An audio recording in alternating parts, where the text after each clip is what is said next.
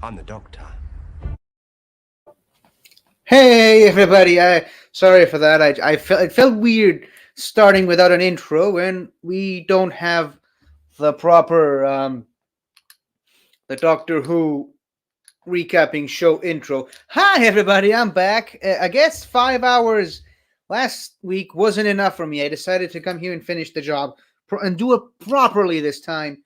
And as you can see, I'm wearing my Doctor Who scarf, which came in the mail like a day or two after I did the first one. I was supposed to be wearing it for the first one, and it just didn't work out that way. It came in the mail too late, later than I was expecting, and that's why I'm wearing it now. Anyways, yeah. So look at that. Ben's already in the comments. Hey Ben. Uh, hope you're ready to get into. Hope you're already in bed, Ben, because it is going to get pretty boring here listening to me talk about Doctor Who villains. Well, first of all, I'm going to do the T ranking list of all the villains that I didn't get a chance to talk about last week when we did the bigger. Well, technically, this is the bigger one, but last week when we did the first villains T ranking list, we did all the main ones, the major villains, the important ones. This one is more of the one off villains, the sort of disposable villains. That's one way of putting it. All the villains that are barely even worth mentioning. Some of them, I will say that some of them I was actually considering putting on the main list, but didn't to save time. But now I've got all the time in the world, and I also noticed that I had like a few speeches from previous doctors that I didn't get a chance to talk about in the last one, specifically the fourth, third, second, and first Doctor. I just stopped when I got to the fifth Doctor, and also for some reason I can't even remember what was going through my head at that time. I just completely skipped over the eighth Doctor's speech, which is kind of awkward for me. But I will be starting with the eighth Doctor because I was supposed to get to talk about him last time, and then I move on to the fourth, third, second, and first Doctor. Hopefully, I'll get a chance to do that every 30 minutes as I'm going through this list. And also, if I go over here to banners, I also have a list of all the images of all, rather pictures, I should say, of all these villains that I'm about to talk about during this list. And because there's only a limit to about 100 pictures on brands on StreamYard, what I'm going to do is I'm going to, as soon as I'm done talking about a specific group of villains, I'm going to delete all the images from brands and upload the ones that I didn't get to talk about. And also, this whole thing has been littered with technical problems. I couldn't even do the T ranking list, so I had to ask some help from Soda earlier. It turns out that you can't do too many pictures at any given time. And if you're asking yourself how many pictures of villains that I tried to upload to the T ranking list, it's only 315. It's all good. It's all right. Not that big of a number. So what we did instead is we made 4 different T ranking lists, which are basically all the same, except we kept each to about 100, and like, well, the first 2 are like 100 and the other 2 are like 50 or 60 or something like that, to be able to fit all the villains that we possibly could onto each of those lists. Now I'm going to show you the first one. Hold on, share screen. Which one is the first one? Hold on.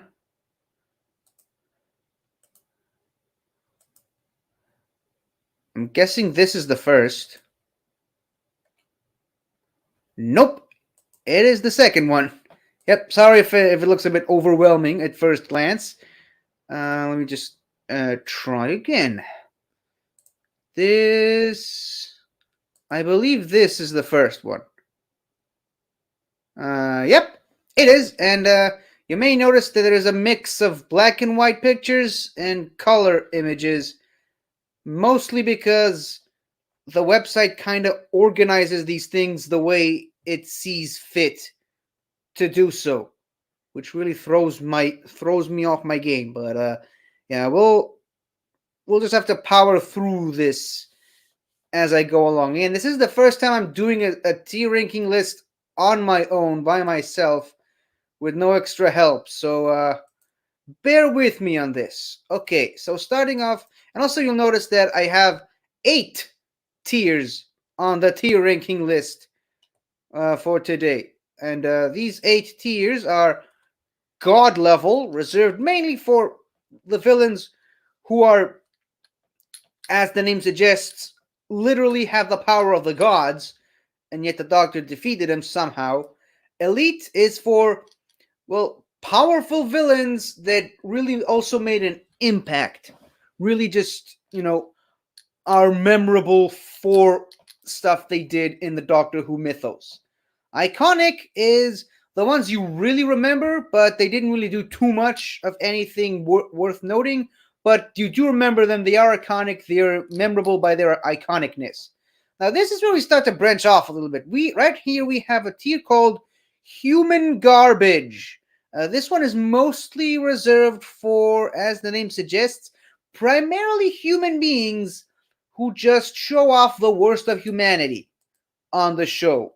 And what I mean by that is just, well, I can't really give a good example without spoiling something from the show, but I'll start with the first one that comes to my mind. Henry Van Staten from the Dalek episode, where he only had a museum for aliens because he wanted to be famous. He wanted to own aliens and all that. So yeah, he's just hold on. There's a possibility Ryan might be joining me. Hold on. Oh, okay. I loved having Ryan on last time, so I'll just let him know that he's more than welcome to come on whenever he wants to.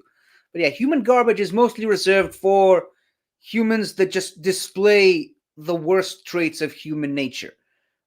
Trash, right here, is mostly reserved for villains that I don't really consider to be particularly good or memorable, or like, villains that I don't really like, maybe villains that didn't execute their concept all the way through properly.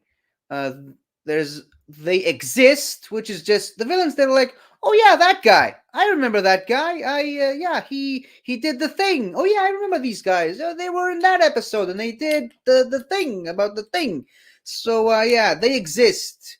Tier. It's not really the most memorable villains.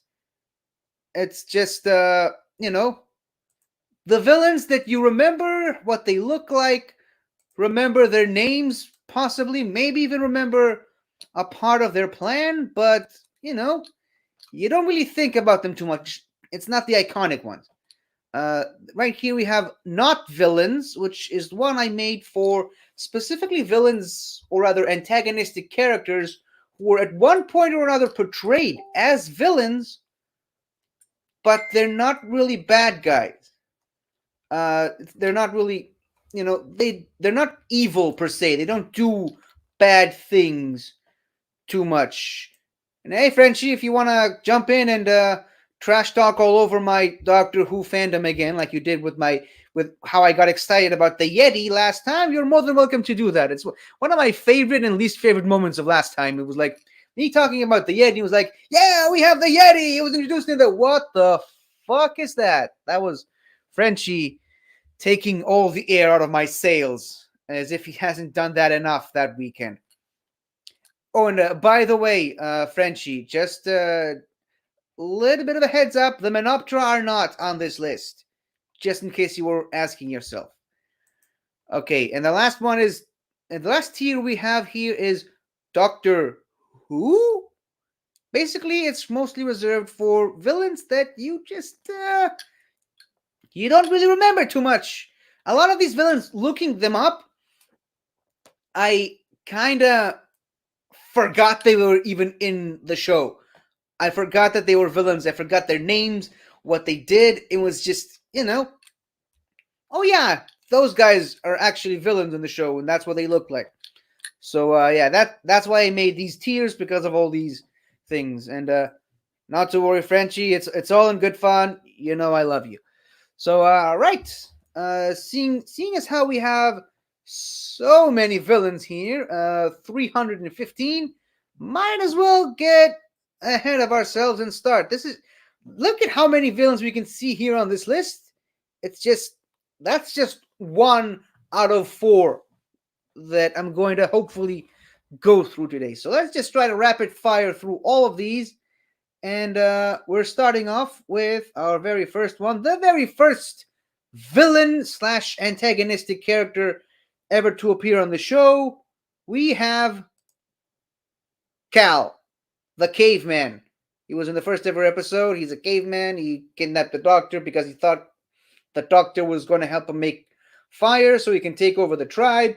I mean, again, it's a caveman, so there really isn't much to talk about that. But it really does display what I talked about earlier, the worst traits of humanity, even that early in human development, just, trying to one up the current leader. And he murdered an old woman in cold blood, a defenseless old woman, and blamed it on another guy. So for displaying these kinds of traits that early in human development, I don't think I can put him in human garbage tier. So I guess just because he's technically the first villain we see on the show, I'm willing to go so far as to put him in iconic. But right at the very bottom of iconic, and I know we're going to have 4 different tiers to think about, so let's just pretend that he's at the very bottom, dangling at the bottom of the food chain. There's my Doctor Who reference. Yeah. So did that. That was number 1. Next, we actually have an interesting one. Warlord Tagana, from considered one of the best Doctor Who episodes of the classic era. Marco Polo, another guy, basically is kind of a continuation of Cal, for lack of a better word. He tried to use the Doctor in some way to kind of take the throne away from Kublai Khan in the Mongolian Empire. But yeah, I mean, I think he very much displays all the properties associated with the human garbage tier, except he does them really good.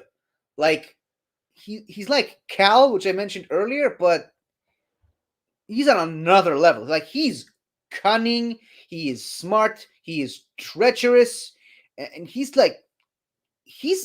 I would go so far as to say that he's an elite level villain.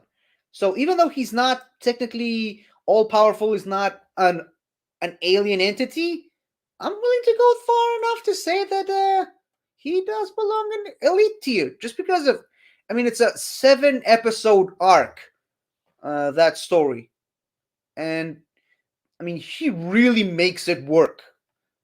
Let's just say that he really makes that story come to life. Coming up next, we have the Vords. Yeah, or the Vrood. I can't remember. I'm getting confused with the Brood from Marvel Comics. These are the Vords, which apparently, as I discovered during my research for this thing, they well, at least Frenchie agrees with me on something. I'm not really sure what it is, because I've been trying to get through these as fast as possible, but it's great to have Frenchie's approval for once. But yeah, the Vords, I love the Vords. They are paper soldiers. Like, they're very easily defeated. They very easily tricked and duped. Apparently, they have a much bigger backstory in the comics and books and such, but I like the Vords, and I like the Keys of Marinus. I think it might be my favorite non-Dalek Terry Nation story from the classic era. I like the Keys of Marinus is one of my favorite First Doctor episodes, but like I said, these guys are terrible foot soldiers, easily defeated, even worse than stormtroopers from Star Wars. Uh, I disapprove of us being in a. Well, I mean, it had to happen eventually. I don't know what to tell you, Frenchie. But yeah, seeing as how I love these guys, I'm not really sure where to put them, which is kind of weird to me. Like I said, I like them. I think they have great design, and it's one of my favorite stories. But like, where do I put these? Uh, I'd say trash because, like I said, I mean, they're kind of paper soldiers. They're, you know, uh, yeah, that. Anyways, coming up next, and Frenchie, I hope you're watching this still. Morpho. It's a brain with two eyeballs on stalks, and it's inside a glass case. And just in case you were wondering, no, it's not. It doesn't have. It's not attached to a body. It literally is just a brain with two eyeballs protruding away from it. So yeah, Morpho. I mean, I only included it because of how stupid it looks. And like I said, it's from the Keys of Marinus. Still one of my favorite villain. Sorry, still one of my favorite stories. But I mean, he out of the 6 episodes of the Keys of Marinus, he only appears in like one episode ish. And again, he's even more easily, or rather, they are more easily defeated than the Vords. Those guys, I mean, I definitely would put. Where is it? Where is that stupid thing? It might not. Oh, there it is. Found it. This is one that I definitely would put on they exist tier because, well, you know what, Frenchie? Again, I like these guys, but they're kind of stupid, and all they really do is just they mind control people and operate through other means. And Barbara just it's one of my favorite moments of that episode where Barbara just destroys them all by slapping them around with something. I can't even remember what it was. She grabbed a stick or something, and yeah, she started just beating all the glass cases while all those brains who don't even have a mouth were just screaming. Ah! Ah! Ah! Ah! So yeah, they're like I said, very easily defeated, and yeah, I can hear the gasp all the way over here. But yeah, I'm putting them in trash because that is where I think they belong. Moving on. Okay, this guy. I have no idea how to pronounce this guy's name. The Tluxl. Okay, he's an Aztec high priest of sacrifice, and actually, I think we might have our first candidate for the human garbage category because yeah, he's the high priest of sacrifice. Barbara is at one point mistaken for a goddess. Yeah, Traxa, I believe that's the name of the goddess, and he's the only one who actually is able to see through her lies, and as a result, he tries to expose her by doing a lot of killing along the way. Yeah, this guy really does. I mean, he's kind of doing his job as a high priest of sacrifice for the Aztec Empire, but I mean, he really goes overboard and just being like total complete disregard for human life, which I guess is appropriate for the time. So, human garbage. Thankfully, most religions these days don't rely on human sacrifices anymore. At least not, or rather, especially not to the same level that the Aztecs used to rely on them. Next, we've got these guys, the Sensorites. I actually like the Sensorites. And you know why? Because they're not exactly villains. I mean, at first, they're kind of presented as villains, but even the episode they debuted in, which is the first part of the Sensorites story arc, the name of the first episode is the Unwilling Warriors. They fight you, but not because they want to beat you. It's because they don't want to start a fight, and so they kind of fight you in easy, subtle ways. They just want you off their planet. Uh, Fear the Sensorite? I'm not really sure what you're trying to say here. But yeah, I like these guys, if for no other reason than for the fact that they actually become great allies of the Doctor at one point, and Susan at one point in expanded media convinces them to join the Time Lords in their fight against the Daleks in the Time War.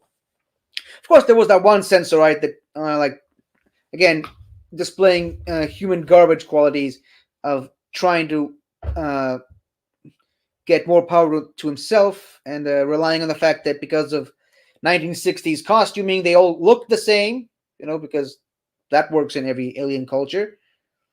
But yeah, for the most part, the Sensorites, I like the Sensorites, and I am planting their flag firmly in the not villains category. Coming up next, oh yeah, I forgot about this guy. We have the Slither. Yeah, the Slither.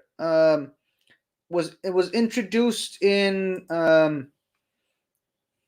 yeah, again, I don't know what happened today, Frenchie, but we seem to be in agreement more often than I think either of us would like to admit. But yeah, they are not. uh oh, come on, they're not. Their mask isn't terrible. Come on, I like the mask. And they kind of made a reference to that in the actual episode, because the mask itself didn't have any place for the human eyeball, so they just had eye holes. So they just made it a part of the story that their species just doesn't have eyelids and they see everything all the time because they can't close their eyes. That's smart storytelling right there, if you ask me.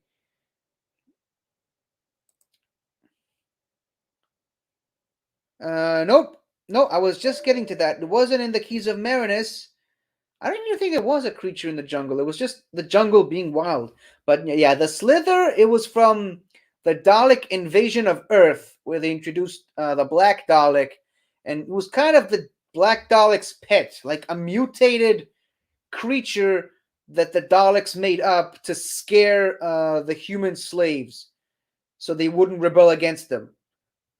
Problem is, you barely see it. I mean, it's mostly following the Jaws motif several years before Jaws was even a thing, the movie that is, of like not showing you the monster too much and letting you imagine it for yourself. Like, the idea of the Slither sounds cool in concept. I don't think it's executed very well. So I'm just gonna put it in the they exist tier, right above Morpho, because I mean, like I said, Morpho is just trash. So nope.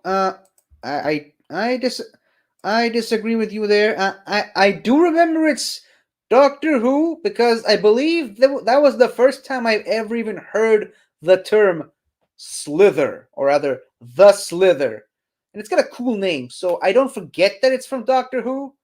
Clearly, you didn't, which is makes it a perfect candidate for the Doctor Who tier. But no, I put it into the exist because it's my list, and I clearly remembered it.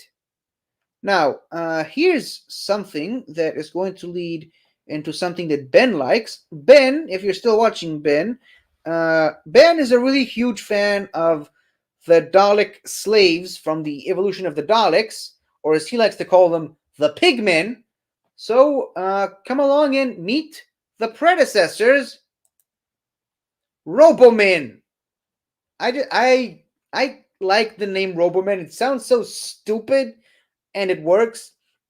And they even look really dumb with like that stupid helmet. They're basically just humans mind controlled by Dalek technology to make them completely obedient to the Daleks. It's stupid, and I like it. And Frenchie, do you want to just come in? I feel kind of stupid talking to the just the comments. I put the link in the group chat for the schmoes of the north. If you want, you can. Oh wait, oh no, you said sorry, you said you can't. Yeah, I apologize, I forgot about that. Yeah, but yeah, the Robomen. They look stupid, but they serve their purpose in the story, is what I would say. So, not really sure what I do with them. I mean, at one point, the Doctor and friends just managed to easily sway them to rebel against the Daleks. I'm gonna say trash below the Vords because I like the Vords more. Oops, forgot to take this off. Yeah, I know, Ben. I know you prefer the pigmen, but don't worry. They are on this list. We will get to them eventually. Early morning by my standards, but hopefully you'll watch this on the replay and you can see where I'm going to eventually put the pigmen. Although I mean, I understand you like to call them pigmen. They're not called pigmen; they're called pig slaves. But for you, I'll make an exception by calling them pigmen. Okay, I think we got less than 5 minutes before the next, or the first speech of the night. Let's talk a little bit about Coquillian. I think that's the name of this guy. Now, don't let his looks deceive you. This is actually a human wearing traditional ceremonial robes from another planet.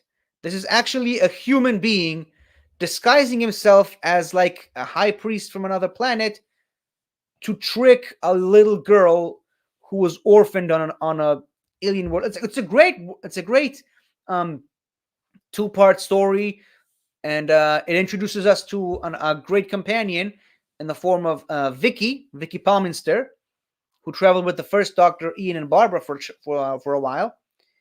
But yeah, this guy really, I mean, he does very much display ample amounts of human garbageness. So, oops, I apologize, Frenchie. Hope it's not. I hope I didn't. Uh, hope it's not because of me. I'm sorry. But you have a good night, Frenchie. If I hope you manage to get things under control uh, on your side of things. But yeah, Coquillian, yeah, he's human garbage. I kind of wish I had another image of the human guy wearing the costume, and obviously only the Doctor saw through his not so clever disguise. But yeah, eventually he got what he deserved, and he got his comeuppance. The inhabitants of the planet got to arrest him, and I believe he stood trial for what he did. So he's right there at the bottom. I think I put him in the human garbage tier. Where exactly in the human garbage tier, I'm not so sure. Actually, I don't know, because both him and the other guy that I can't remember his name right, they both did really terrible things to an iconic companion. Although the high priest guy did it because that was part of his job as the high priest. The other guy just did it because he's an asshole. So I'm going to put him all the way over here, above the other guy. Oh, goody. We're getting through the human garbage category quite nicely because coming up next, we have Caesar Nero. We all remember Caesar Nero, right? He was everyone's favorite Roman Emperor. Yeah, he's the emperor responsible for burning Rome and potentially leading to Rome not being as powerful as it used to be. Yeah, he's human garbage tier. It's written all over his face. I mean, even in this picture, this is the moment where by accident the map of Rome lights on fire. He grabs it and then he looks at it and he's like, "Oh yeah, that's how I'm going to save the empire. I'm going to burn it to the ground." Yeah, because that's clever, and you can see it in his eyes. That's stupid. That's why I specifically wanted to pick this picture. This is the picture where he decides to burn Rome, and yeah, he really tried to hit on Barbara. He's a womanizer. I mean, makes sense. I mean, he's the Roman Empire. He's the Roman Emperor.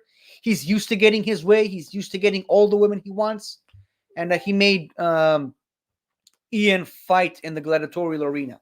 So yeah, this guy is trash. He's more than enough. He's done more than enough stuff worthy of placing him in the human garbage.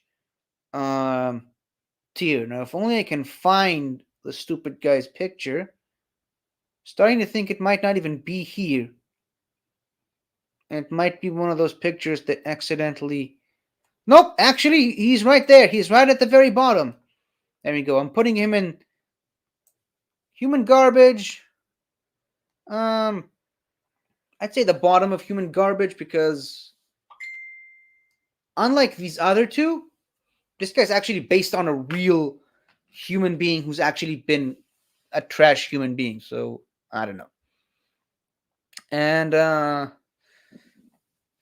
right now, I think, yep, I think we've made it to the first milestone of the night. So I am going to stop sharing for a minute, and I'm going to do my first speech of the night, which is actually the Eighth Doctor speech that I should have done last time.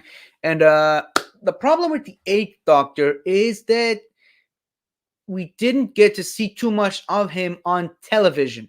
He's done decades worth of storytelling on Big Finish, which I highly recommend checking out. But unfortunately, I haven't seen a lot of, or rather, listened to a lot of the Eight Doctors stuff. I'm kind of in the same boat as a lot of other people right now. So what I decided to do is just choose an iconic one from the 50th anniversary sort of special prequel, The Night of the Doctor, which is obviously where Paul McGann's Doctor regenerated into the War Doctor, played fantastically by the wonderful, the late great John Hurt. And this is the last thing he says. This is when, before he drinks from the goblet that is supposed to make him into a warrior. And this is why I love this speech so much. So here we go.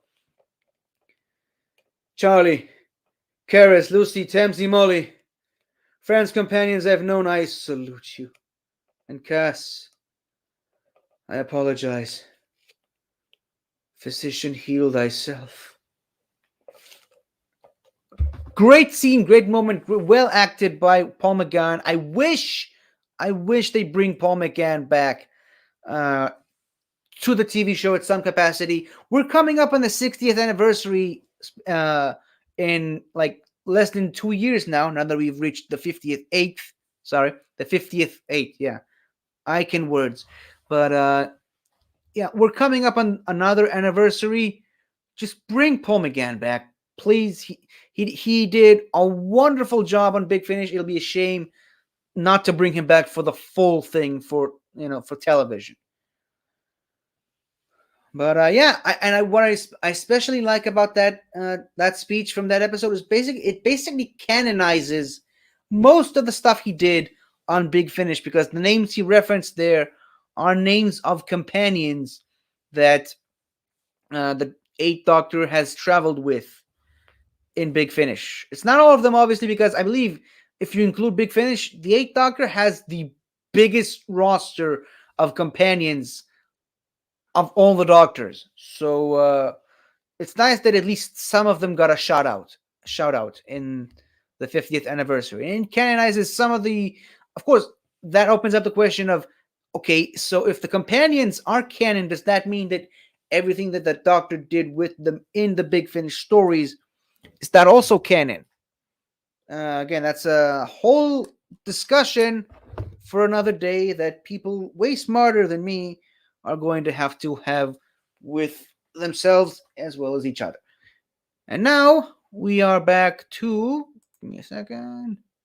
We are now back to. I think it's this one. Nope. Yep, it's this one. Now we are back to the T ranking list. So we stopped right at the Romans, right at Caesar Nero, and I couldn't have timed this more perfectly if I tried. Frenchie, I hope you're still watching this. I hope you're still in the comment section, because look who we got next. The Zarbi. Yeah, you know the Zarbi, right? They took the planet Vortis away from, what was their name? The Menoptera? Yeah, they kicked the Menoptera from their home planet home planet of Vortis in the Isop galaxy, and Yep, they're basically the grunts in this episode. They're they're giant ants, and I like the fact that you can clearly see that there's a human in there. But whenever they appear in comics, I mean, they're basically just giant ants. Those two large human-looking legs, they don't exist. They're not there. It's just, they're ants. They're giant ants walking like giant ants would. As far as where do I put the Zarbi, I mean, again, like I said, they are grunts. I wouldn't necessarily put them too high on the list, and I definitely think that they exist is way too low for me to put the Zarbi on. A, because I really, really like the episode, and B, because, that episode does happen to feature the Menoptera, and I'm still kind of mad at myself that I missed that stupid freaking question. So, yeah. They're not trash, and they're certainly not human garbage because, like I said, they're grunts. And actually, you know what? I'm probably gonna get a lot of flack for this, but screw it. I'm putting them in iconic because just by looking at them, you know exactly what episode they belong to. The Web Planet.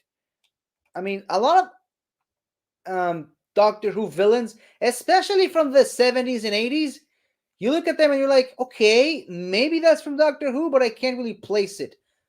The thing that a lot of the 60s villains have over the 70s and 80s villains is like, what episode they fit into, what episode they belong to. Like, you just take one look at them and A, it's a Doctor Who villain, and B, which episode they fit the best into. And no, Jess, this is not triggering for me at all. If anything, it's like the Bespin moment for John Roca. It fuels me. It gives me the strength I need to carry on. However, speaking of the Zarbi, we gotta talk about their master, the Animus. I think that's how you say it. Basically, he's like the great intelligence, but for the Zarbi. And I remember when I was younger, I actually used to think that the Animus was the great intelligence before I realized that these are two completely separate entities. Yeah, I mean, he's mind controlling the Zarbi. He took over an entire planet by using grunt work. He's basically, if the Zarbi are ants, this is basically the queen, even though I'm naming him he for some reason. But yeah, I mean, it's the brain, it's the hive mind of the Zarbi, and it even has been shown to really threaten the Doctor and keep the Doctor at bay at times throughout the episode. For those reasons alone, I think we may as well have our very first god level villain. Although I would definitely put this one very close to the bottom, very near the bottom. Up next is it's this guy. I can't really remember what his name is, but he runs the Space Museum. Now, the thing about the episode, The Space Museum, is that it's very iconic and memorable, but not because of this guy's in it, because it's like a timey-wimey thing of the Doctor, Ian, Barbara, and Vicky arriving there at a sort of out of time zone, and they see themselves as exhibits in the museum, and then time reverses itself back, and they just start the whole thing over, and the entire episode just becomes them trying not to become exhibits in the museum.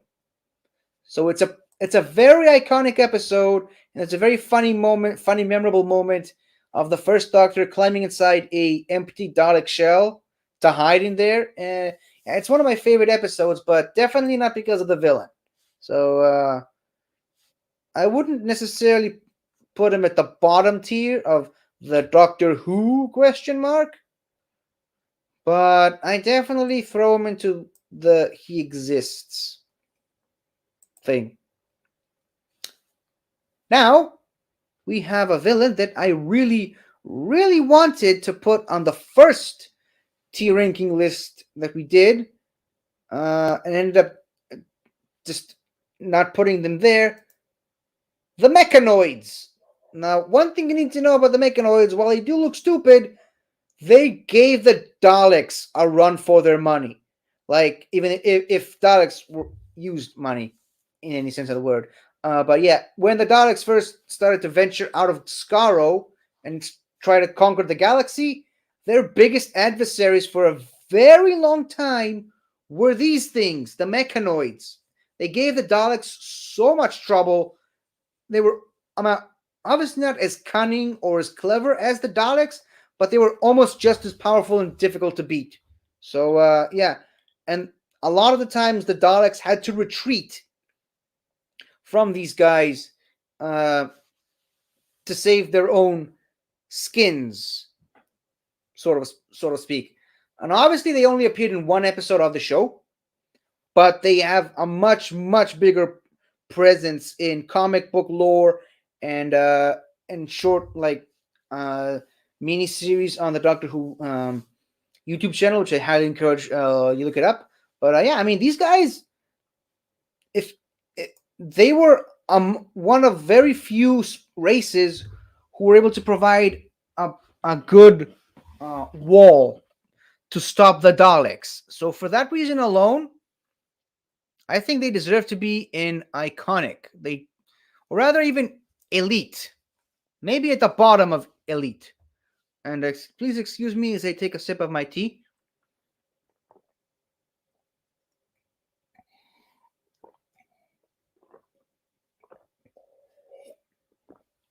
Or rather, finish my tea in one gulp, almost. Yeah, barely 40 minutes in, and my throat is already starting to hurt. Oh boy, we got so many of these. Let's move on. Okay, we have the Dravin from Galaxy 4. Um, I honestly can't say anything else other than just human garbage, because even though they're not human, they do display one of the most disgusting traits that humans are known for, which is racism and judging others based on how they look. And you'll know what I mean in just a second. But yeah, basically, because they all look like beautiful women, and there are men in this race. The majority of them are women because the men are just too dumb. They mostly keep the men around for manual labor while the women are in charge and running things. But yeah, that's a thing. Doctor Who did that way before a lot of other things did, but whatever.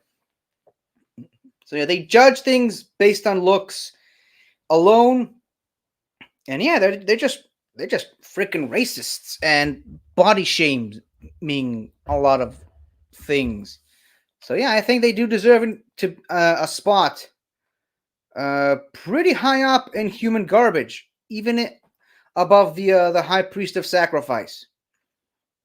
Now, something that I would definitely put below them is this thing, Lechamli. It's nothing special. It's basically the drone that the Dravin use. It shoots things. It places traps. It even traps the Doctor, Vicky, and Steven at one point. Yeah, it's basically the Dravin's sort of main weapon of choice. Well, no, they have personalized weapons, but yeah, the Chumblies are kind of like they're drones. They're doing the grunt work.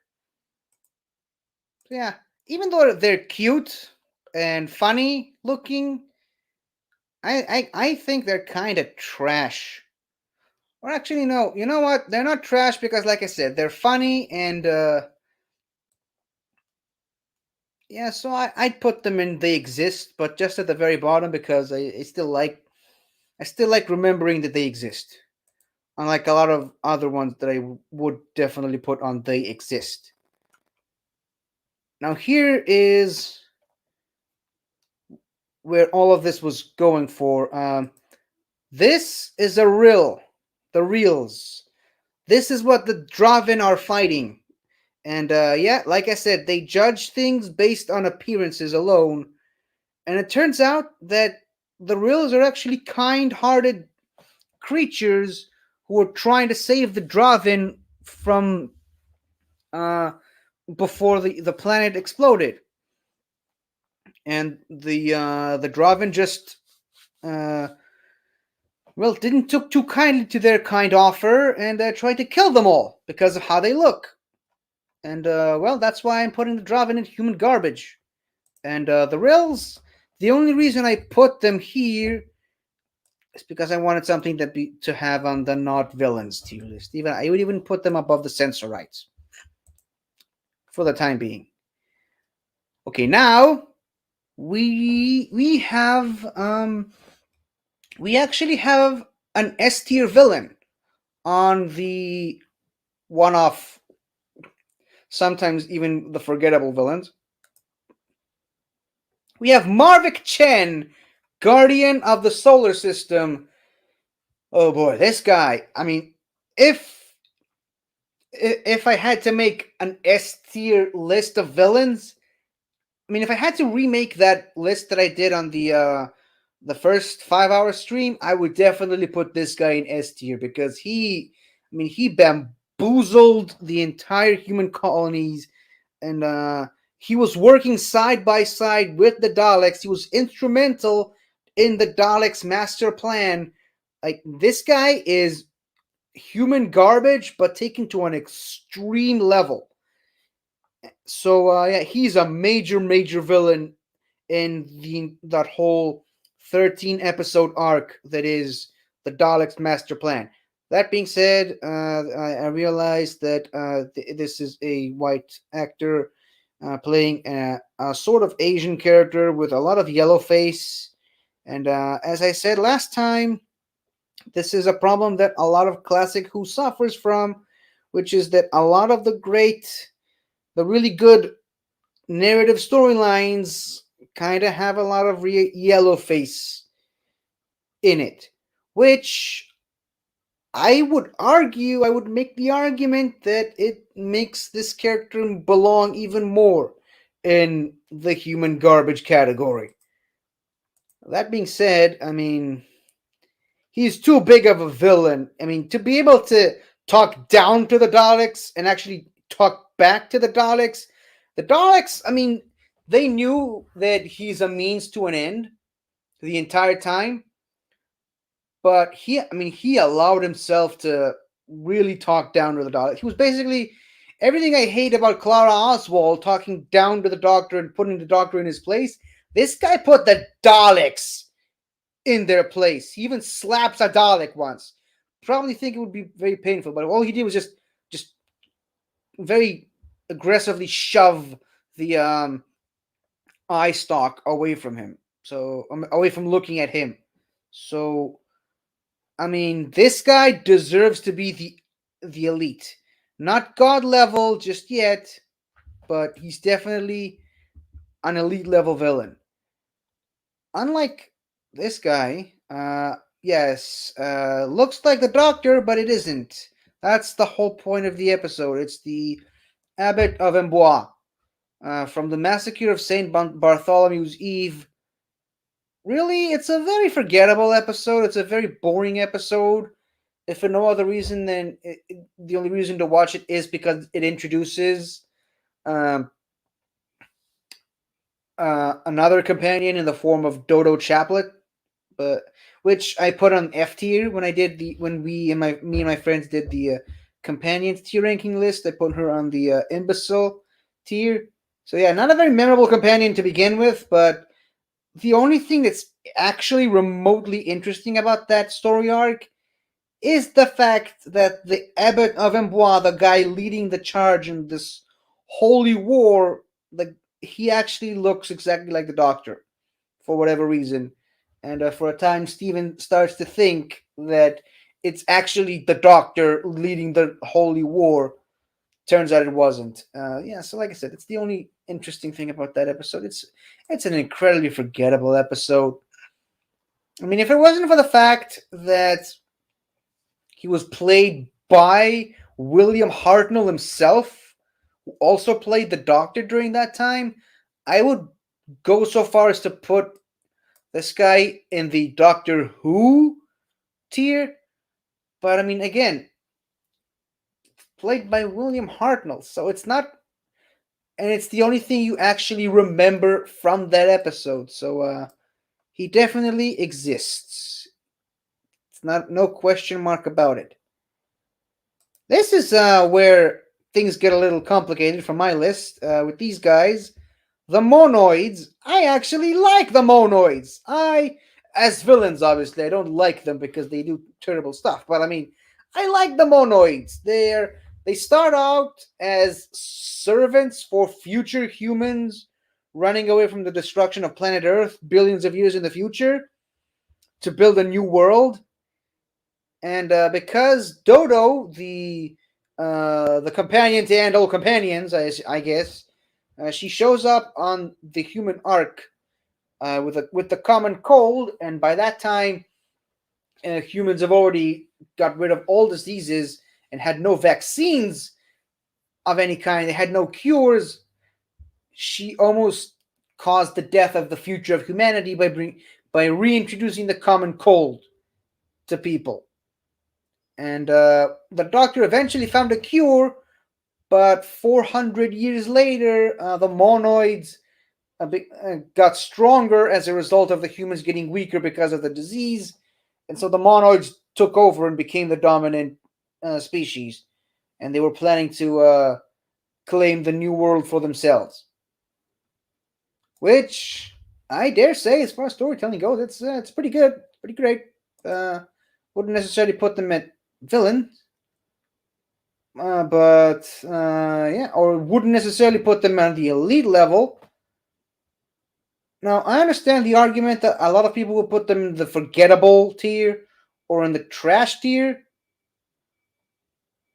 but I do like them. I would say they're iconic to me because I love the episode itself. That being said, I mean, there really isn't much else I can do with them aside from trash, so I'm gonna put them right here above the Roboman. Up next is a name that I don't think you're quite used to hearing associated with Doctor Who. Doc Holliday. Uh, remember Doc Holliday? Yeah, Doc Holliday and Wyatt Earp are actually in a Doctor Who storyline from the 60s.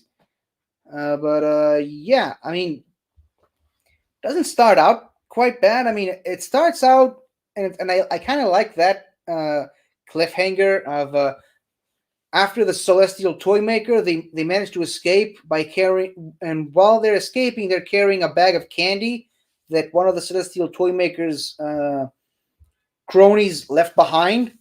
And the doctor is like, "Oh, look at that! The last gift from the Celestial Toymaker. I wonder." And he puts a piece of candy in his mouth, and he starts to scream in pain. And there's a close up of the bag of candy lying sprawled on the floor, and that's how the episode ends. And you're led to believe that the candies were poisonous somehow, only to be revealed in the next episode that nope, the doctor just broke one of his teeth because the candy was too hard. So first place he landed. After that, he needed to find a dentist, which just also happened to be Doc Holliday. And yeah, that leads into that whole storyline in Tombstone. I'm assuming you watched Tombstone by now, but yeah, Doc Holliday. This is one of those moments where I kind of wish I had someone to talk to because I'm really not sure what to do with this guy. I mean, I'm tempted to say human garbage. Tempted to put him in he exists. I don't know. It's a fun episode. I mean, they end every episode, or rather, every episode kind of has some musical transitions for it.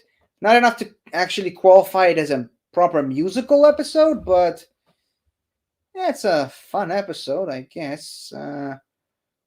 I'm tempted to actually give this one the first to be in the Doctor Who status, but Actually, I don't know. I'll put him there because again, he's not really the main crux of the episode. I mean, he is obviously the main villain because Wyatt Earp is trying to kill Doc Holliday, the OK Corral, but I don't know. Let's put him there for now and think about what to do with him later.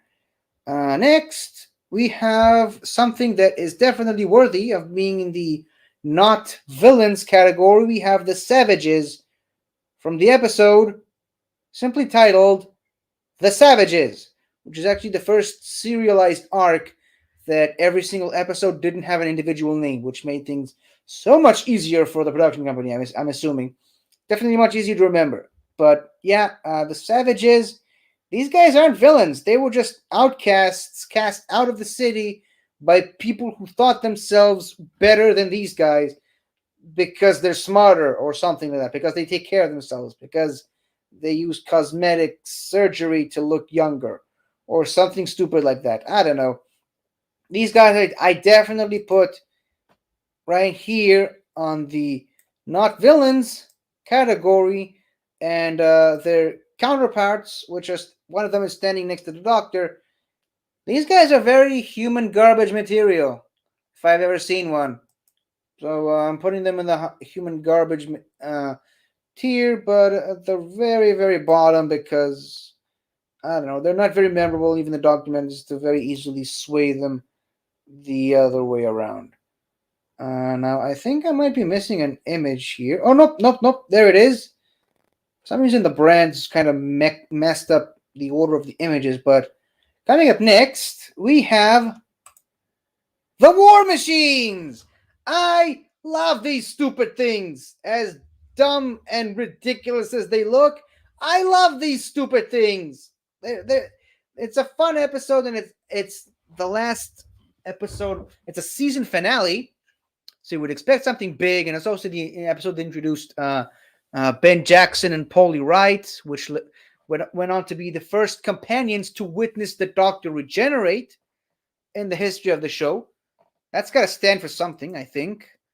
But yeah, these guys, these things just look ridiculous, and I love it. They are unstoppable machines. You can kind of see a computer at the back. They have these movable arms that smash things. They have these drills. That wheel at the bottom just grinds things up. I mean, they pretty much live up to the name. They are war machines, and yeah, they're cool like that. So yeah, and one of the episodes from the War Machine storyline ends with a great shot of everybody running away, and it's just the Doctor moving forward and taking a stand, kind of letting the War Machines know that no, you're not gonna scare me as easily as you scared off these humans, and it's something you're not really used to seeing from the first Doctor at that time. And if it really gives you a high level of respect for William Hartnell and what he did for the role. So I'm gonna put them in iconic because I love them so much, way above Cal, the Stranger. And I suppose since you got a little bit of time before the next speech, I guess we can't really talk about the War Machines without talking about the one that created them, Wotan, the evil supercomputer that brainwashes Dodo into trying to kill the Doctor, or something like that. Yeah, it's basically the perfect example of AI is dangerous. It's going to take over the world one day, and this AI almost did. And I actually really like the voice that they gave this thing. He was like, "Doctor, who is required? Bring him to me." Yeah, it's a very iconic voice for a computer in the 1960s. Definitely not as iconic the the machines it's controlling. I would go so far as to put him here in human garbage because it pretty much, maybe even above Nero, it pretty much displays everything that humanity is saying today about AI going to take over the world someday. And we have reached the first hour. I cannot believe I'm actually doing this for a full hour now. But it is now time for another speech. And it's actually very appropriate that I'm wearing this scarf right now because it's the fourth Doctor's speech. And if you know anything about the fourth Doctor, you might have been able to predict this. You probably have seen it coming. Hold on, let me just stop the sharing for a second there, so I can put the focus on me for a second. There we go. And it's the speech that he gives in Genesis of the Daleks before, while he's contemplating whether or not he should kill the Daleks and wipe them from existence. And I will be using this cable as a prop for the time being. Listen, if someone who knew the future pointed out the child to you and told you that that child grew up to be totally evil, to be a ruthless dictator who would destroy millions of lives, could you then kill that child? Do I have the right? Simply touch one wire against the other. That's it. The Daleks cease to exist. But if I kill, wipe out a whole intelligent life form, then I become like them. I'd be no better than the Daleks. And of course, if you couldn't already tell, he ended up not going that way. He didn't kill the Daleks right then and there where he should have, where he was hired by the Time Lords specifically to do that. And the Daleks went on, and he spent the rest of his lives contemplating on whether or not he made the right choice. And it's especially apparent during the Time War. If you go into some of the War Doctor novels and Big Finish stuff, the Doctor is constantly asking himself, well, in other incarnations, he's asking himself if he did the right thing. The War Doctor, he's like, nope, I should have killed them then and there. He already made up his mind. He should have destroyed the Daleks when he had the chance to. And it's a fascinating exploration of the Doctor as a character, I think. But going back to this thing, we now have the next one. Okay, so that was the last William Hartnell villain. Only an hour into the stream. Well, this is going perfectly. Next, we have these things: the fish people experiments made by a mad scientist in the lost city of Atlantis. We'll get to that in a minute, but I mean, they were basically just basic slave, uh, servant things doing that mad scientist's bidding. And at one point, even the Doctor managed to use them for good. So I hardly would call them villains per se. They have been created to do bad things, but they're very much not villains. I mean, they were genetically engineered to follow orders. And this time you can't actually use the whole just following orders thing to describe these things, because that's really what they did. They were just following orders. Orders that came from this guy, Zaroff. I believe that's his name. He's the mad scientist that found Atlantis and managed to keep the city alive all the way into like several years in the future. And he had a plan to bring Atlantis back to the surface. Only problem is he didn't actually tell the Atlanteans that his plan kind of involved blowing up the rest of the planet in order to do so. It was like testing a theory of, okay, if I do this, then that should mean that Atlantis would go to the surface, so let's do this. And then the Doctor was like, yeah, but I mean, if you do it, you kind of destroy the whole planet. It was like, I don't care, as long as I prove I'm right. That sort of mentality this guy had. And fortunately, the Doctor stopped him, of course. But this guy had one of the best. It's one of my favorite moments from the classic era. It's like a moment of. Hold on, I'll take his stupid face off the screen for a second. It was a moment of just pure, untamed, unadulterated, raw, horrible overacting that's so incredibly bad. It's fucking incredible. And I love it. It's so bad that it's so good as a result. It was like standing there, and it was a cliffhanger too. It was like standing there shooting at somebody who was going to tell the king about his plan. He was like, bang, bang, bang, bang! Nothing in the world can stop me now! And that's how the episode ends. And like I said, it's such bad overacting that it's great. And that's why I love it so much. Yeah, kudos to the actor for going the distance on playing that part. But where do I put him? I mean, like I said, it's actually, you know what? Screw it. I'm putting him in iconic just for that scene alone. Now, can anyone tell me what this is? It's a cyber mat. Yep, the same ones that were later reused for the modern era, especially in the episode closing time. They're cyber mats, little mini Cybermen, mice, bug things. Not really sure what to describe them. They're cute. I love them, and they definitely exist. What's next? Oh yeah, these guys. Speaking of they exist, the Macra, a villain that somehow actually made it all the way to the modern era, appearing in the 10th Doctor story of all time, of all things.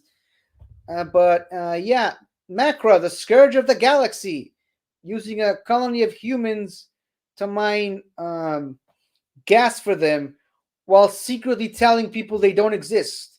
And if anyone even remotely suggests that there is such a thing as a Macra using humans as slaves, like, they'd be laughed out of town and sent to be executed, which of course means they would be sent to the mines and be eaten by a Macra. And like, again, it's another great moment of horrible overacting that's so terrible it's great. Well, like a guy trying to convey with all his might that the Macra don't exist, and he's like, Macra doesn't exist. There's no such thing as Macra. And it's like, it's kind of a precursor to fake news when you really think about it. But, you know, just because they had to fight so hard to say that they exist, I'd say that you put them above they exist. I guess they put them in trash. I don't know. They somehow managed to survive all the way to the modern era, so I wouldn't necessarily put them in the they exist tier. Next, we have the faceless ones, which, as the name suggests, they have no faces and have to rely on stealing human bodies from an airport to, you know, to be able to have bodies again. And that's kind of it. I mean, it's a really cool moment where they just hijack a plane in mid-flight and force it to change its trajectory. Hold on.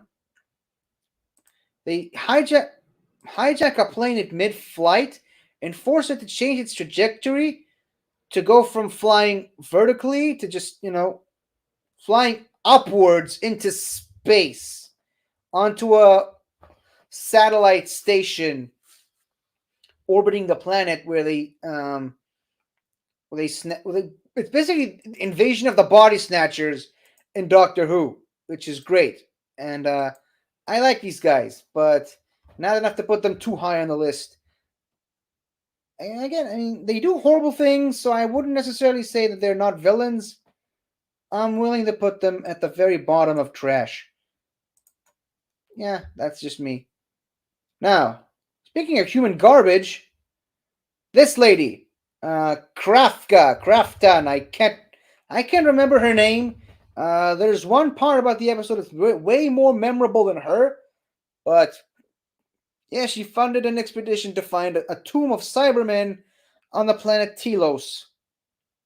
And that's about it.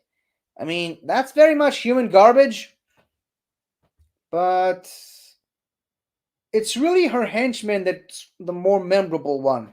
And we'll get to talking about him in just a minute, but I think, yeah, because I couldn't really remember her name, I'd say she belongs at the. Whoops, definitely not. She's definitely not iconic. Don't get any ideas.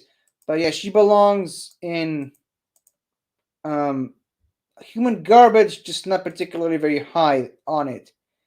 Someone that's actually more memorable than her is her lackey Toberman, the big muscle guy who doesn't really speak too much. He just does whatever she tells him to do. She's like he's like it's like the Enchantress and the Executioner from Marvel Comics, if you're familiar with the concept. She says and he does. He's like the brainless oaf that does everything she tells him to do, but eventually he's swayed to do the right thing. He finds out that she's not entirely altruistic, and he turns on her. And at one point, he even fights a cyber controller in hand-to-hand combat and wins. So yeah, this guy is great. I love Toberman. I'm going to put him in the no villains category, but at the very bottom because, again, for the majority of that wonderful storyline, he did a lot of bad things before doing the right thing. So yeah. And speaking of doing a lot of bad things, I mean, when you talk about human garbage, you can't get any lower or alternatively higher than this guy. Salamander, the enemy of the world, a ruthless dictator who not only was he plunging the world into like an economic disaster, while people thought he was bringing the earth into a golden age, a lot of people were smart enough to see that he was just, I mean, he was out for his own game. He was a politician. That's bad enough as it is. But like, he was just a really, really corrupt, really, really smart politician. And what made it even worse is that he had an entire race of humans living underneath his basement, thinking that the surface world is dangerous for them to walk around in. And he kept promising them that he's making the world much safer for them to live in it. And what made it even more dangerous was the fact that just like the Abbot of Amboise, he looks exactly like the Doctor. Like him, obviously played by Patrick Troughton, of course, but I mean, he looks exactly like the Doctor, but an evil version of the Doctor, which really shows off Patrick Troughton's acting abilities. Being able to play two completely polar opposite characters in the same episode, and it's just magnificent to watch whenever possible because the majority of that episode is missing. So yeah, that's a shame. And I love that how he met his end was that he used his doctor-like appearance to sneak on board the TARDIS, and then obviously the real Doctor showed up, and they started having a fight. It's like Patrick Troughton fighting Patrick Troughton, and then eventually the real Doctor gets one up on him, and he opens up the doors of the TARDIS and pushes him out through the doors into the time vortex itself, and then he dies, which is like such a badass way for a villain like that to go out. I mean, I gotta put this guy in elite. Like, screw everything else. I'm even putting him above Mavic Chan. Like, this guy is just crazy good in that episode, and it's a crazy good episode as well. Next, we have the Dominators. Yeah, the Dominators. They think they're better than everybody, and they conquer world after world in an effort to prove that, to assert their dominance on what they consider to be lesser species. I don't really much care for the Dominators. If anything, just like with Toberman, it's really their henchmen I care more about. So yeah, let's just go ahead and put these guys in trash, so we can move on to talk about uh, their their henchmen, the Quarks. I like the Quarks. They look so stupid and so 60s and they have the cute little voice. And I don't know, they're just. I like them. I like the Quarks. If anything, if any villain from that era of Doctor Who I would love to see back, it's gotta be the Quarks, man. I mean, just look at these guys. Don't you think they look great if they tried to update them for a more modern era? As a matter of fact, while looking for images for this, I actually did encounter a fan art that someone did of what the Quarks would look like in the New Who series, and it looks incredible. So yeah, the Quarks. I love the Quarks, so I'm going on ahead and putting them in iconic. Something that I actually forgot existed were these guys, the robots from the Mind Robber. Okay, so to escape the Dominators, the Doctor needed to trigger a volcanic eruption that forced the TARDIS to go into an emergency mode that somehow threw it into an alternate dimension, which is exactly what the 11th Doctor was referencing when he said, or at least that's how I interpreted it. It's when he walked in universes where the laws of physics were devised by the mind of a madman. He's kind of talking about the Mind Robber. Now, some people would say he's talking about Omega, which I can totally see. But I mean, how could it not be the Mind Robber? I mean, if in the Mind Robber episode, if you can think it, it's gonna happen, and that's basically what happens. Like the Doctor encounters so many weird. There's so many weird stuff. If any episode I think could potentially work in today's modern setting, obviously updated for a modern context. But yeah, if a classic episode from the 60s could work today, it's the Mind Robber, because it's so crazy and wacky and so iconically Doctor Who. I think it's an episode that's ripe for a sort of retelling. Let's go back to try and do something like the Mind Robber again. That being said, there's so many crazy things in that episode. Like I completely forgot these robots existed. So I'm just gonna go ahead and put them in the Doctor Who question mark tier, right above Doc Holliday, which I keep forgetting is even in that tier, which makes all the more sense to put him there. Now, speaking of the Mind Robber, unfortunately, I couldn't find a good picture of the guy, but I'm really hoping you guys can see. It's the guy on this side of the picture, the guy on the far left, right opposite Patrick Troughton's face. And yeah, I mean, like I said, it's a universe where the laws of physics are devised by the mind of a madman. Which, you know what that means? Hold on. God level. As a matter of fact, I would even put it above the Animus, because he was able to actually outwit the Second Doctor, causing the Second Doctor to yell a pretty iconic line, if you ask me. Sausages! Man will become like a string of sausages all the same. Yeah, I love the Mind Robber episode. Coming up next, we have Tobias Vaughn. He's a businessman that, long story short, helped the Cybermen invade Earth. He was in communication with a Cyberman ship who was conveniently hidden behind the moon, and he allowed. What just happened there? He allowed the Cybermen to invade Earth through his company, which is called International Electromatics, which I really appreciate the fact that when they brought the Cybermen into New Who, the modern series, they used the name of the company as a shell company for Cybus Industries, which I really like.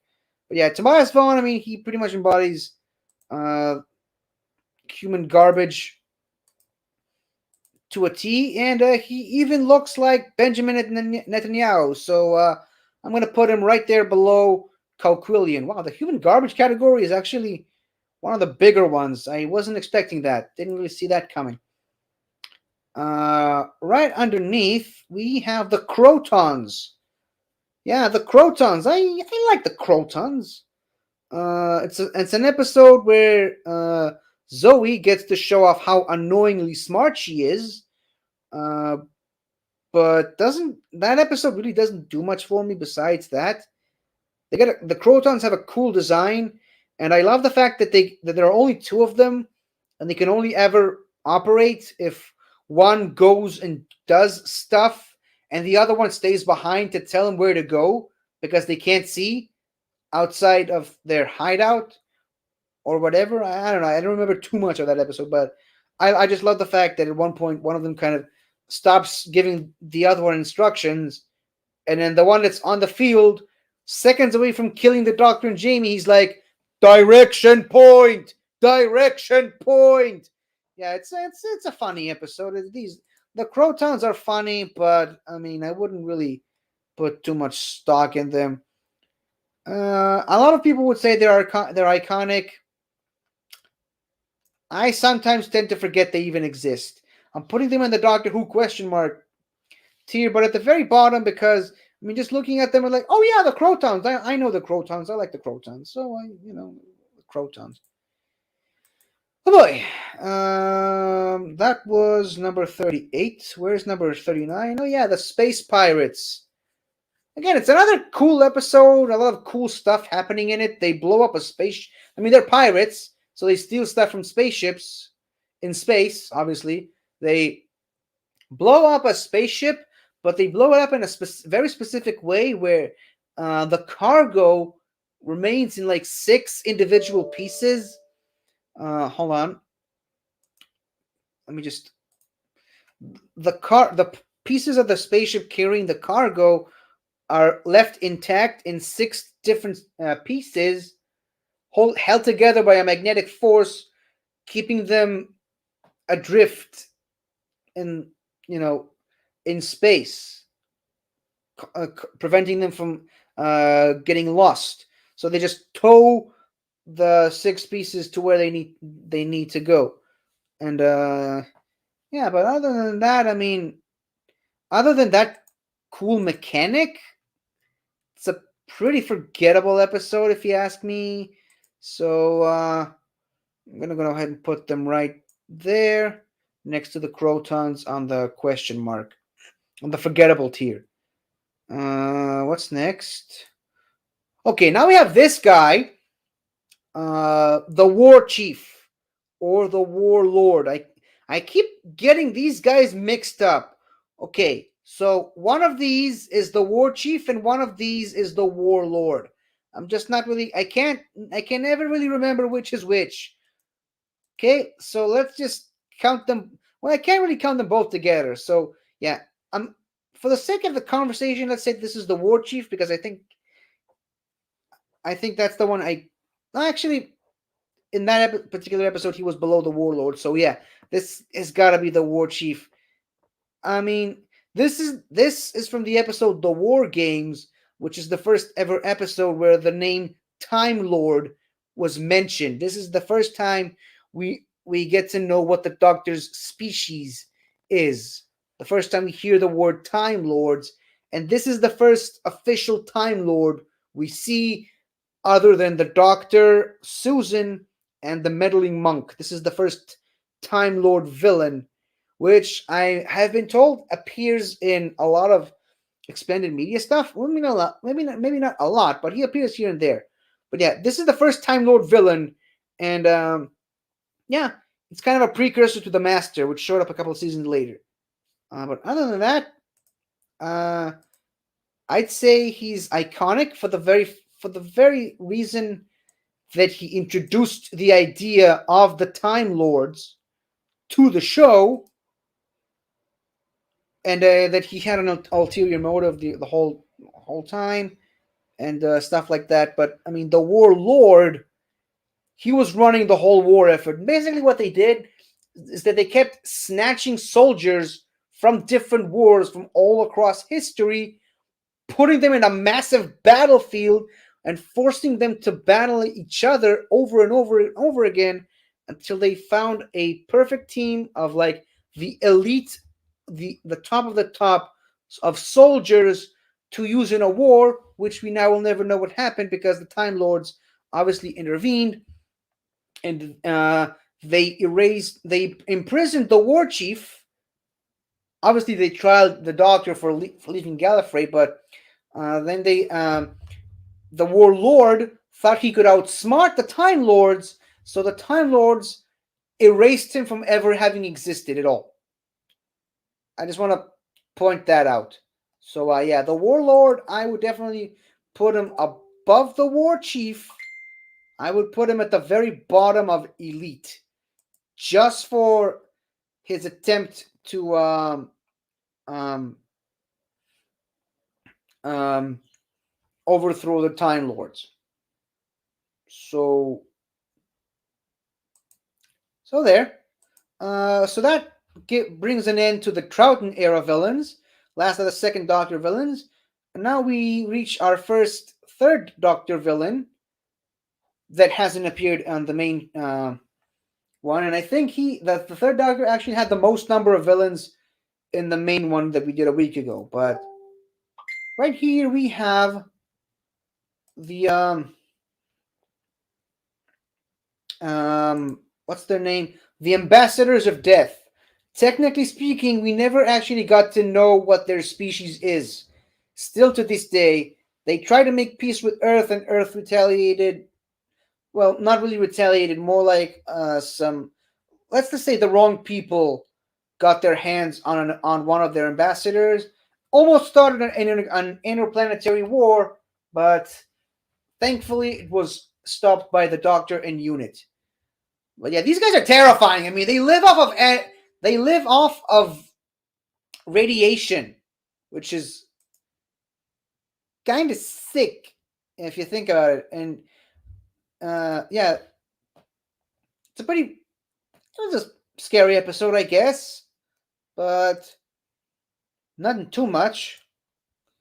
Where should I put this? I mean, they're definitely not trash. I mean, they give us all quite a scare. And it's often said in a lot of expanded media that unit never actually recovered from having to face these guys. So I'm going to put these guys. The first actual color, even though that episode, that story arc, a lot of it is in black and white because a lot of the episodes were missing. But yeah, I would put the first in color villains on the list. In iconic, right above the War Chief. Right up next, we have a Premord, or rather a Premords. These guys, in an alternate parallel universe where radiation, radiation again, kind of reached critical mass, people began to hyper evolve into this thing, which is sort of like an highly advanced primitive state of future humanity. I'm not 100% sure what happened there. But then again, it's a parallel world, so anything is possible. And yeah, the Doctor had to stop these guys using fire extinguishers. Maybe that's how he got the idea of using a fire extinguisher to repel the Slitheen. But I guess these things are pretty scary. But other than that, they don't really do much. I'm gonna put them right here in trash so we can move on. Now, don't get confused. This episode was originally broadcast in full color, but again, it was kind of went missing, and the only footage that exists of it is in black and white. That being said, it's from the mind of evil, something that was originally created by the Master to control people in like a correctional facility, but then it developed a mind of its own and actually started to take over the other people. And it actually scared people to death, which is a pretty terrifying concept in and of itself. I'm going to put this thing in God level, but right at the very bottom, just for the sheer reason that it was able to develop a consciousness on its own. And whoops, that was way too early for that. And just before we reach the next speech, I want to talk about the axons for a little bit. I like the fact that there are two versions of them, and that the second one with all these red vines and stuff, which kind of looks like somebody's worst nightmare. Not really sure who, but yeah, if they touch you, you're dead. And not only that you're dead, they blow you up. And they normally aim for the chest.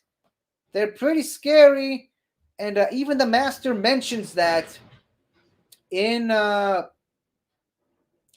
of the Time Lords. The John Sim master mentions that to the 10th Doctor. Other than that, I mean, they're pretty forgettable. Aside from, having a very cool design, which suggests that they exist, yeah, I mean, they're the axons. So now we have our next speech, and speaking of the Third Doctor, it's a speech from the Third Doctor era, which was actually the hardest Doctor to find a good, proper speech for. Um, because it's not because he doesn't make good speeches, he does. It's just it's hard to really pick out a favorite. And usually, my favorite of the Third Doctor's speeches isn't really a speech at all. It's more of the Doctor telling a story to Joe about him as a young child on Gallifrey, which is like the first few times we ever actually get to hear the Doctor talk about his childhood and what it was like growing up on Gallifrey as a little kid. That was even before the name Gallifrey was coined. So it should tell you something about that. And obviously that story that he tells comes back in John Pertwee's final episode, or rather story, I should say, which we'll get to. But it is way too long to condense into a speech. So what I'm going to do is pick out my second favorite speech of the Third Doctor, which is the last thing he says to Sarah Jane Smith before he dies and inevitably regenerates into the Fourth Doctor, where he lands his TARDIS in unit headquarters about 6 months, I think, after leaving for the last time. And Sarah Jane asks him why he had to go back to Metalbeatles 3, and he says, "I had to face my fears, Sarah. That was more important than just keep on living." Dear Sarah Jane, now don't cry. While there's life, there's... And it's a really beautiful and emotional moment between the Third Doctor and Sarah Jane Smith. Technically speaking, the last moment they shared. Actually, no, because they were reunited in the Five Doctors, specifically the Third Doctor and Sarah Jane Smith. And I believe they met again in Pertwee's last appearance as the Doctor in Dimensions in Time. It's just moments like these are why I love the Doctor and Sarah Jane dynamic so much. That's why I think she is the ultimate companion. In my mind, Sarah Jane Smith is the gold standard by which all companions should be judged by.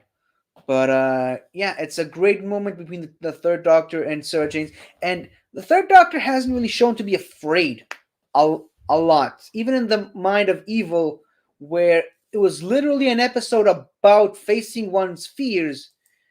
Well, I thank you. But yeah, even in an episode that was specifically about facing one's fears, you never really get to see the Doctor too scared, as opposed to in his final episode, Planet of the Spiders, which again we will get to. But yeah, Third Doctor, one of my favorites. He's my fourth favorite Doctor. For me, it goes like Tennant, Smith, Hartnell, Pertwee, Tom Baker. That's my top five if I had to name them. And speaking of the Third Doctor, we have these guys from the episode known as Colony in Space. I'm gonna be oops. I should probably bring the tier ranking list back on.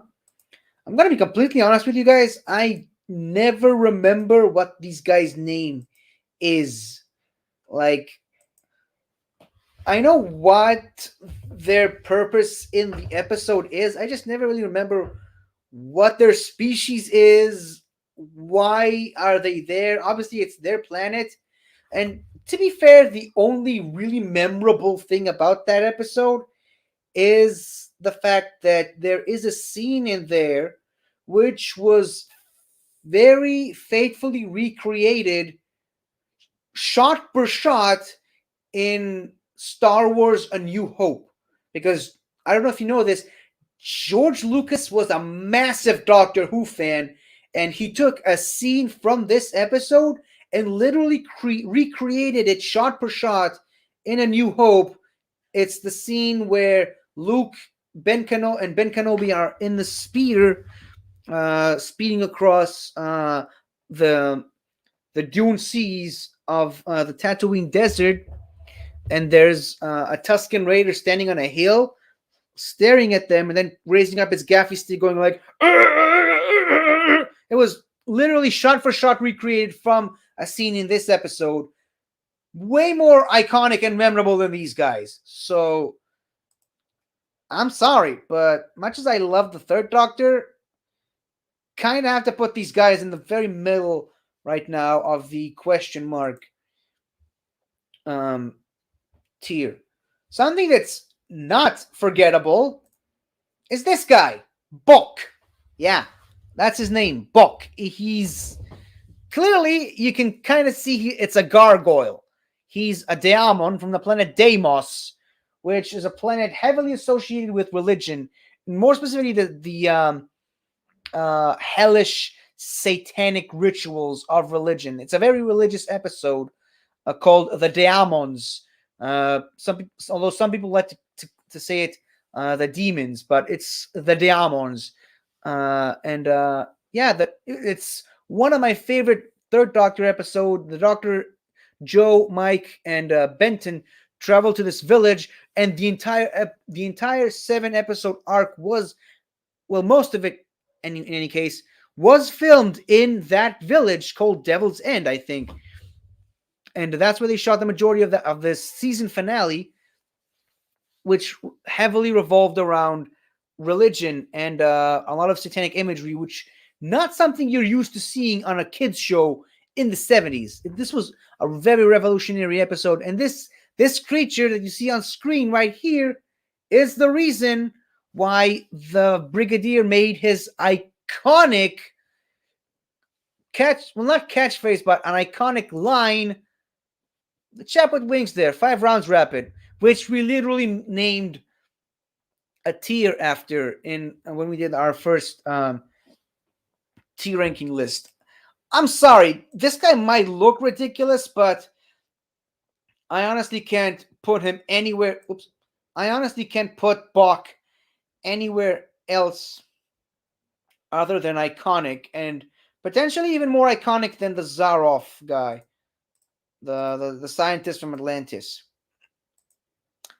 Now, speaking of Bach, we now have to talk about his master, per se,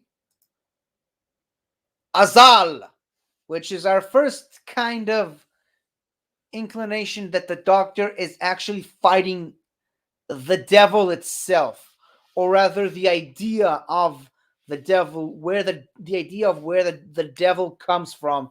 I mean, Azal is basically the devil. Various different variations of the devil have appeared in Doctor Who over the decades, but I'm pretty sure Azal is actually the first one. He was summoned by the Master. The Master actually did this big ritual involving human sacrifice, and speaking in a different language. It was like it's a great. I mean, I highly recommend watching classic Doctor Who just in general. But if you only can pick out, if you only want to just focus on several episodes, this is a must watch. The Diamonds. It's just it's such a great episode, and I love it. And this is kind of, I mean, you guessed it. This is God tier. This is God level in Doctor Who, and it's going to remain there. Probably it's going to stay at the very top of God level, uh, potentially for the remainder of this tier ranking list. I know we got like three more to go to, so let's hurry up a bit. Oh yeah, Agador. I love Agador, the Beast of Peladon. Yeah, or rather, the Monster of Peladon. I love Agador. Agador is great.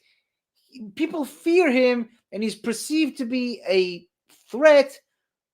But in reality, he's a friend. He's a friendly monster. The Doctor really makes friends with him. He's singing a lullaby to him. He's hypnotizing it. He's like a little giant dog that can break through walls. I love Agador, and the fact that people think of it as a villain is a crime, I say. So yeah, where is it? Okay, there's Agador. I'm gonna put him at the very top of the not villains list because he really is not a villain. He's an awesome character from the classic era. Next, we have these guys, the mutants, from an episode simply titled The Mutants. It's a genetic mutation on a certain planet, and later in the episode, it turns out that the creatures on the planet aren't really being mutated, they're just evolving into the next stage of their evolution, which just happens to include a sort of chrysalis form that looks like this thing. Yeah, so I mean, I like the episode for its emphasis on evolution being a natural part of growth, but I mean, I don't much care for these creatures too much. I'm gonna say that they exist, putting them above the axons, just because I like the episode, and putting them right next to the Chumblies, I guess, and putting this guy right at the very bottom there, just because I like the episode conceptually, I guess.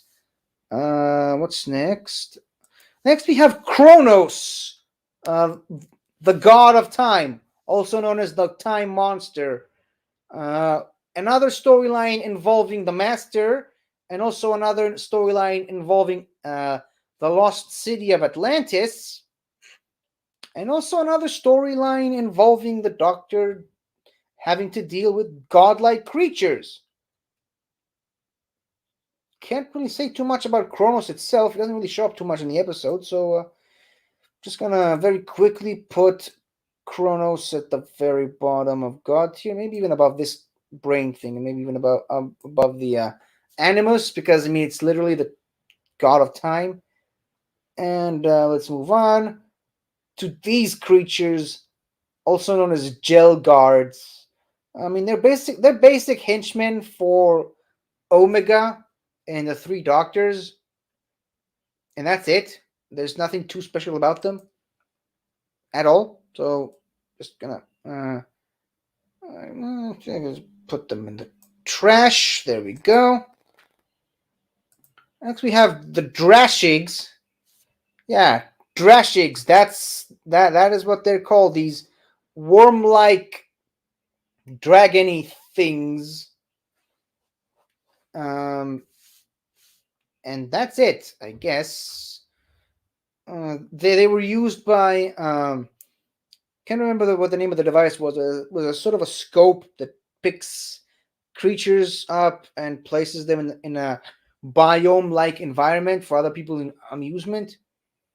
But I mean, like I said, there really isn't much to them other than that just they look scary. So yeah, I mean, take it or leave it. They definitely exist. Yeah, maybe I should put the axons here. And speaking of which, here is the guy running the thing. this weirdo and his probably even weirder assistant, uh, I'd say they both belong in the human garbage category.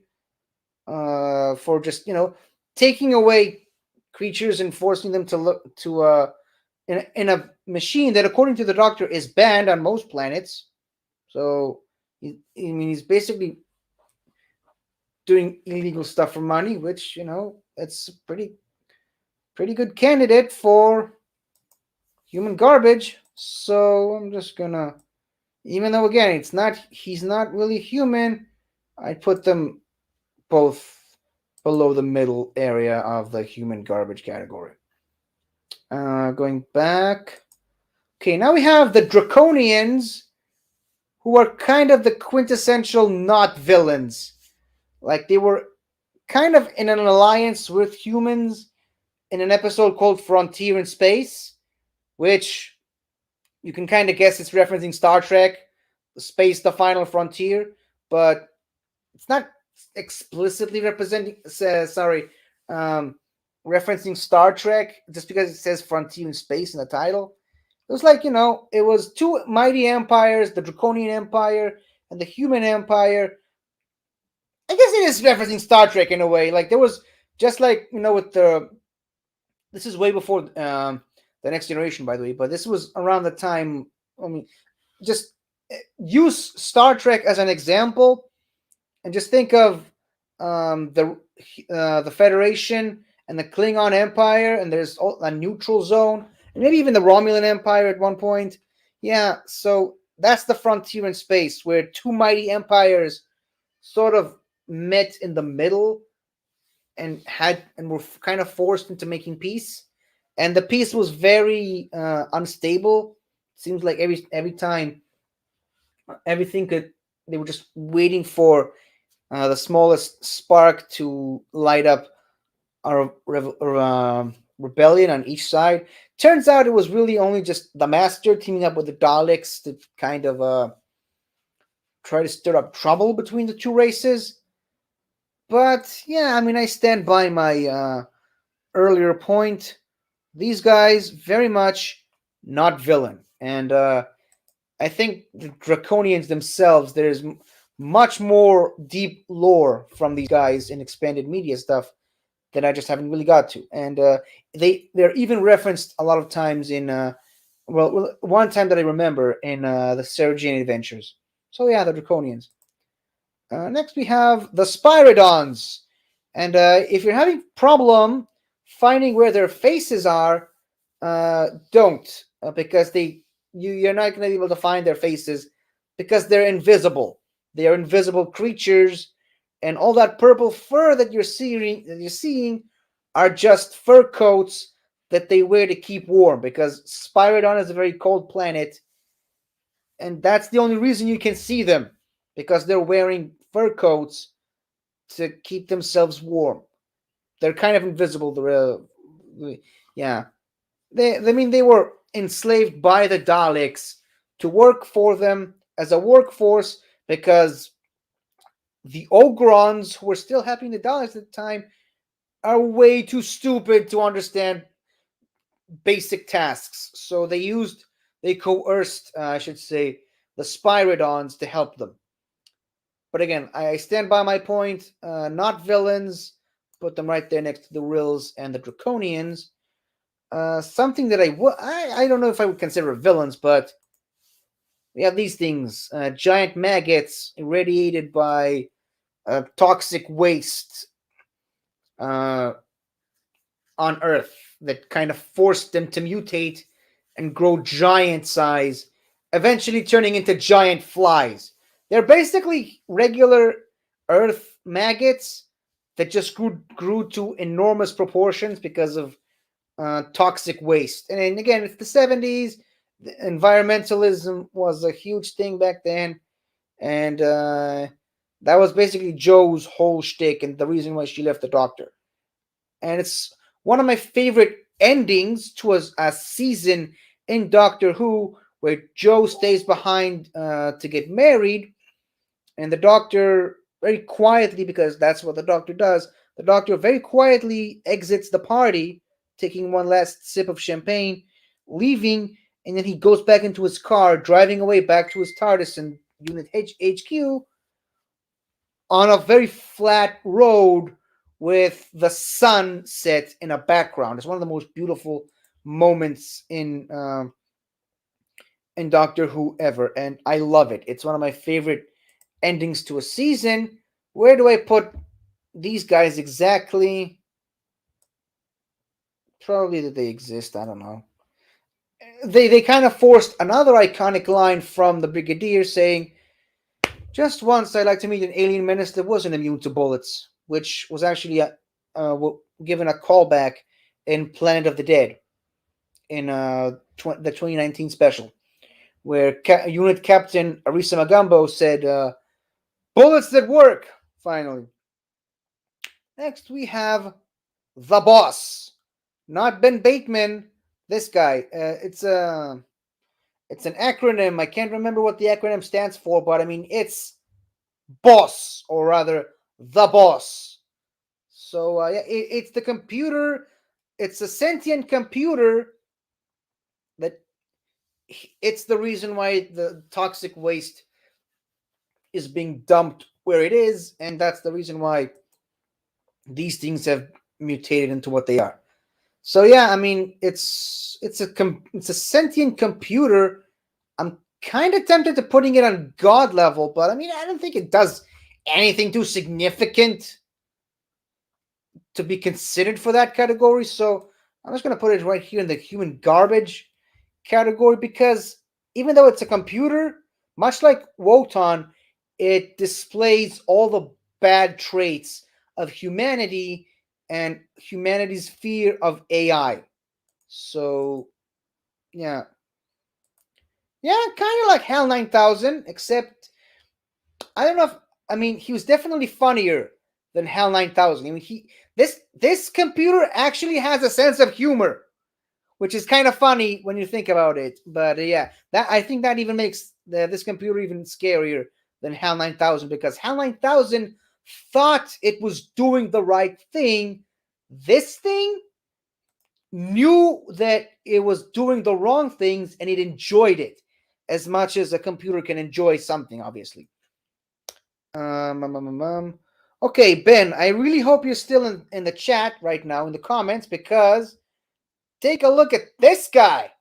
Sonta ha! Sonta ha! Sonta ha! Sonta ha! Obviously, we had the Sontarans themselves in the main list. But because the Sontarans are so iconic, I actually went ahead and put a few Sontarans on this list as well, starting with the first Sontaran we ever get to see, Commander Lynx, which is actually, unlike the Sontarans we're used to, this guy is huge and intimidating and powerful, even overpowering the Doctor at some point. And this is a Doctor that actually prided himself on his physicality. And yeah, obviously it introduced the idea that Sontarans die if they get hit in the back of the neck too hard. But yeah, Commander Lynx traveled all the way to the Middle Ages and started selling modern weapons like guns and rifles to essentially primitives in the Middle Ages to kind of mess with human history. And this is kind of a spoiler to you, Ben, and Soda and Jess, if you're still watching. But in Peter Capaldi's penultimate episode, where he almost regenerates, he kind of wakes up from a coma, and the first thing he says is, "The Santara is preventing the course of human history."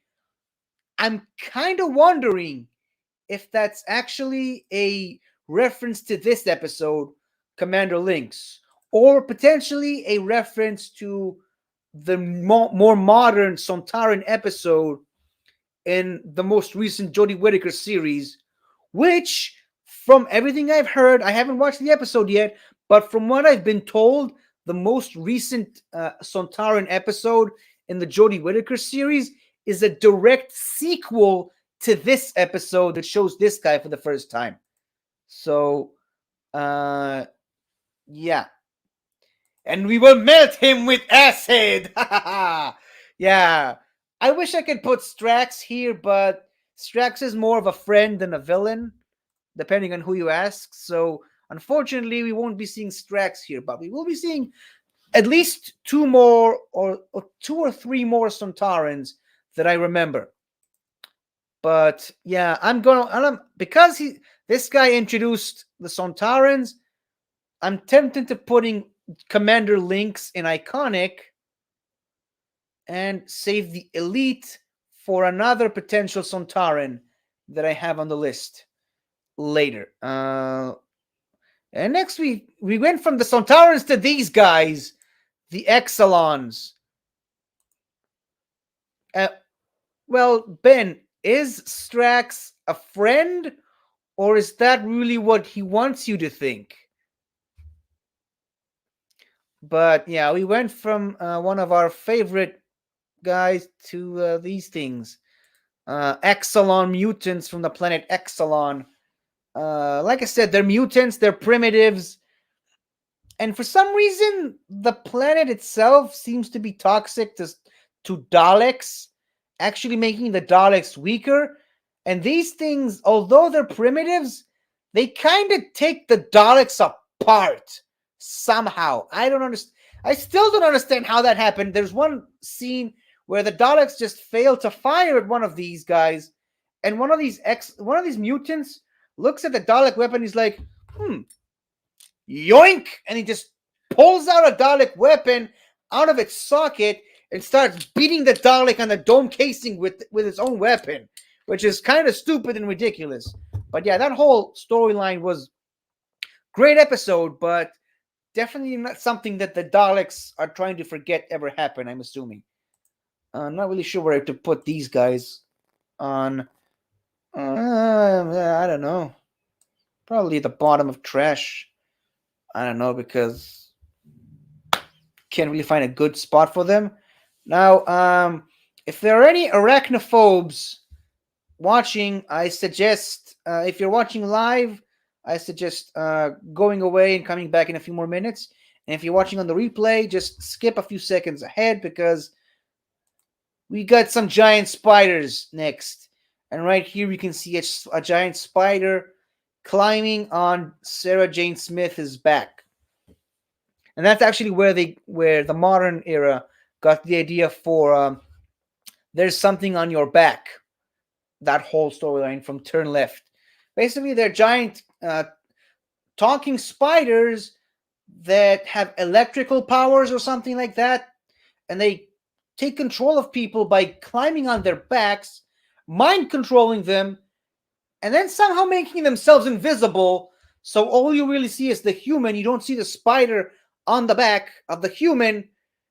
And like I said, they mind control humans, and they somehow make the humans shoot electricity from their fingers.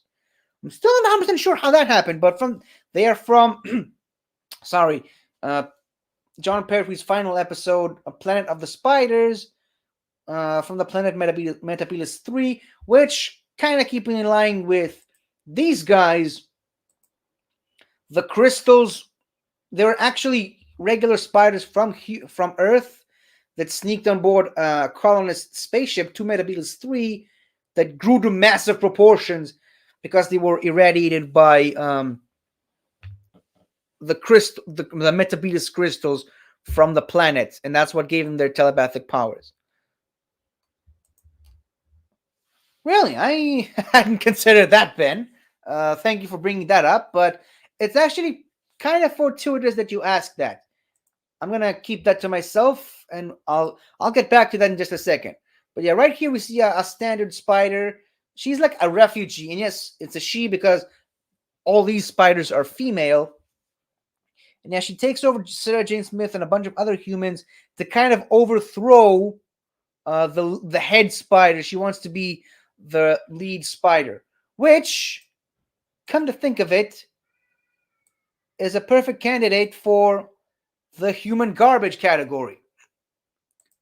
But speaking of Aragog, again, if there are any arachnophobes in the audience, please look away now, because now we have the queen of the spiders, also known as the Great One.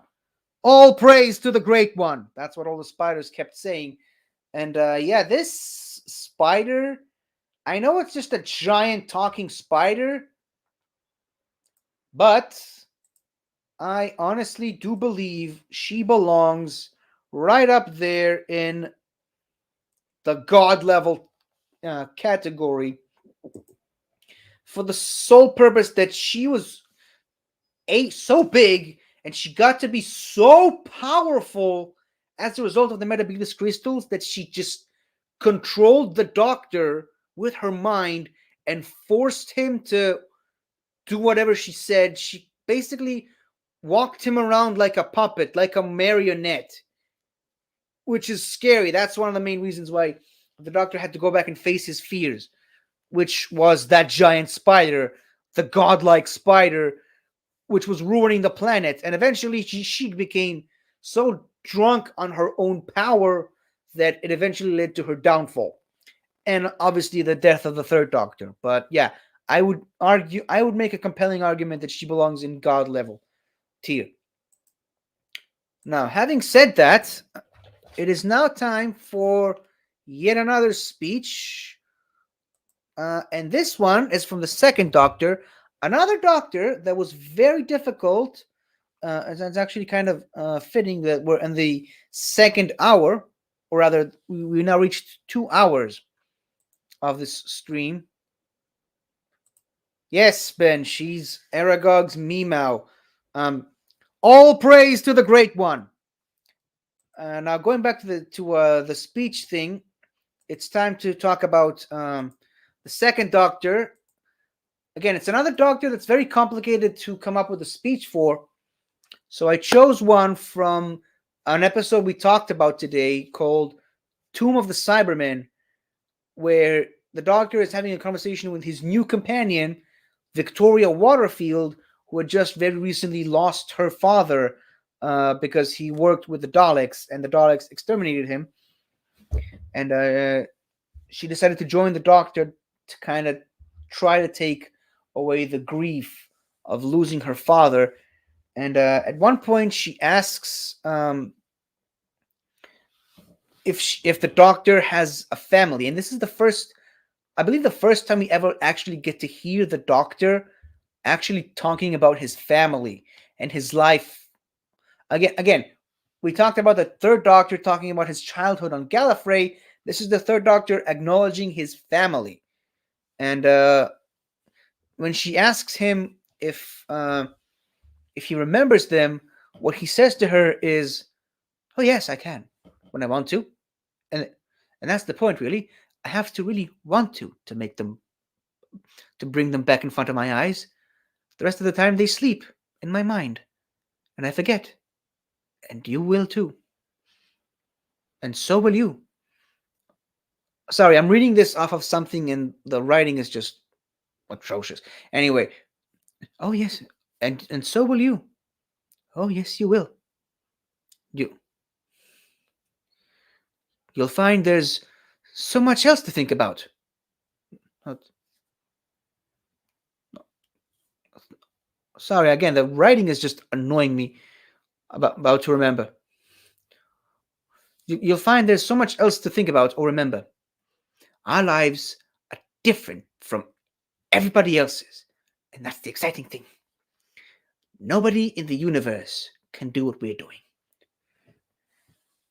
The second doctor is primarily known for being a jokester and a clown, but every once in a while he throws in these poignant, profound moments of just almost poetry and just sheer knowledge and wisdom of years, which again, it reminds you that this is the doctor, even though it might not be the doctor you're familiar with, the doctor you're used to, whether you've been watching from the William Hartnell era or you've started in the modern era and went back, whether you started with um, Pertwee or Baker or any of the other doctors and went back to Patrick Troughton.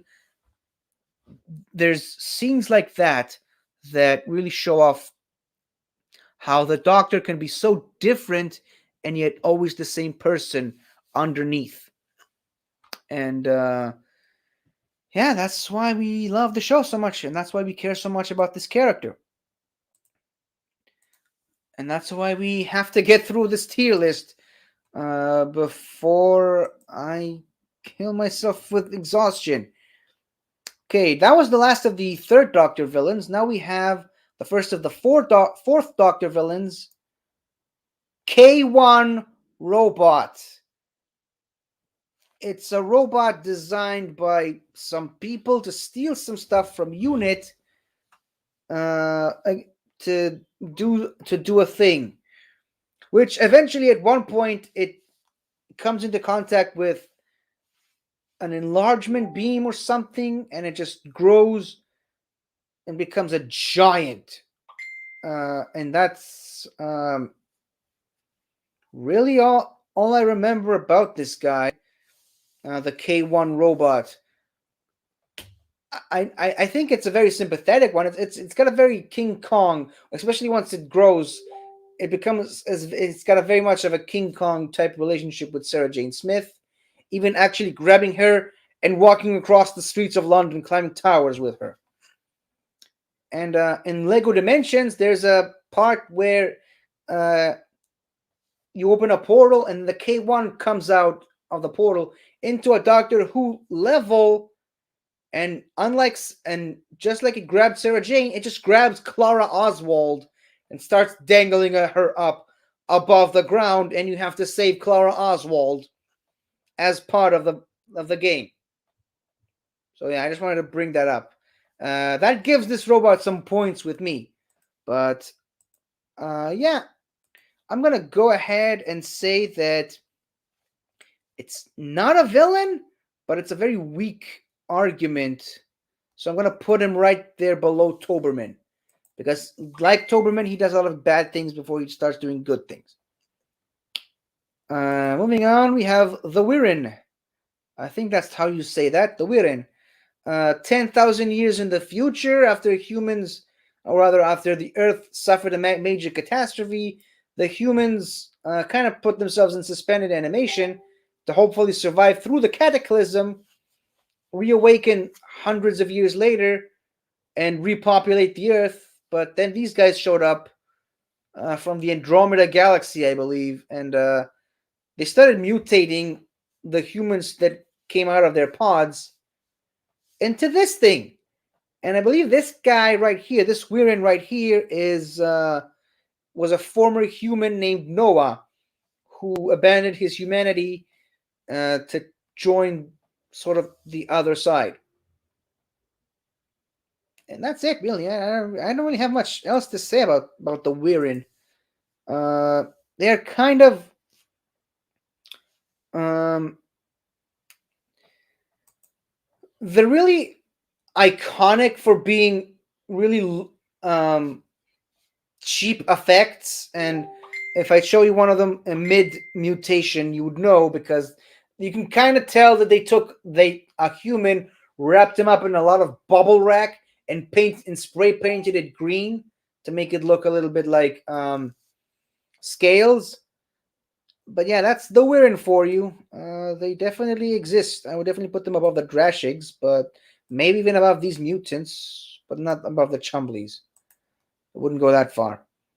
Let's see. It's a good thing. It's a good thing I have numbers on all of these. That was 64. Moving on to 65, we have another Sontaran, a Sontaran by the name of Styre. And remember earlier when I said that the Earth kind of went through a cataclysm, and the human race froze themselves in like a space arc to wait for the day where they can repopulate the Earth. While these guys been sleeping, this Sontaran has been on the surface of the planet experimenting on humans. There was like a skeleton crew that was sent to Earth to reawaken the people in the Ark. And the reason why the people in the Ark didn't wake up was because this guy was messing around with the humans who were supposed to wake them up and experimenting on them for the purposes of advancing the glory of the Sontaran Empire, which, even though it's 10,000 years in the future, they're still they're still having the war with the Rutans, and if you notice, if you look very closely on Steyer's helmet, you'll see that he actually has 5 fingers now, because Sontarans are very much iconic for having 3 fingers. This Sontaran actually has 5, which is an interesting choice. Maybe it was an oversight, or maybe it was planned because it's so far in the future that now Sontarans have 5 fingers. But yeah, this one was definitely smaller than Commander Link's, but he was still nowhere near the tiny stature that the Tennant and Smith era Sontarans have. But it's still pretty large and intimidating, and he was even able to overpower the Doctor at one point in hand-to-hand combat. But yeah, Steyer. Where do we put Steyer? I would say iconic, middle of iconic, not as iconic as Bach, definitely more iconic than Zaroff.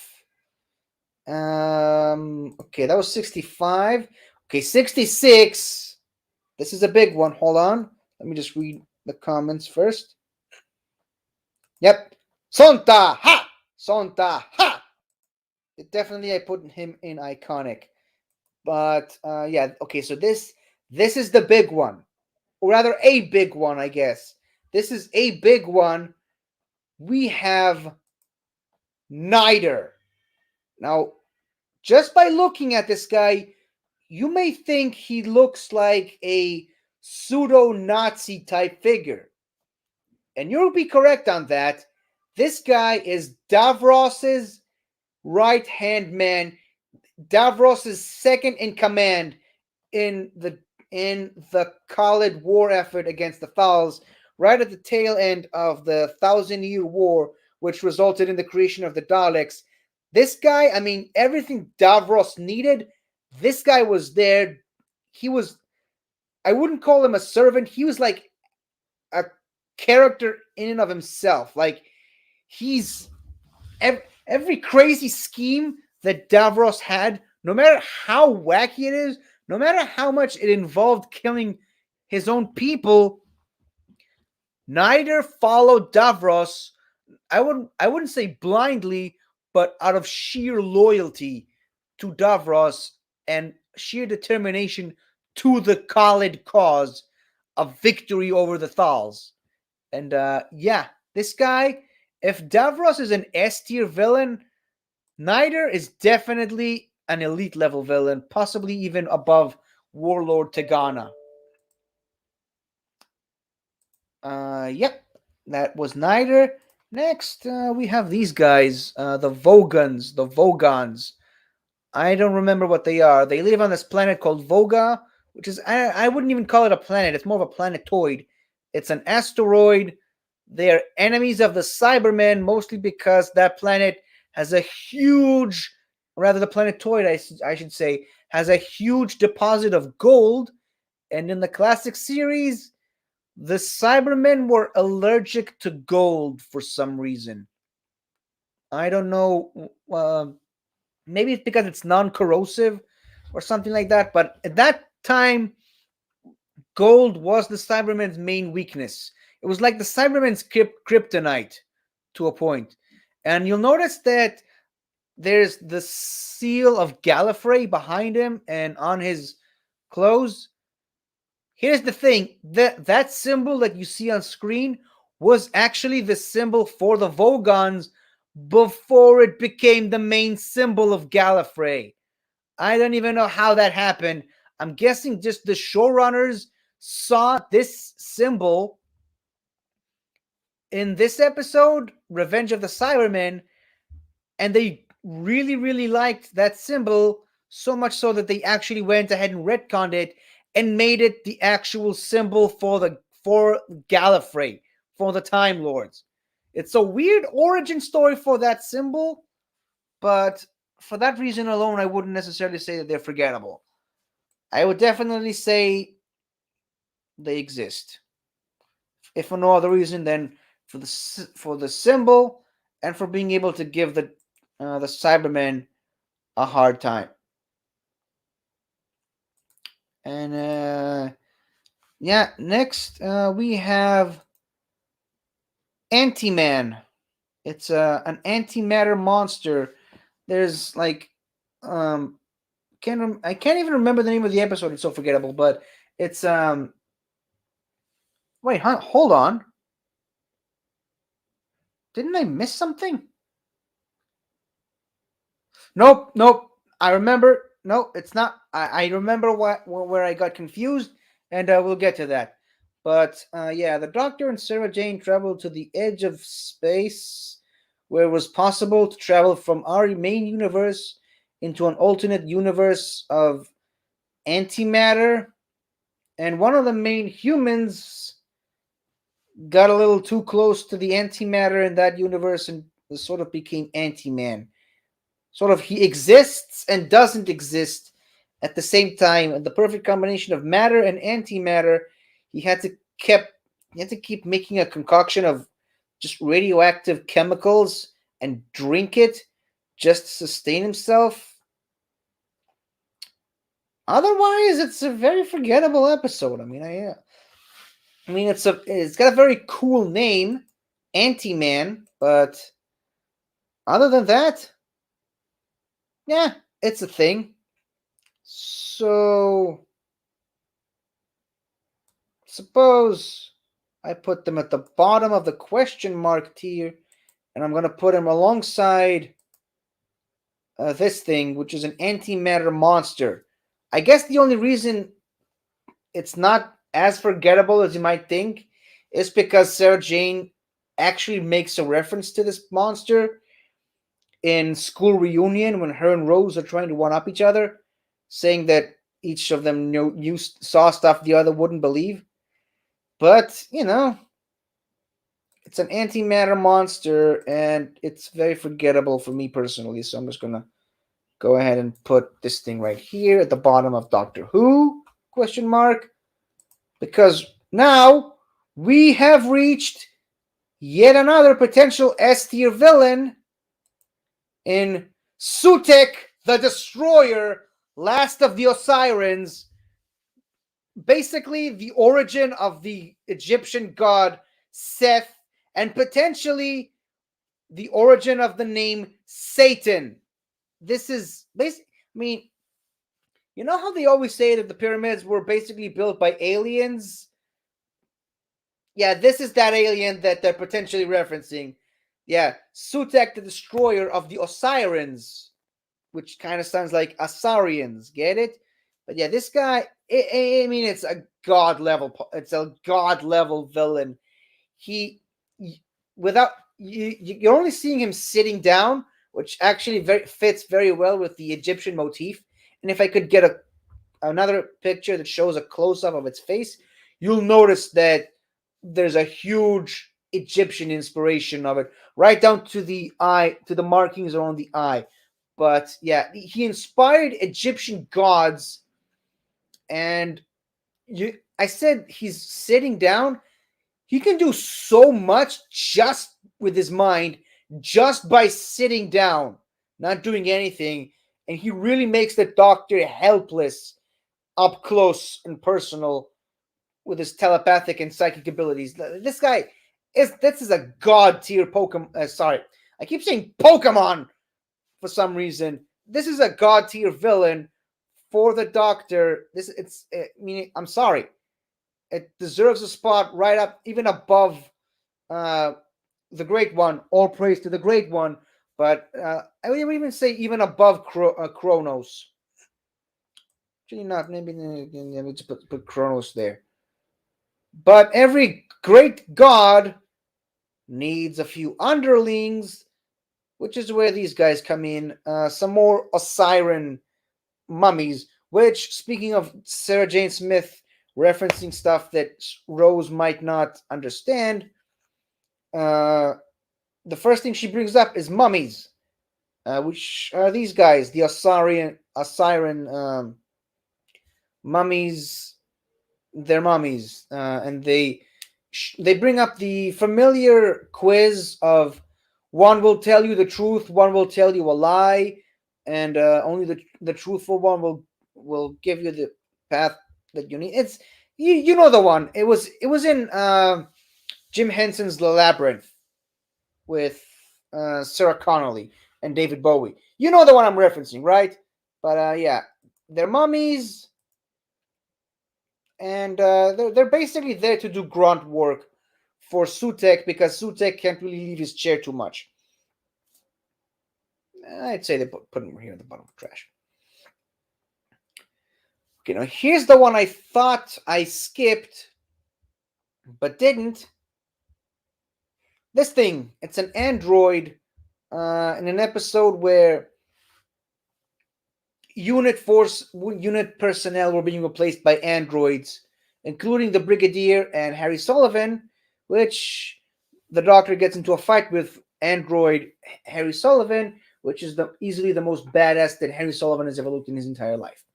But yeah, this right here is an android replacement replica thing of Sarah Jane Smith pointing a gun at the Doctor just seconds after having her face fall off. Literally. But other than that,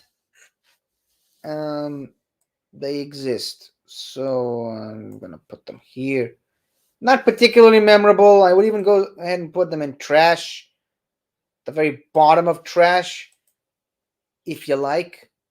But next we have the crinoids, which, if you watch just the first few episodes of this 6-part episode, it is very much inspired by The Thing.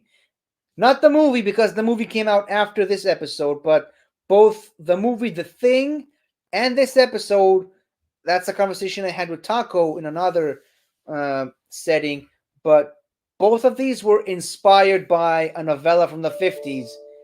And this episode is very much different to the movie The Thing, right down to the North Pole, and an alien entity comes in and infects people, and right down to the whole base blowing up at the end. Which, I mean, it's the end of a part of the serial. It's a long serial, but yeah, these guys are basically plants. They invade other planets by flying around space in pods, landing on said planets where there's flesh creatures, infect one of them, turn them into one of them. This used to be a human, by the way. This thing, a human that was infected by the crinoids, slowly start to become a crinoid, a plant-based creature. And as the Doctor puts it, on most planets, the animals eat the vegetation. Wherever there's a crinoid, the vegetation eats the animals. And this thing eventually grew to massive sizes, completely dwarfing a giant mansion before the Doctor and Sarah Jane stopped it. Yeah, if a crinoid isn't stopped early enough, I mean, it's going to be unstoppable. It's going to eat your entire planet. So yeah, it's a great episode, and the crinoids even made an appearance fairly recently in an episode, in a short story involving the time that the 11th Doctor spent on the planet Trenzalore. And actually, come to think of it, you know how where is it? Hopefully I can find it. Nope, it's not here. But remember in the time of the Doctor, that the Doctor has a walking stick that he points out at the Dalek spaceship, and he's like, "Never, ever tell me the rules!" That walking stick used to be part of a friend of his, a human that was turned into a crinoid, and it was referenced in that short story. So I felt like I should point that out. As far as where do I put the crinoids? I'd say bottom of iconic, because they are kind of iconic, I suppose. Something that is definitely not iconic is this thing. I know the episode it's from. It's from the Massacre of Mandragora, but I could not tell you what happens in that episode with a gun to my face. It is. I'm sorry. I know that there's a storyline involving a mask, which is the mask that a mask that this dude is wearing, but like I have no idea. I cannot for the life of me remember what happens there. So for that reason alone, obviously I gotta put it pretty darn high, potentially even the highest right now on the Doctor Who tier. But something that I actually do remember what it is this thing. I said thing. I'm not. I wasn't saying this woman. I'm not saying this guy because this is Eldred. Eldred must live.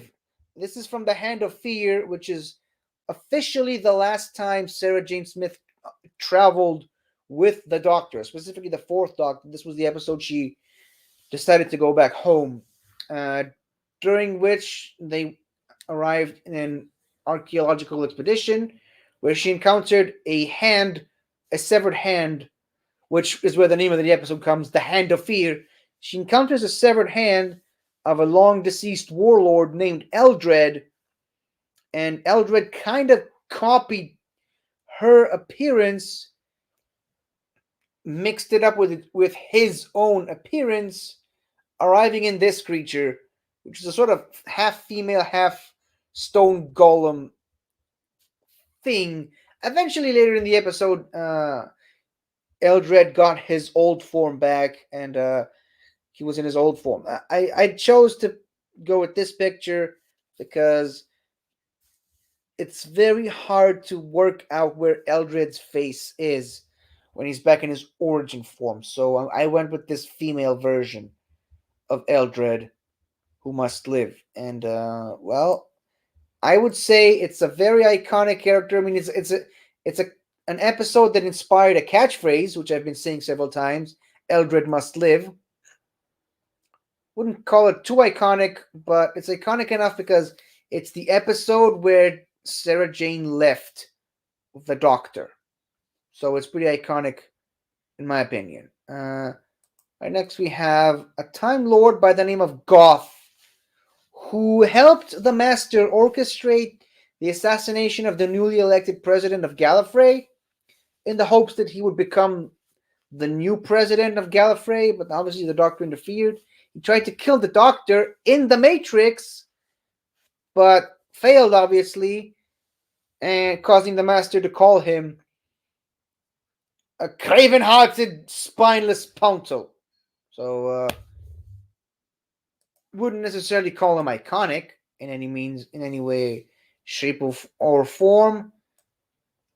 I would definitely say that he exists. I'd even say he's the highest of the it exists category. Another thing that exists is this thing. Can't remember what its name is. Zonon. It's a supercomputer of a spaceship that crash landed on a planet. The Doctor kind of helped reboot it, but unfortunately, he ended up imprinting his own image onto it, and the computer itself sort of developed multiple personality disorder. And he split the crew of the spaceship that crashed there into two distinct species, the Seva team and the Tesh. The Seva team were obviously the survey team who went outside to explore the planet, and the Tesh are the technicians. The the Seva team became primitive barbaric warriors, while the Tesh became highly intelligent, telepathic, and technopathic scientists. And that is actually where the Doctor's companion Leela comes from. She's part of the Seva team. And that is why she dresses the way she does. But, anyways, this is a computer with multiple personality disorder who eventually became a god among, or rather, a worshipped deity among the people of that planet. So I would argue it belongs in god level. I think I've said enough to make it qualify for one. Now, right before we get to another speech, I want to get to this guy. Please do not throw hands at me. From the episode The Robots of Death. It is a robot that was reprogrammed to cause death. Yeah, a lot of these are forgettable, but that one specifically in the picture is not a villain, is a robot that actually teamed up with the Doctor, but um I mean robots can be reprogrammed. I don't know. I put them right next to the K1 robot for the same reasons. Now, at 2.5 hours on this stream, we have now reached our final speech. I was kind of hoping that we get through this list before that, but I mean, we're not even done with the first 100, so we're going to be here a while. So I chose for my final speech. I decided to do the first Doctor's speech. Now there are a lot of great speeches from the first Doctor to choose from. However, I decided to break tradition and decided to go with the one you're most likely familiar with. And it's perhaps the first Doctor's most iconic speech, one of his most iconic moments. And it's the episode and the moment in the Daleks invasion of Earth, where he decides to say goodbye to Susan after a little over a season that he's been traveling with her on the show, and several years of them traveling together as grandfather and granddaughter. And while she thinks she's saying goodbye to her good friend David Campbell. The Doctor closes the TARDIS doors behind her, and it's a very emotional speech, and it's kind of weird because he's talking directly to her through the TARDIS scanner, but because he's standing with his back to the doors, he's essentially talking. Basically she's standing right behind him, but they're talking to each other through the monitor. But yeah, this is where he decides that it's time that Susan leave him because her place is with David, this human guy called David that she fell in love with, and it's time for her to live her own life and get away from him. Now, obviously, in a later novel that came out years later, it was revealed that the Doctor was just afraid that the Time Lords will eventually catch up to them, and so he knew that the Time Lords finding him would be inevitable, but he wanted to at least spare Susan and make sure that the Time Lords never find her. And this is what the Doctor said to his granddaughter Susan when he left her. This is a part of the speech, it's not the full speech, but this is basically what he said. One day, I shall come back. Yes, I shall come back. Until then, there must be no regrets, no tears, no anxieties. Just go forward in all your beliefs and prove to me that I am not mistaken in mine. Goodbye, Susan. Goodbye, my dear. It's a very emotional moment, made even more emotional. Probably should have done this while doing it. So I apologize. I've been doing this for 2.5 hours alone, so kind of a bit out of touch with what I should be doing right now. But it's a very emotional moment, made even more emotional by the fact that um, the in an adventure through time and space, which is sort of like a biopic on William Hartnell and the show, kind of. They make it seem like he's not only just saying goodbye to Susan, but also this is William Hartnell, the actor, saying goodbye to the actress who has been playing his granddaughter for the past year and a half now, and he's also saying goodbye basically to a lot of people who also left the show right after Carol Ann Ford left the show.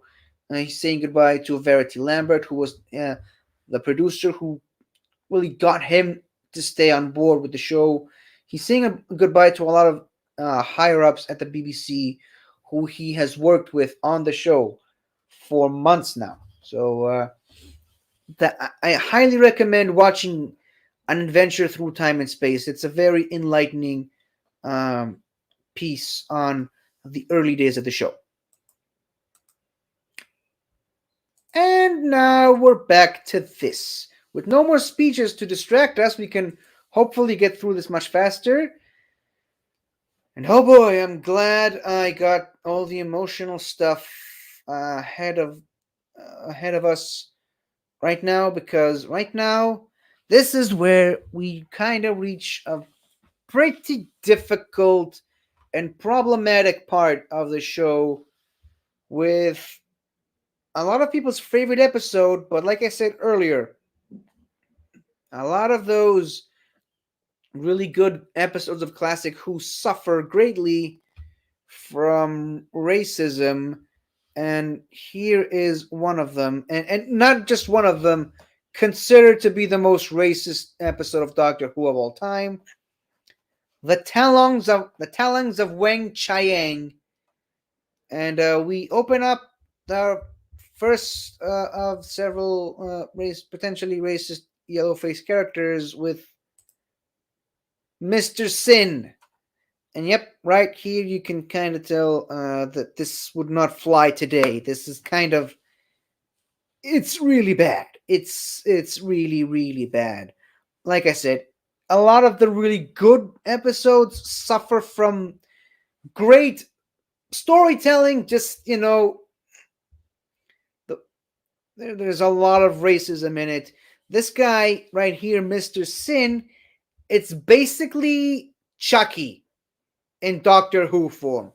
It's like a tiny doll that is out to kill you, and nothing you do can stop it. It'll keep coming after you. It'll never ever stop trying to kill you. It'll follow you wherever you go, and you can't. I mean, throw knives at it, throw it into the water, blow it up, shoot it. Nothing is going to stop this thing. This is an unstoppable killing machine in the form of a tiny Chinese doll, which at the time was played by Deep Roy, who you may recognize from a bunch of different roles. I mean, I mostly recognize Deep Roy from playing the Oompa Loompas in Tim Burton's Charlie and the Chocolate Factory, but this is one of his earliest roles. Not his first one, but definitely one of his earliest. And what a glorious way to kick off an early career. This thing. Now, again, I understand the problems with it. I understand that it's not a very good look for the show, but like I said, it's a pretty iconic episode and a pretty iconic villain. Whoops. And yeah, I think I gotta put this guy in iconic.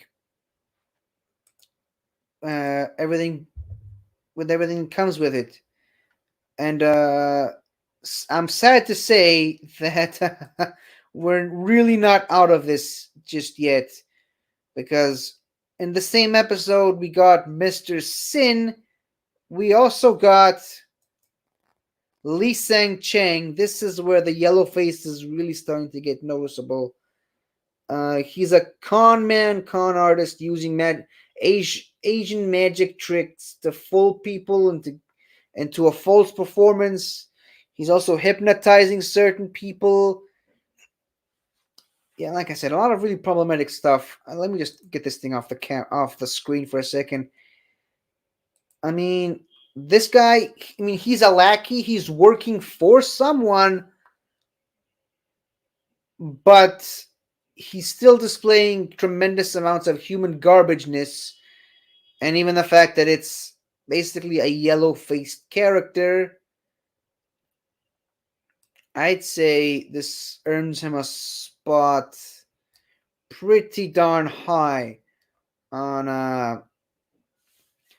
the human garbage list. And thankfully, we're at the final piece of the puzzle from the talons of Wang Chiang. We have Wang Chiang himself. And unlike Li Sang Cheng and Mr. Sin, and potentially other characters from that episode, they make no effort to suggest that this is a white actor playing a Asian character through Yellowface. This is actually a white character posing as an Asian character in the story. It's a human from the 51st century, which is actually the first time we get a hint into the 51st century in Doctor Who. This is our first hint towards uh, the uh, the time agency, the time agents, which is obviously the agency that Captain Jack Harkness comes from. Again, like I said, they make no effort into suggesting that this is supposed to be an Asian character. This is a white character from the future that got a little wrong with time travel and half of his face melted. So he was posing as sort of an Asian character, but you're supposed to accept that it's a white.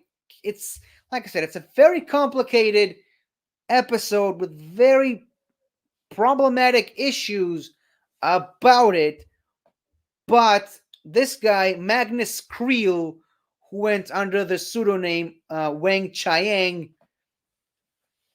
uh, it's a pretty good character. It's a pretty iconic villain. And I would even go so far as to say that he's an elite level villain. Just gonna put him right there at the bottom because of all the other problematic stuff he's involved with. And thankfully, we are out of that. And into the next batch of episodes, we will be talking about the invisible enemy. And yeah, we have right here Nucleus of the Storm. Contact has been made. And yeah, this is the shrimp lobster thing virus. The reason why the episode is called The Invisible Enemy is not because you can't see it, it's because it's a microvirus that infects people essentially through close contact.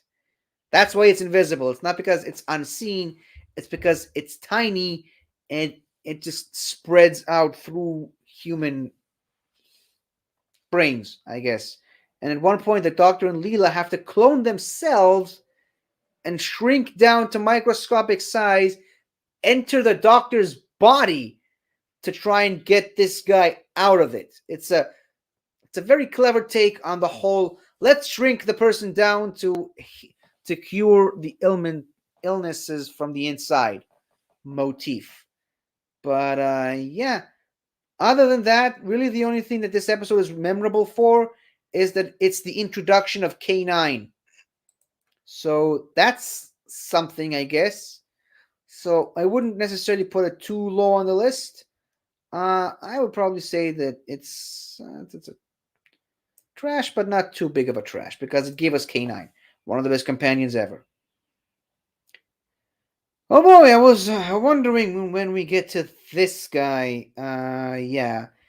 You might think it looks like a greedy, tiny Lex Luthor, and that's because it is. I mean, it's a very tiny, midget, bald, greedy businessman that's always sitting around calculating numbers and statistics, running a business on Pluto, one of the most successful businesses in the solar system, constantly obsessed with money and making more money, and it's just yeah, it's a thing.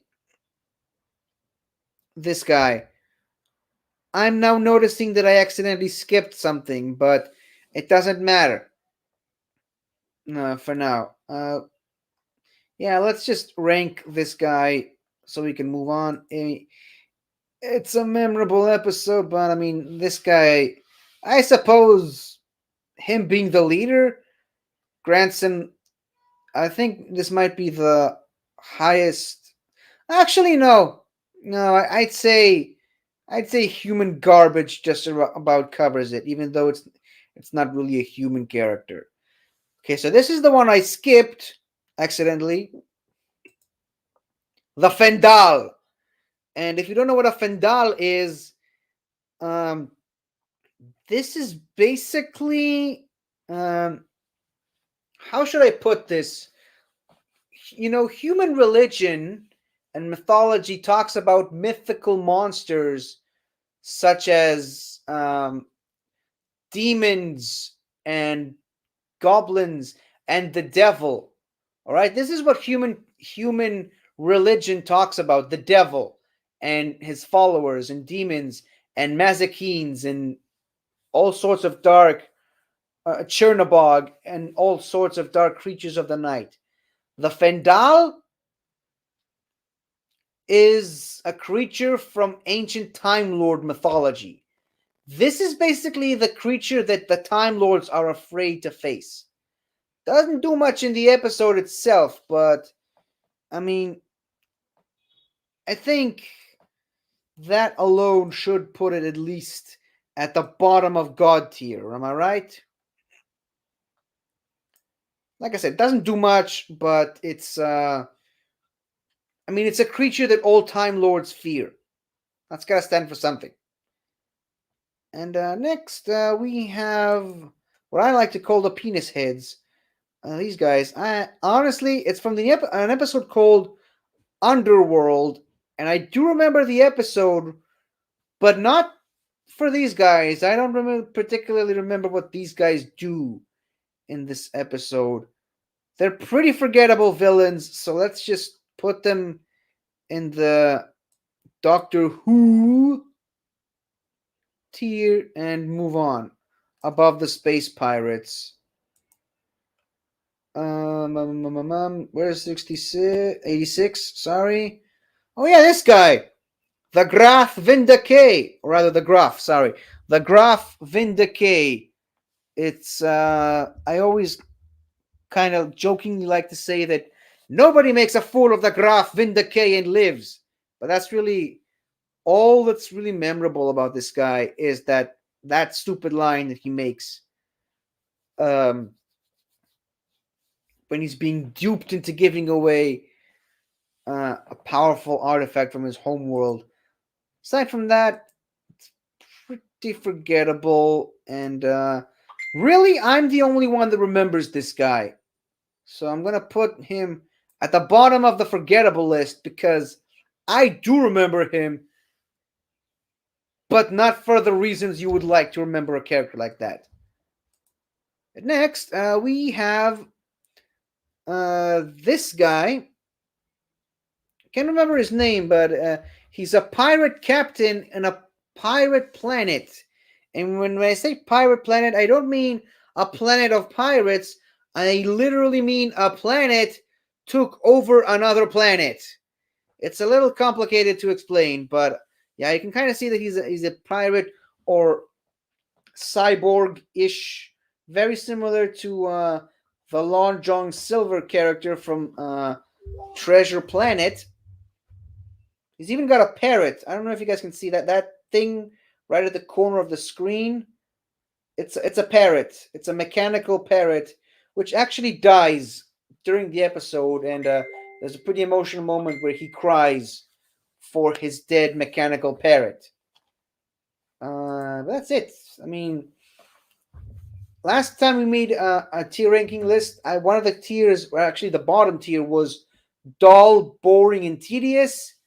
This is where that quote came from. That episode, the planet Calufrax, which was supposed to be the planet that the Doctor was sent to find. Turns out it was the planet swallowed up by the pirate planet itself. I don't know. I wouldn't say that he's too forgettable. He definitely exists, and he's got some pretty funny moments. But he's not funnier than the Chumblies, I guess, or Morpho. That's that. Next, we have another pretty forgettable a creature called an ogre. Yeah, it's a giant stone that just moves and smashes you because it's a stone. It just runs into you because it's a stone. It smashes you into a nearby wall, and because it's a stone, it can crush you. It's a stone. I don't know how many times I've already said this, trying to explain this creature. It's an ogre. Great name, I think, but and they're being put to great use in their episode. And yes, there are plural. There are multiples of them, but you know they don't really do much. They just exist. They're better than the maggots. Maybe not better than the drashigs, but yeah, okay. Next, crawl. For a long time, crawl was actually uh, the biggest monster in the history of Doctor Who, which was later replaced by another monster, which I hope we'll eventually get to. But yeah, Krull, worshipped as a deity by people, and it means a giant eldritch god Cthulhu-like monster. I would say it would, if it's not like bottom uh, god level, I don't know what is. I know, look at that. We don't have much left in this list. Sad, isn't it? But yeah. Next we have the Movellans. The Movellans are actually something that I was considering for the previous list.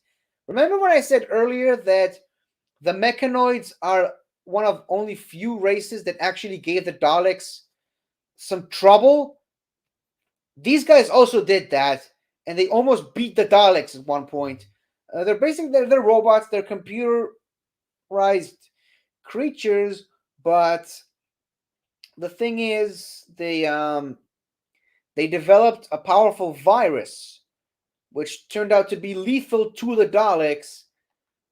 And like I said, they almost brought the Daleks to the brink of extinction during the height of the Dalek Movellan War, and it forced the Daleks to do something they never would have considered otherwise: go back to Skaro and try to retrieve the deceased body of Davros and resurrect him so that he can help them combat the virus.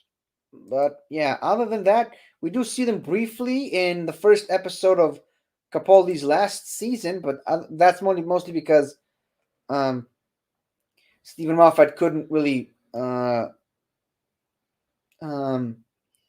couldn't really help himself, and he had to throw in a reference to classic Who somewhere in there. So yeah, where do we put the Movellans? I'd say either really high on iconic or bottom elites. I'd say iconic. This guy, Skaroth, um, crashed on Earth in primitive times, and kind of his whole body was split across time.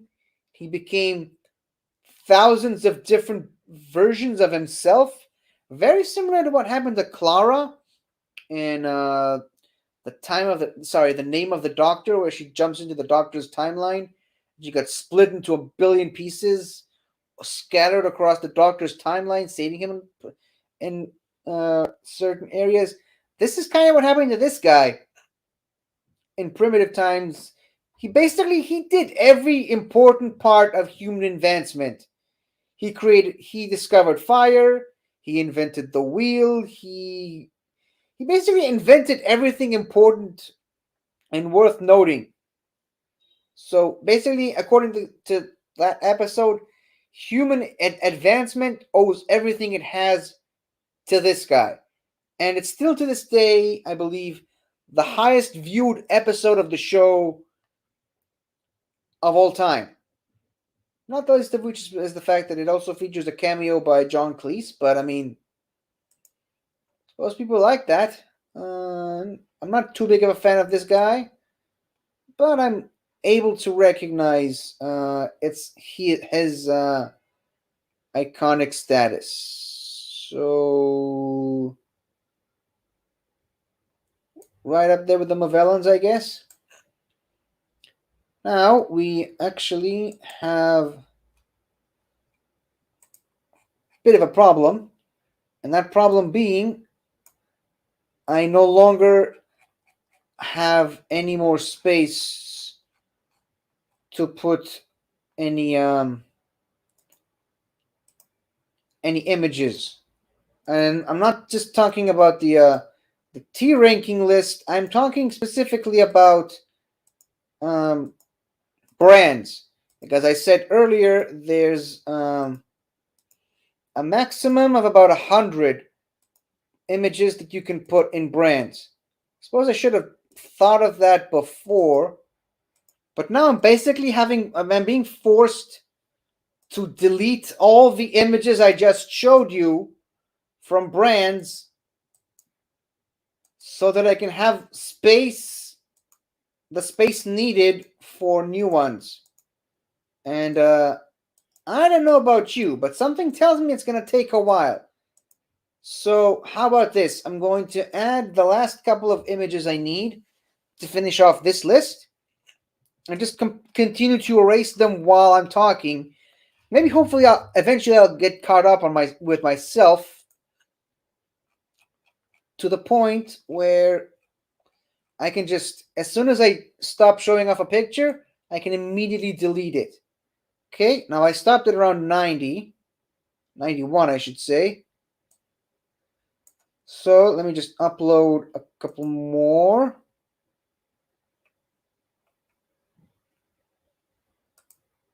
Uh, and we can continue with the list.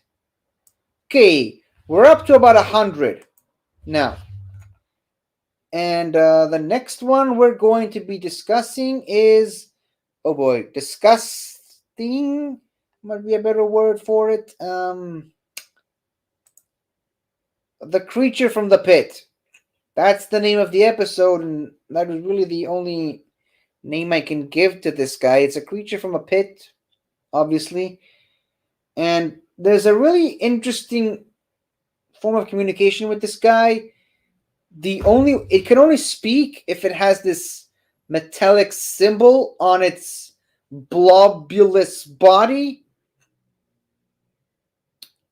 and it can only actually talk if someone is touching that disc thing. And when someone is touching that disc, not only will it be able to speak freely on its own, it'll speak with the voice of whoever is touching that disc, which actually came in quite useful because there was this woman who really deceived everybody. We'll get to her in just a second, but she really deceived everybody into thinking that let's just for the sake of for time constraints, let's just say that she convinced everybody that she's a good monarch and this creature was evil and bad. But when the doctor suggested that she touch that disc, the creature told them what she did, and oops, sorry, I was in the middle of deleting stuff. Actually, I jumped back into these guys, but yeah, the creature was able to tell everybody what she did, and he did that using her voice, which it's kind of a clever storytelling way of getting her past the whole we believe our queen, there's no way she would lie to us. And now I'm clicking on the boss for some reason. But yeah, you can clearly see the fourth doctor just standing there holding what looks to be a genital area of the male body. Yeah, it's a very uncomfortable moment where the doctor is trying to figure out how to speak to this guy, and the only thing he can think of, again, I'm Forgive me, I'm trying to erase some stuff here.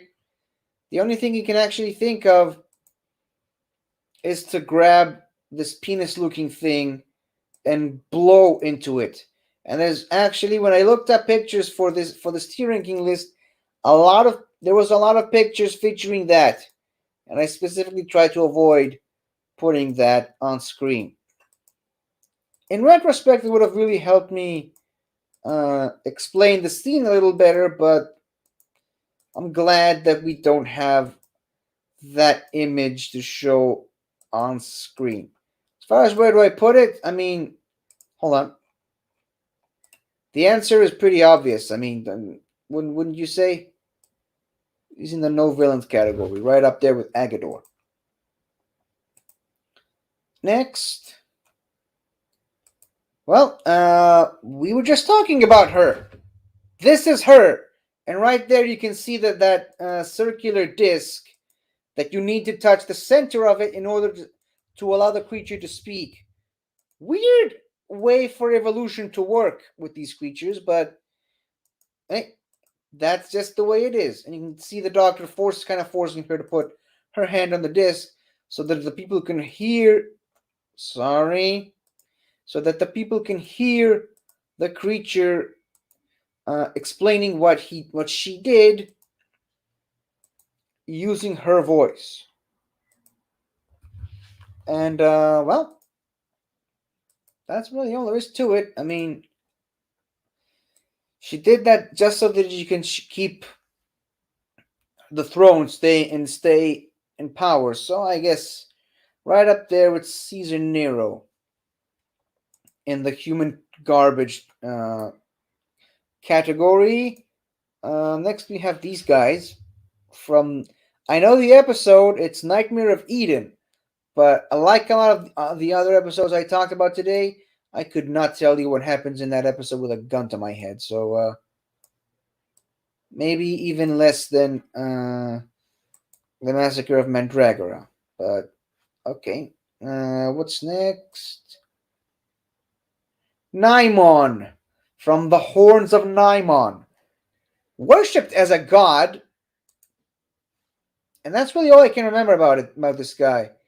Relying on fear. There's a distant cousin of him that appears in one of the Matt Smith episodes, but still not enough to clue me in into what this guy actually does. I'm going to put him on the he exists tier. What's next? What's next? I can't remember what these guys are called. Krogs, Scrags, whatever. They're from a missing episode called Shada. And the reason I say missing episode, it was an episode that just happened to be produced during a writer's strike, or rather a production strike. I can't remember what it was. And so production of that episode just halted. And they never actually, well, I'm getting to that. And the episode was never, at that time, released in its full capacity. Only now later in life, obviously the episode itself never saw the light of day at first, but then they kind of did a thing where they combined the footage that they did shoot with Tom Baker just narrating the pieces of the puzzle that you don't have. And then obviously they turned the entire episode into an Eighth Doctor Big Finish story where they actually brought back Romana, who was president of Gallifrey at the time. But then they just did the full thing where they just made the entire thing animated. Start to finish. And, well, these are just the foot soldiers.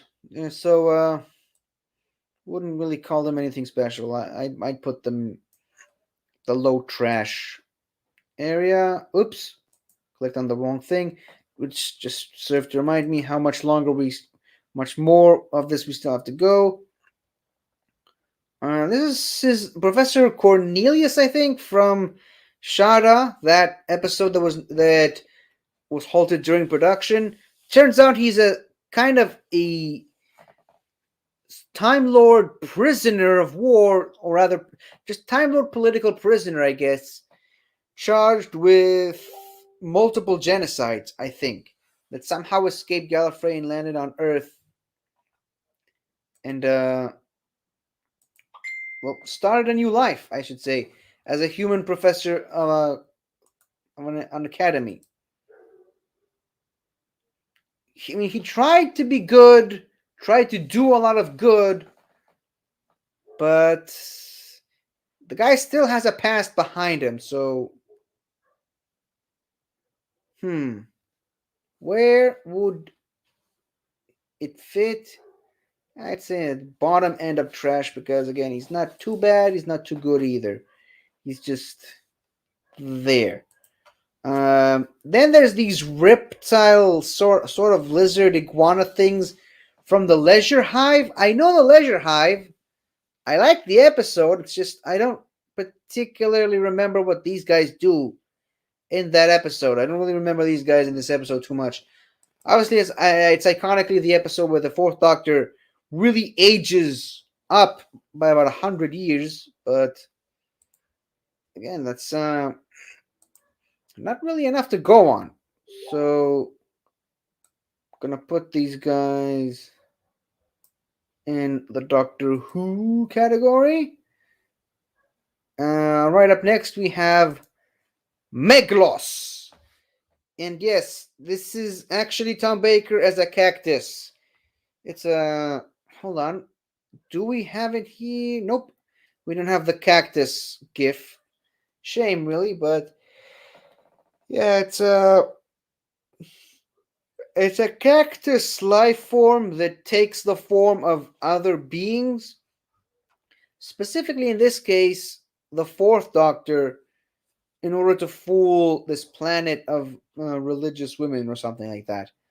Yeah, just for the fact that he gives the Doctor a lot of problems by disguising himself as the Doctor, I'd say that's pretty iconic. And it's also, Tom Baker. So there's the thing. Lastly, on this tier ranking list, we have a Marsh Child. I forgot what their name was for a second there. Yeah, they're from East Space. They're from the planet that Adric comes from. The episode Full Circle. I still have no idea why they calling it for Circle. Not really sure what circular is being full, but it's a Marsh Child, a Marsh Man, I guess. Suppose I can take it off screen and delete it so I can start uploading the next batch and put this guy on the exist for the sole reason that I actually remember these guys for whatever reason. And with that, we have now 3 hours into it, have now finished our first tier ranking list. But I don't know if you've noticed, a lot of these have actually I've gone over way faster the more we went into it because a lot of the really earlier ones are really, really good. But then, once you get to the more middle of the 80s and 70s, there ain't much to say about most of these guys. So, feeling pretty confident that I can actually finish this list today with my sanity still intact. Now, hold on. Okay, I think it's this one. Yep, that's the next one.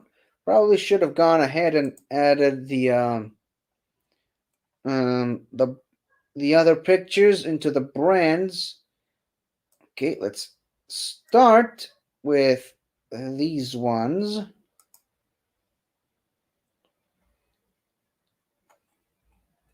Okay, uploading and move on to. There we go. This is where we stopped. Okay, I can't go too much. let's just go for about as far as I know. We can push it. Wait, hold on. Aren't I missing a bunch of these?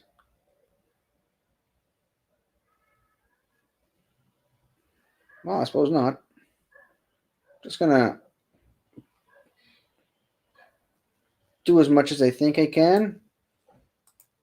And at the very least, it's gonna stop me from getting over 100. Starting us off, we have the vampires from State of Decay, the great vampires, descendant of the last great vampire that was vanquished by the Time Lords billions of years ago during the dark ages of the universe. And really, they're vampires. I mean, there really isn't much to say other than the fact that they are the sworn enemy of the Time Lords and must be defeated immediately at all cost. So I'm guessing, for that reason alone, I guess I could put them in iconic. Oops, you didn't see that. All right. Next we have Malkar. Malka. No, sorry, my bad. The Thariels. The Thariels originally were used as slaves because they can predict directions in space. They were used by human pilots to predict how and where to go. But eventually they rebelled against their human oppressors and ended up being even worse than they were, which is why Romana and Kinine had to stay behind in East Base to try to free the remaining Thariel slaves and try to get them to see that, try to help them build a better society, I guess. Suppose they exist. Now we have Melkar. Whatever the hell you say this thing's name. It's not even a thing. It's the Master's TARDIS disguised as a sentient statue intended to take over the monarchy of the planet Traken. On the normal circumstances, I probably wouldn't even put this thing on the list because, again, it's the Master's TARDIS. It's not even a villain. It's not even a living creature. But the fact that the Master was even able to outwit certain people by making them think that his TARDIS was activated, I mean, that's a pretty elite thing to do from the Master. And obviously, because it's the Master, it's going to be in a high tier. Next, we kind of have the Watcher. And I say kind of because it's not really a villain either. I mean, it's a future version of the Doctor that failed to regenerate, warning the Doctor about what's going to happen to him next. And then they kind of merge with each other when the Doctor is dying, and they do regenerate after all. It's a very confusing part of the episode, and I still to this day don't think there's ever been an actual explanation of what actually happened. But I'm pretty sure the answer is pretty obvious here. It's not a villain. Let's move on. What's that? Oh yeah, Monarch. Yeah.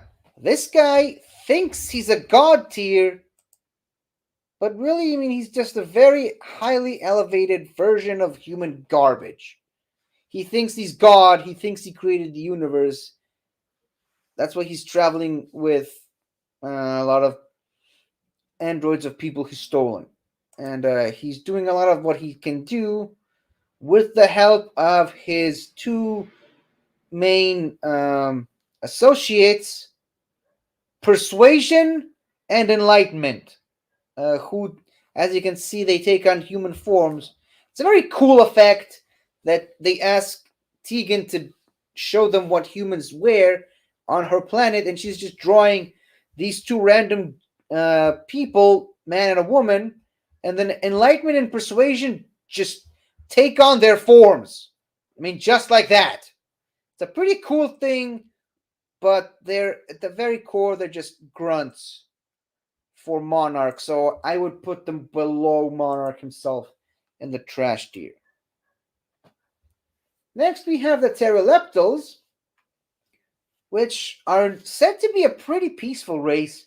It's just that these three specifically are war criminals or other political criminals. I can't remember. They did bad things and got thrown in prison, and that's why all three of them are missing an eye because they got into trouble with prison. And they are directly responsible for destroying the Fifth Doctor's sonic screwdriver. So I guess that kind of gives them some points. And they're kind of involved in creating the Great Fire of London in 1666, I think. Um, I wouldn't necessarily put them at iconic just yet. So I mean, yeah, I guess human trash, human garbage, because I mean they were in prison. Good people don't go to prison. I would like to believe. Next we have this guy from Black Orchid, the prodigal son of the family that the Doctor and company happened to go and visit, but kind of turns out that he suffered some horrible burns, and now he can't even speak. He can barely think properly. And all he wants, that's not Nissa he's grabbing. It's a woman who looks like exactly like her. It's a sort of a body double in the episode, and he tries to frame the Doctor for trying to kill her, when really all he really wanted was her love, which eventually got him to fall off a the roof of the house and die. Like I said, very confusing. Let's just go ahead and put him in not villains and be done with it. Next we have Khalid. And Khalid it's basically the master in disguise again. I mean, you might not assume it. That's how good of a costume, that's how good of a master of disguise he is. It's the master wearing a disguise as this weird racist stereotype creature.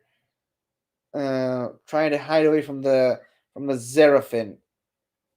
But I mean, yeah, if it was just the master, I would say elite tier. But because the Khalid character was never really convincing to begin with, I'm putting him right next to Enlightenment and Persuasion. Maybe he can learn a thing or two. That was Khalid. Next, we have these guys. We're also in the same episode, Time Flight. The problem is I can never really remember who these guys are, and I always forget they're even in this episode. So, question mark tier it is. Speaking of which, we have the Airgon. Airgon. It's basically Omega's servant when he tries to break into our reality again and take over the Doctor's body again. Except I can't really remember if this guy did anything to the to Omega to help him. Kind of seems pretty useless. Next we have Mordwin from the wonderful episode Mordwin Undead, which featured the introduction of Turlo, sort of the beginning of the Black Guardian trilogy, and it brought back the Brigadier. That being said, Mordwin himself, not a particularly interesting character. I would put him at the bottom of human garbage. Next, we have the Garm.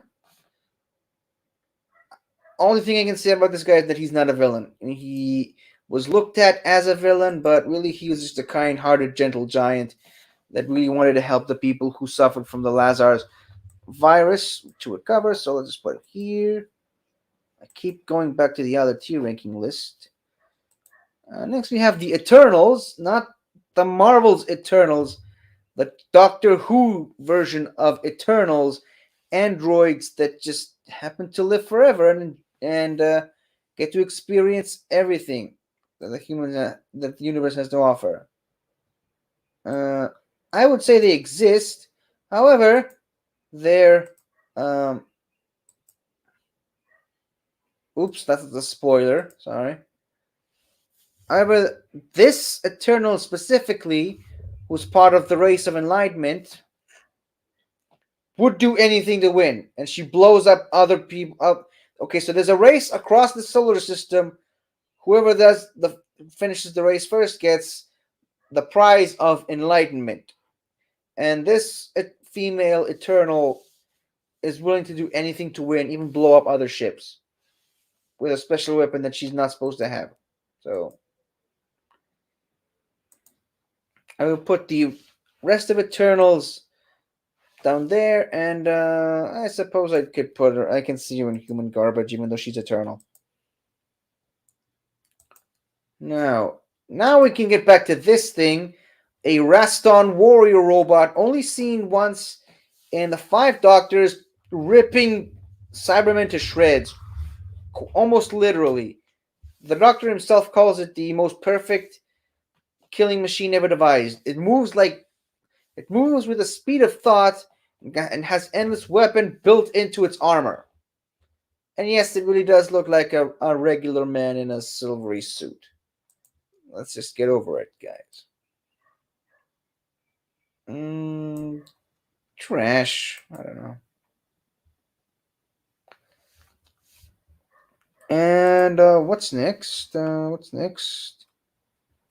Okay, now we have this creature from Warriors of the Deep, notoriously one of the most lower budgeted Doctor Who episodes of all time. Very forgettable. I'll put him right there at the bottom.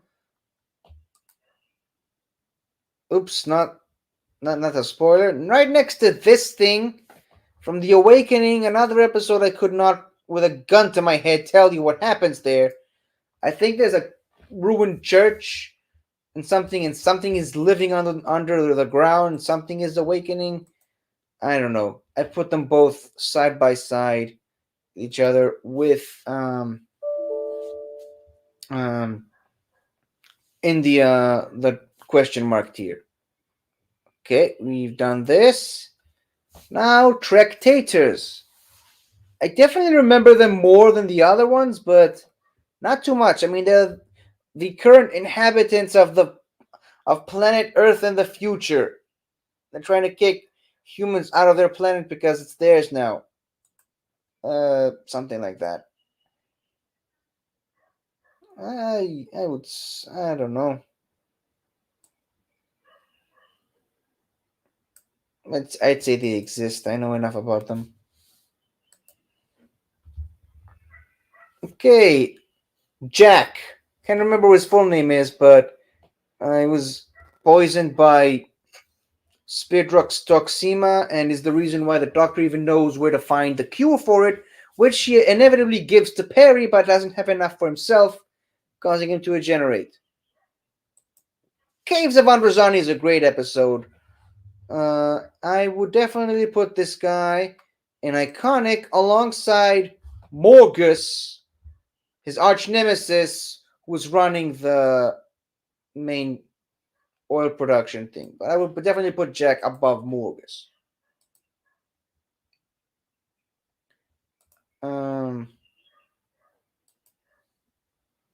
This guy from the Twin Dilemma can never really remember what he does there. So, Doctor Who.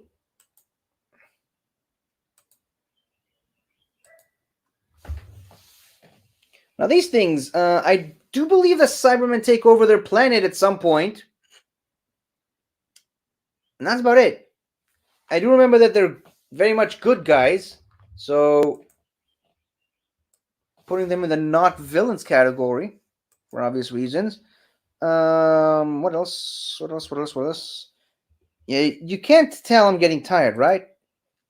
It's not noticeable. Okay, this guy. Syl. I hate this blob of whatever it is. It was kind of like the other guy, the Lex Luthery guy, who was greedy, power hungry, and money hungry. Except, he kind of runs his own business, and it's a gross-looking slug creature that eventually shaves off Perry's head and plants itself, its mind, I should say, in her head. Yeah, this little ugly creature does a lot of horrible stuff, and the less I have to look at this thing, the happier I'll be. So let's just put this thing in trash, or maybe even human garbage. Nah, trash suits it just fine. Next time, though, next we have Shockeye, not Hawkeye. Shockeye. He's a butcher. I mean, you can kind of tell just by looking at him. But I can't remember the name of his species. But basically, his species will eat anything, and the thing he craves for most of all is humans because he's been told that they taste great. And at one point during the episode, an episode called The Two Doctors, an episode that kind of brings together the Sixth Doctor, Colin Baker, and by the way, we're already up to the Sixth Doctor. We breezed through all the Fourth Doctor ones and went straight into the Fifth Doctor one and just ran past that into the Sixth Doctor in an episode called The Two Doctors, an episode that features Colin Baker as the Sixth Doctor, Patrick Troughton as the Second Doctor, this guy Shockeye and his mistress, I should say, and some Sontarans, because why the hell not? Because Sontarans always make things better. Am I right? But yeah, the Sontarans are not really the main focus of this episode. Really, the main focus is all about this woman trying to get something from the Doctor. At one point, they change the Doctor's DNA, the Second Doctor's DNA, into their DNA. He becomes one of them. And this guy, Shockeye, and Patrick Troughton's Second Doctor go on an eating spree, eating anything they can find and not paying for it. So I would go so far as to say bottom of human garbage. His mistress, it's a little more clever than that, but I mean, she kind of abandons her own servant, her loyal servant Shockeye. So I would even say she's worse than Monarch in the human garbage the department. Talked about Shockeye. This guy I can never really remember his name. I always remember it's got a pretty iconic face. You normally do not forget this kind of makeup work. But yeah, clearly something happened to this guy, something involving time. And the episode itself is called Time Lash, but I can never really remember what happens to this guy. I do know that this episode features a very young H.G. Wells, and maybe that's how he got the idea of writing the Time Machine, the book, his famous book. But I mean, then there's this guy who's just there, existing. He's not forgettable. I definitely always remember him. I just never remember what he does. Same thing with this thing. It's from the Impossible Planet. Sorry, not the Impossible Planet, the Mysterious Planet. First part of the Trial of a Time Lord series, which is later revealed to be the planet he's on. Is later revealed to be planet Earth from the future. But I never really remember. I don't think this guy even shows up in the episode that long. So just gonna put him right next to the other guy that exists. 129.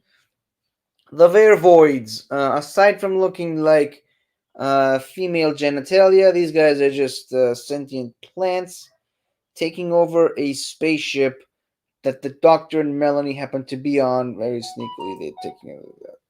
I don't know. I would say they exist, but I mean their name is literally in the title, so you can't really forget that they exist too much. And that is, I believe, the last of the Sixth Doctor villains. Now we have this thing. I forget his name, but he's working for the Rani.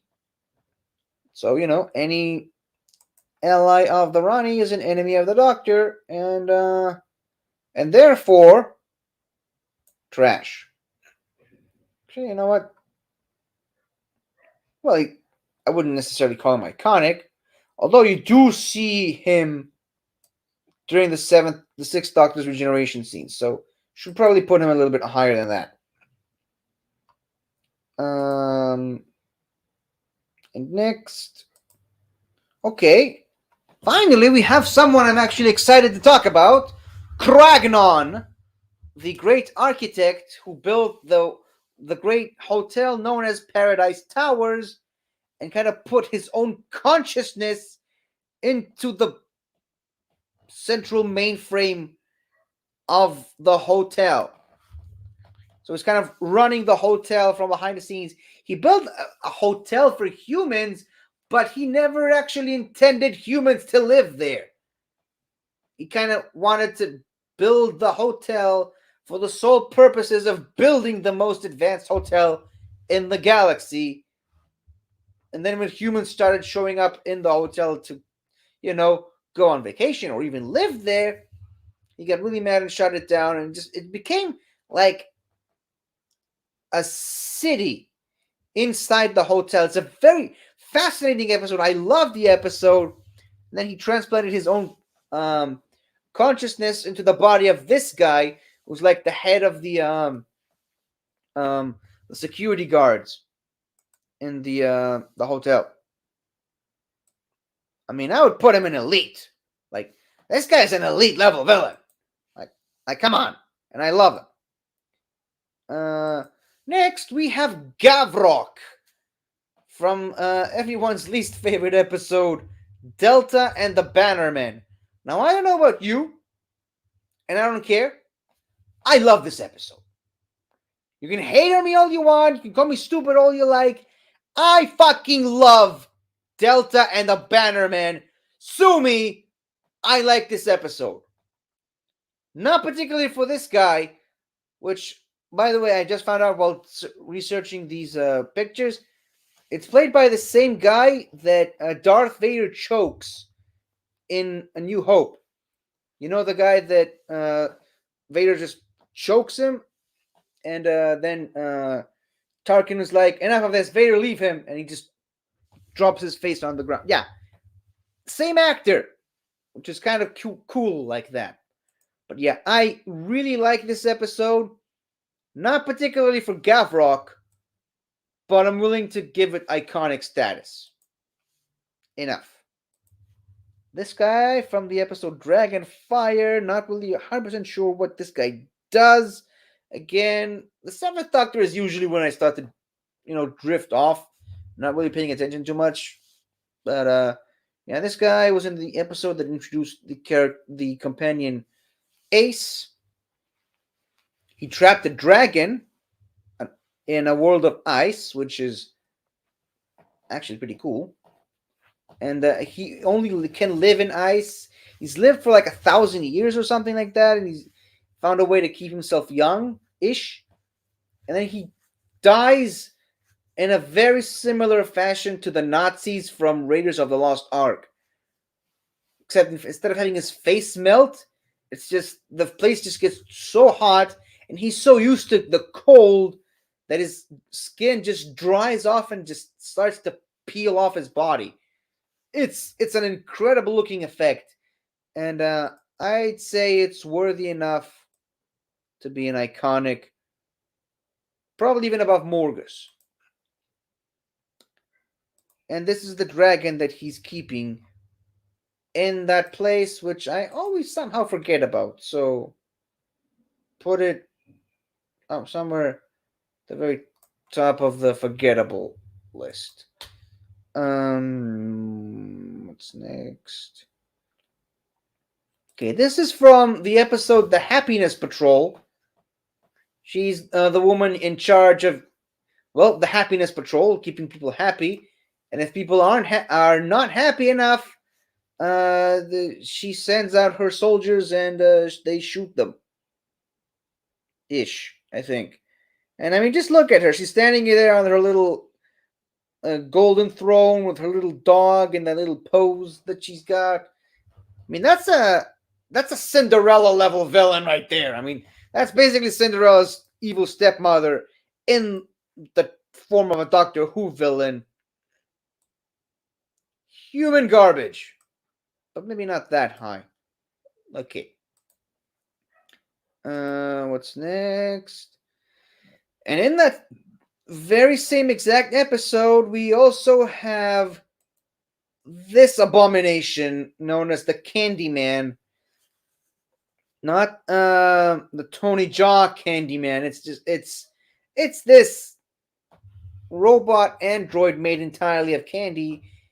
And when people misbehave in the Happiness Patrol, they get sent down to the Candyman's workshop, and he makes things out of them. Yeah, it's definitely a, a 80s Doctor Who villain just by looking at this thing. I mean, this thing is just crazy, and yeah, the Doctor manages to force him to stay in place by spraying lemon acid at his feet, forcing them to melt and get stuck to the floor. Not very intimidating. I kind of like the design, but I mean, come on, it's pretty trash, right? Let's see. I'm kind of gonna have to start to delete a bunch of these now.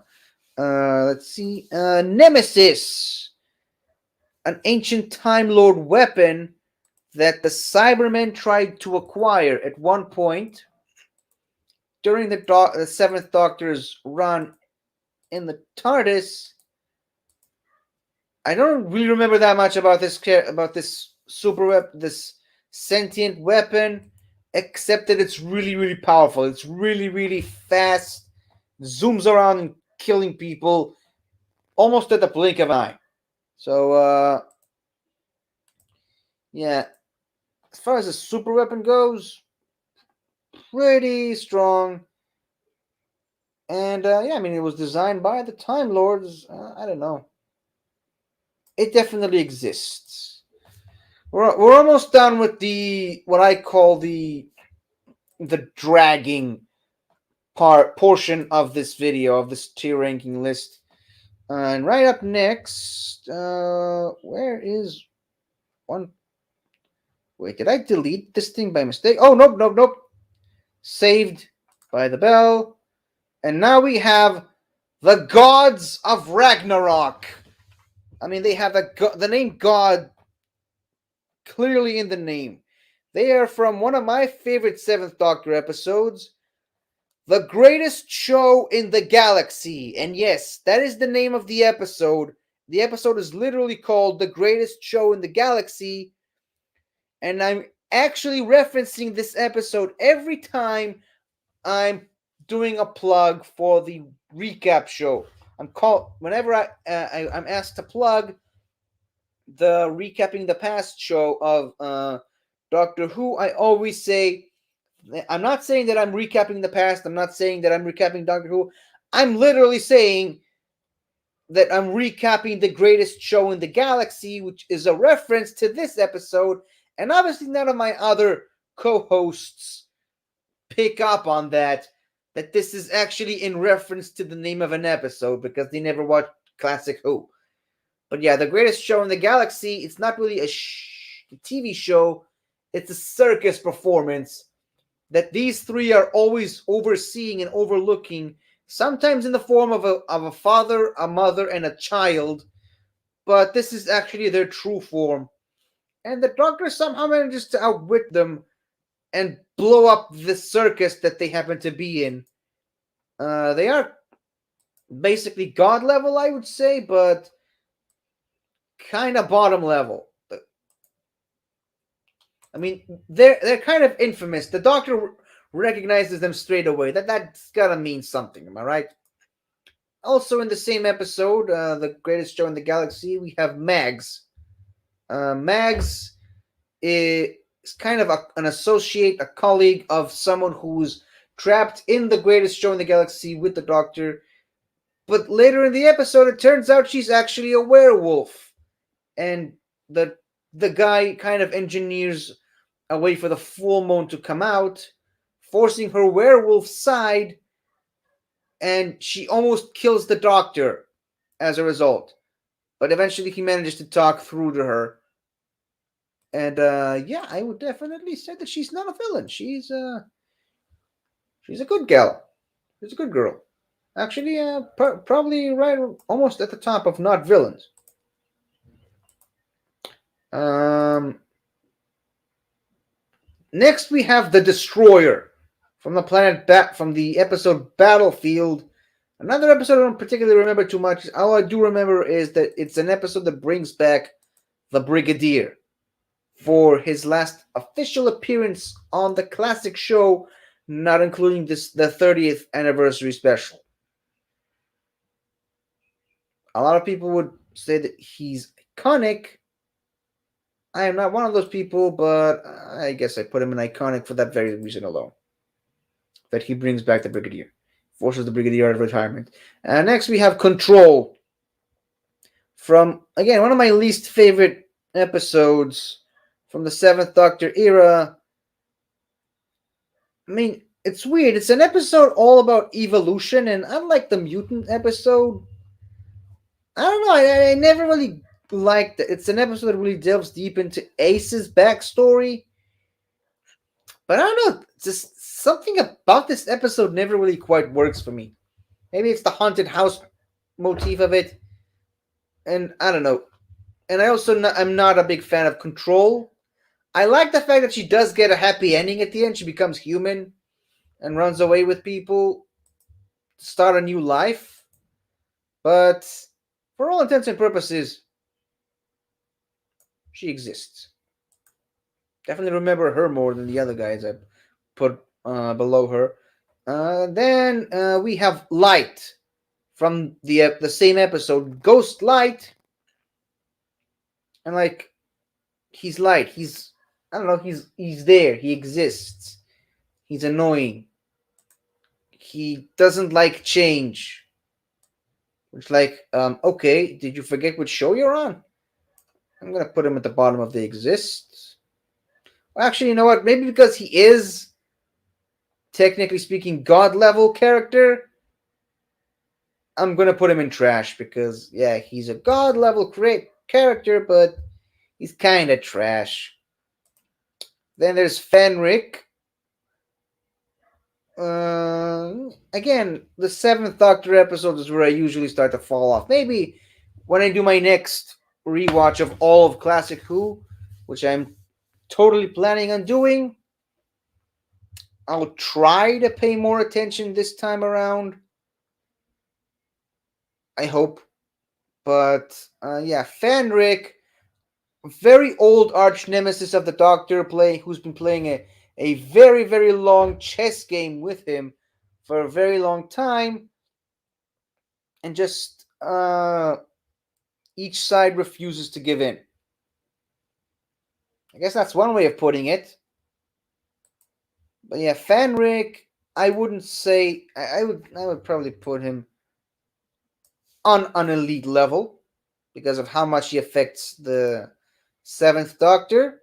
And of course, you can't really have Fenric without having, the Hemovores. They're basically vampires. They're servants of Fenric, and they're vampiric creatures. They inhabit bodies that have long been forgotten under the ocean, and that's why they look like that. That's why they look so covered in algae and coral and stuff. The corpses were rotting under the water for a very long time, and that's why that's why they look like that. But yeah, I mean they're just your basic grunts for Fenric, so I would say the very top of trash because they're serving a very, very powerful villain. Now, last, the final one we're going to talk about from the classic era, we have the Cheetah People. Can't remember the name of their planet, but basically, They can sort of travel between their planet and planet Earth. Maybe they use creatures called kittlings, which are basically like um, black cats, but they're also vultures at the same time somehow. They feed off of leftovers. But yeah, they're wild, and the wilder you get, the more you become like them, and eventually it starts to happen to certain people who get transported to their planet. They start to literally morph into cheetah people. Something very similar that happened to the Master, which is why he has those cat-like eyes in the movie. It's a leftover from being on this planet for too long. But yeah, I mean, other than that, I wouldn't call them iconic. I mean, I would say, yeah, there's a kind of middle of the road ish. Now then, with that, almost 4 hours in, that was all of the classic era villains, which means it's now time to start talking about the modern era villains, starting with the Lady Cassandra O'Brien, the Delta 17. You can totally tell I just woke up after that long, grueling conversation. Yeah, Cassandra, the last human who ripped out her own skin in an attempt to stay alive longer than humanly possible at that time.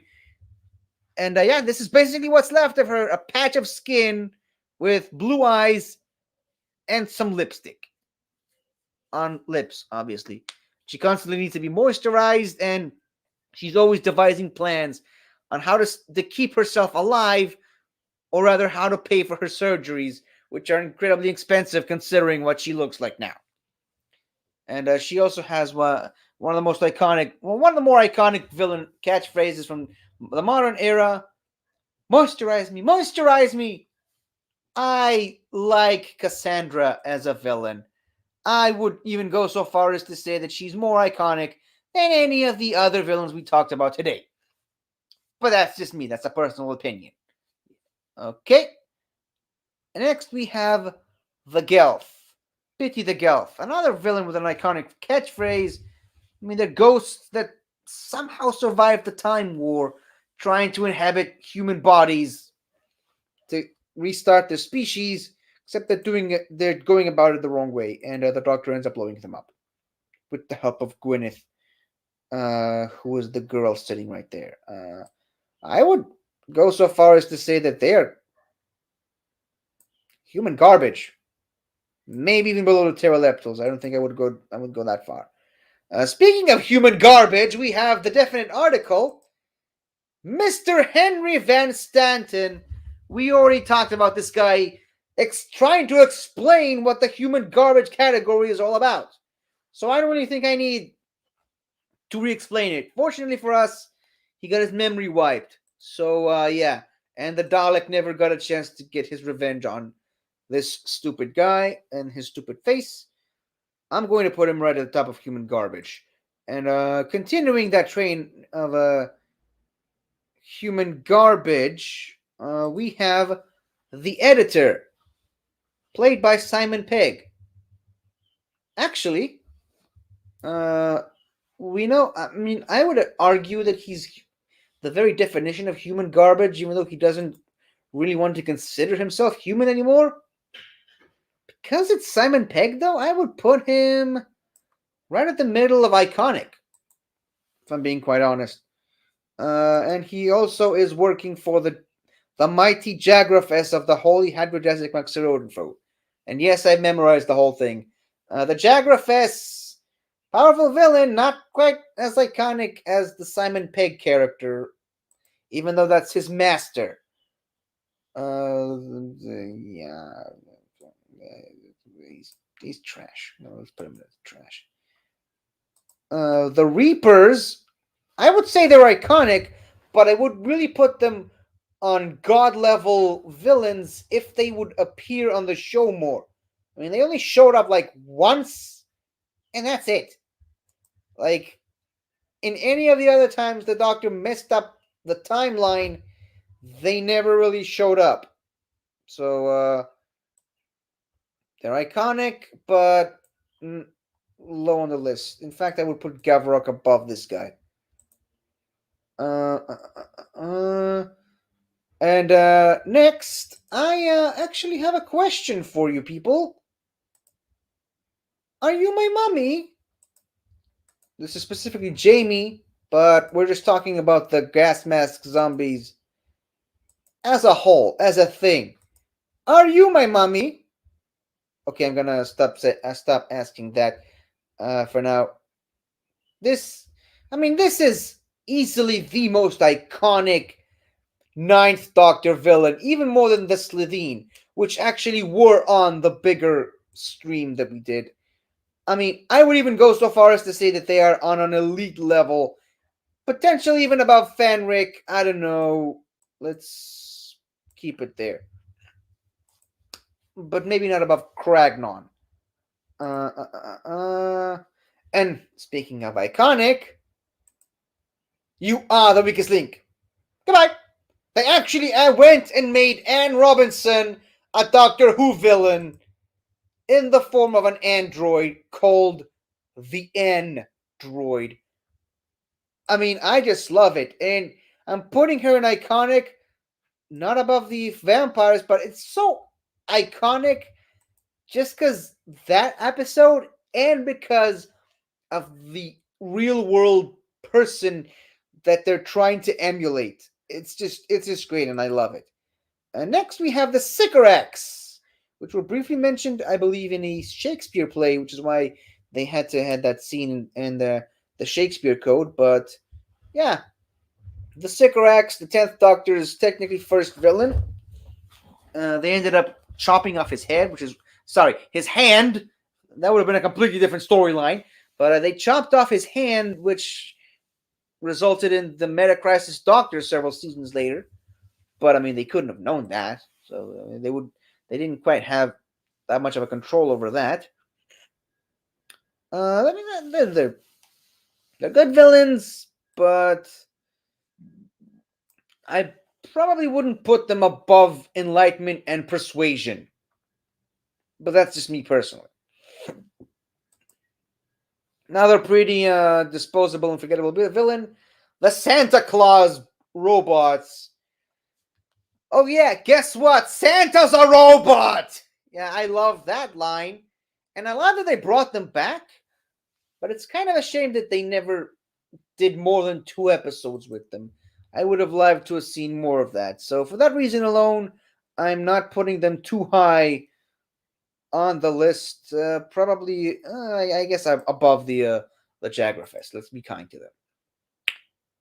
And next we have the Grask, which, I mean, the concept of a tiny creature running around stealing people, replacing them with duplicates, and just, uploading the actual people into like a database on their home world.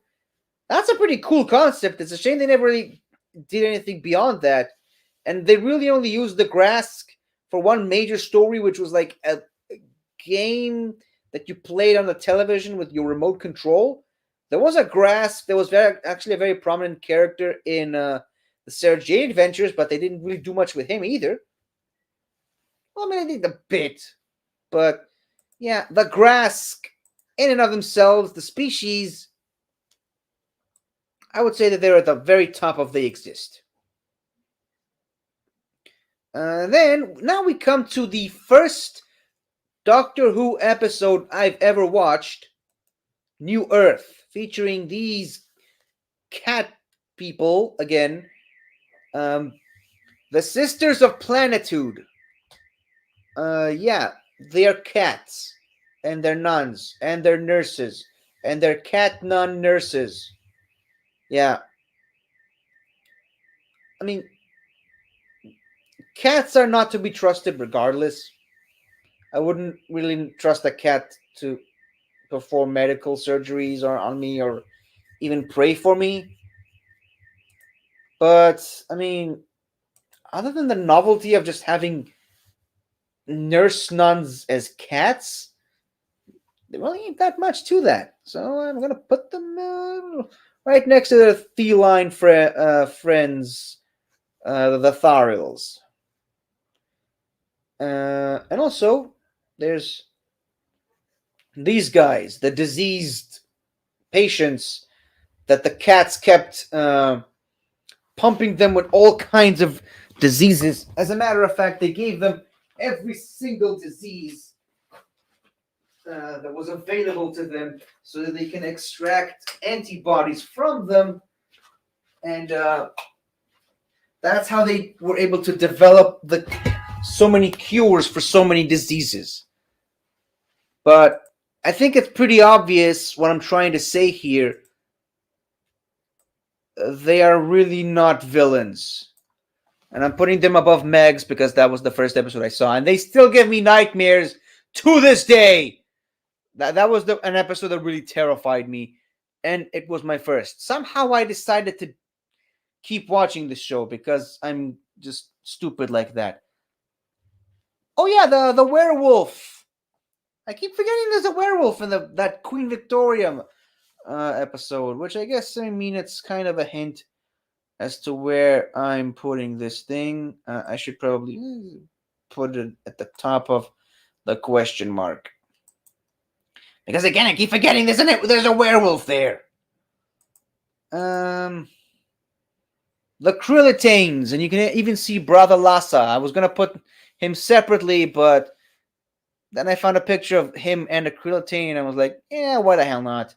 So yeah, Brother Lassa, leader of the Krillitanes in School Reunion. School Reunion is one of my favorite episodes of the modern era. It is so not because of these guys. It is mainly because of the return of Sarah Jane Smith. And the Krillitanes are there. They're the generic monster of the week, which is basically this whole tier list in and of itself.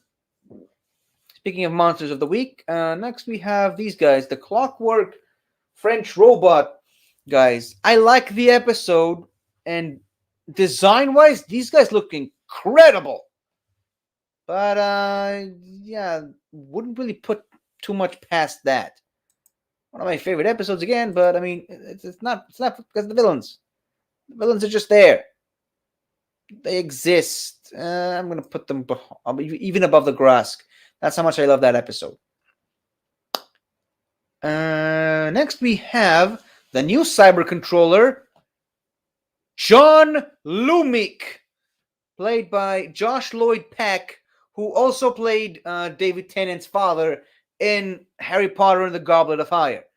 And Taco, if you're watching this, I'm recently jumping into the books right now.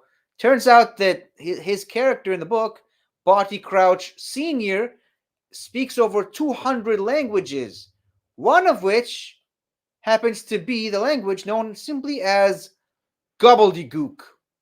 I hoped that would make Taco smile. Anyway, so yeah, John Lumick. It's a shame that Josh Lloyd Peck never really got a chance to share screens with David Tennant during this episode. Tennant only really talked to the cyber controller version of Lumick. It would have been nice to see both Barty Crouches talking to each other, but whatever. He's a cyber controller. I would say this gives him elite level status. Maybe not even above Malka, but still. And then there's The Wire, who is hungry. Yeah, it's a character on the TV screen that eats your face off while you're watching it. That's kind of scary in and of itself, and just thinking about how much time all of us spend in front of a television screen. I'd say that's at least middle of the way for human garbage, because that's what we all are. And next we have the Ood. I love the Ood. This picture is not from the episode they debuted in, but I don't care because it's the best picture I could find that features a bunch of Ood. And the Oods are basically slaves that were forced into slavery by humans who thought that a creature that walks around holding its brain in his hands is a creature that asks, that demands slavery. I mean, it's kind of cruel when you think about it, what these poor things are going through. So, yeah, I think it's pretty obvious the Oods are not villains, and I'm going so far as to putting them above the Watcher. And now I am noticing that did I delete a picture?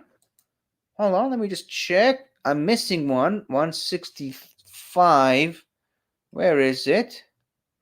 Oh yeah, of course. I mean, you can't really talk about the Ood without talking about the Beast, which showed up in their first episode, the episode they debuted in. I mean, it's basically Satan. It's basically the devil. Is it another version of Azal? Maybe, could be. I don't know.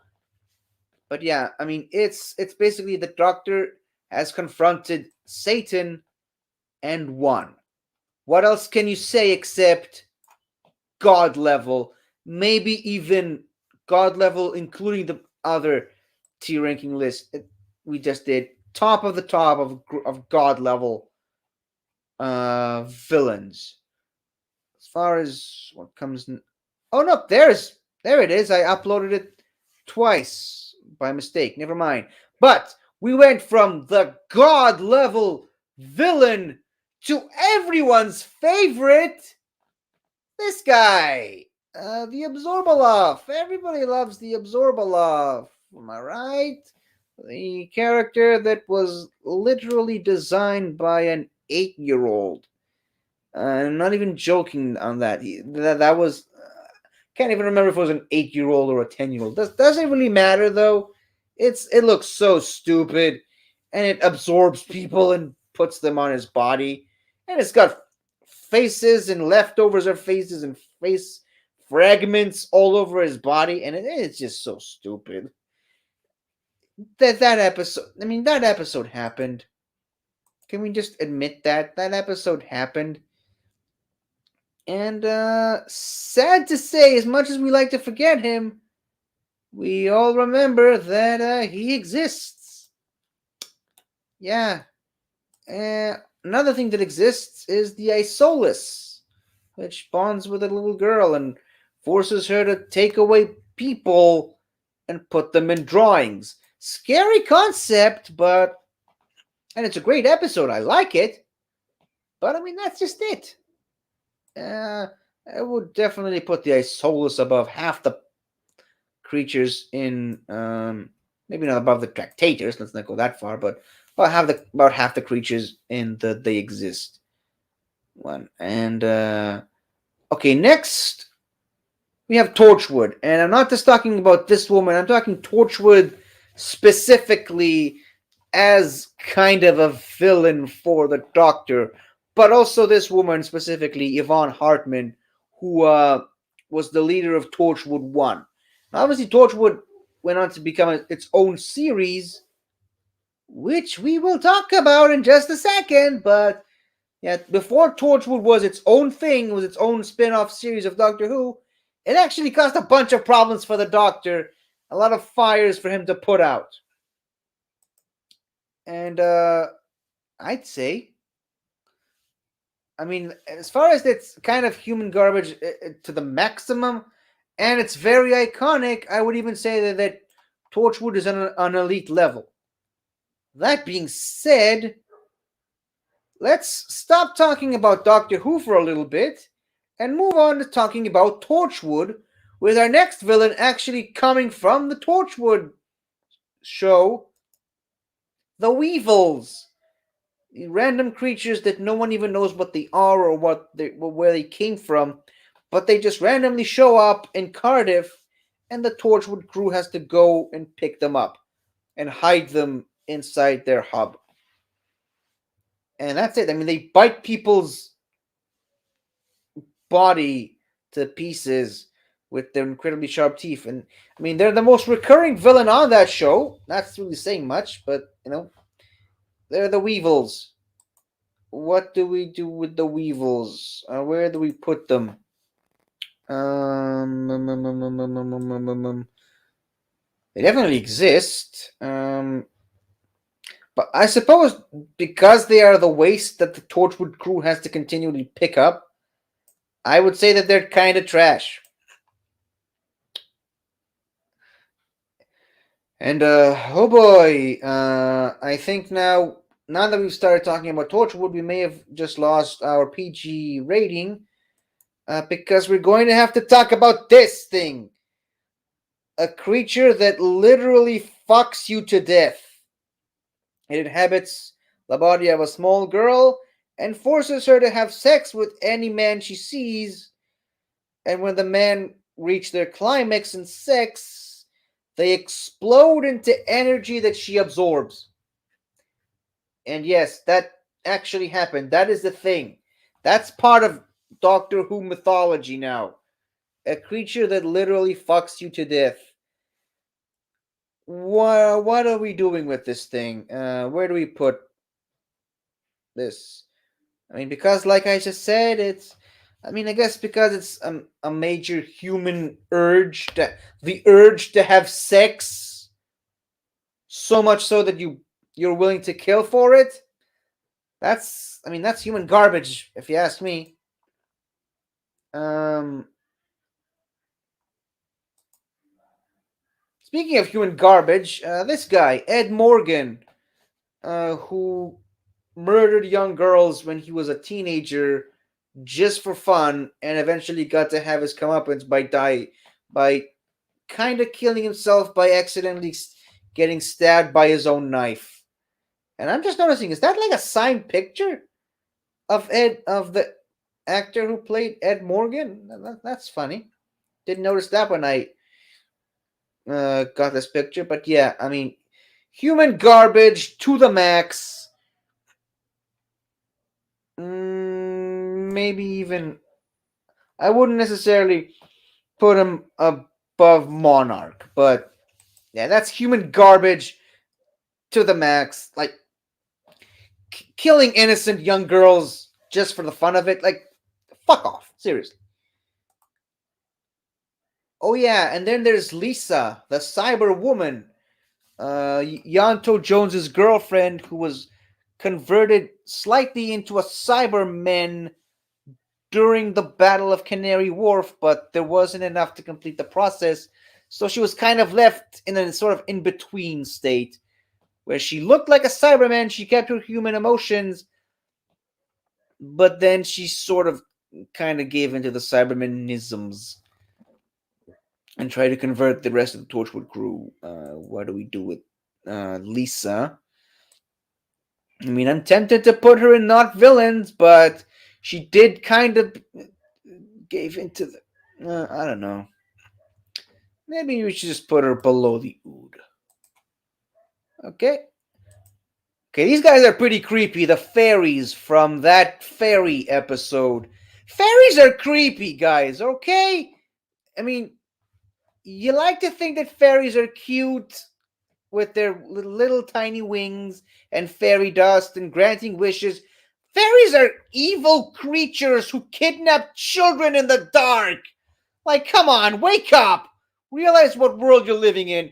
Fairies are evil, and these guys are the definite article of evil fairies. And even Captain Jack knows that. And even Captain Jack, who literally cannot die, is afraid of these guys. So I don't know where else to put them other than iconic. I really would be interested to see what happens if they try to take a child that the doctor is trying to protect. Like, how would that end? But these Torchwood villains are really making it hard for me because now we've got these guys from the nightmare-inducing episode Countryside, where everyone who just comes to their territory, they kidnap him and they just, I mean, they take off all the meat off of their bones and eat them. Yeah, and they just keep. There's a moment in the episode where one of them just opens a fridge and just finds bags upon bags of just arms and legs and body parts. Yeah, these guys. I mean, they're humans, but they eat people, which is I guess is a commentary on people who eat meat in general. But I mean, I always get so angry when people try to compare eating animals to eating humans. It's just it's a stupid argument. Don't even try to get in there with me. Well, ironically, I'm putting her above the creature who actually does eat humans, but still below Henry Van Stanton for some reason. What else? Oh yes, the Arcatinian, not from the Sarah Jane Adventures, but I mean it's from an episode called Greeks Bringing Gifts. And yeah, she's a criminal in her own world, crash landed on Earth in the 1800s and just waited until the governments changed so that she can find her ship and get it fixed so she can get back. And she got into some very sexy stuff with Toshiko during that time. I don't know, not a very iconic Torchwood villain. She exists. Let's put her there and move on. And okay, next we have Susie Costello, a member of Torchwood, who died specifically so that she can come back to life later and screw up the rest of her team. Never really got what her motives were, but I mean, she killed her father. When he was in the hospital, she unplugged him from all the machines keeping him alive. I mean, you want to talk about human garbage? That's that's kind of disturbing. So I'm going to put her right here in human garbage. That was Susie. Oh yeah, this guy, Billis the manager. The hell is this guy? I mean, what's the deal with this guy anyway? Who is he? Where did he come from? Why does he keep traveling through time naturally? Why does he keep messing with things? And I guess maybe some of the Torchwood um, Big Finish stuff would shed a light on who this guy is, but I don't know. This guy is mysterious, and another good word for him, iconic. Why did they put him all the way over there? There you go. Putting him at the bottom of iconic because we still don't know too much about him. We do know his master, the one he's serving, Abaddon or Abaddon. Yeah, it's basically the beast again in another form. It's just another kind of version of the devil where if you stand in his shadow, he literally sucks the life out of you. And the only way that they stopped him in the show was having Jack stand in his shadow and just have him absorb all of his life force until he just couldn't feed on it anymore and, died. I guess from an overdose is one way of putting it. But yeah, I mean, it's a god level villain that the Torchwood team were able to stop. That's pretty impressive. I'm putting him at the bottom of god tier. Sorry, god level. And now we're back to Doctor Who for a little bit with the Rachnos, the Empress of the Rachnos and the last surviving member of the Rachnos species from the old days of the universe. Good episode, but I wouldn't say too much about her other than the fact that she exists. So I'm putting her in the exist. Forgot to take off the picture again because I'm stupid and I'm getting tired. Florence Finnegan. Look, she even bought a straw. Yeah, she's a plasmavore. She's a criminal for starters. That's enough to put her in human garbage. She was on the Jadoon's radar, and she has no qualms about killing people to absorb their blood to make her escape. That's human garbage if I've ever seen one. Um, right there next to Susie, and oh yeah, the Carrier Knights. They're basically witches trying to, again, just like the Arachnos, they're trying to bring back um their old to bring back the old order of the universe. Uh, Not much else besides that. I would say that they very definitely existed. What's next? That was the Carrier Knights. Oh yeah, the Pigmen. Oh, I'm so sorry. Ben is no longer in the chat. I wish Ben would still be around here to see this. The pig slaves. They're basically mutant humans who were uh mutated by the Daleks to be their slaves. Well, just for Ben, I'm gonna put them in iconic. Where though? I'm gonna put them right there behind um the android and maybe even move the vampires back a little bit. But yeah, Ben's favorite, the Pigmen, followed by Richard Lazarus.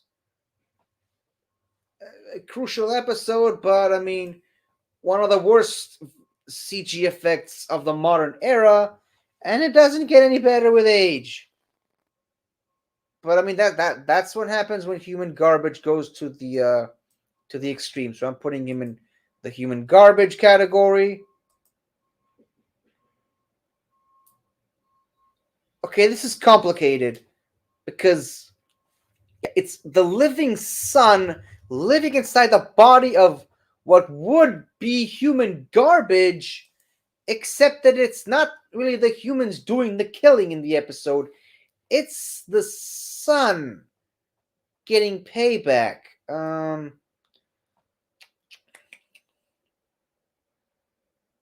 Okay, I understand what the sun was going through, and I understand that the humans are garbage, but there's no justification for that. So I'm just gonna put it right at the very top of trash, beneath human garbage, as sort of a middle ground. And next, we have another one of Ben's favorites, the Family of Blood. These guys are definitely S tier material, just for the iconicness of the episode that they were in. And I would go ahead and say that they are elite villains, even more than Melka. As for their workforce, though, the grunts, the scarecrows, it's kind of hard to fight something that can reanimate itself and come back to life and continue to chase after you, no matter how many times you shoot it. You're gonna run out of bullets before they run out of straw. So, as far as grunts go, they're very good, and they got a really cool look. I'm gonna put them in iconic, just for that. Oh yeah, the future kind. Yes, the future kind. The future is not kind, ladies and gentlemen, and according to Professor Yana, that is what the human race will become if they don't get to a utopia pretty quick. I've always wondered that though, when they become the future kind, do they just grow these piercings and the markings on their skin? Oops.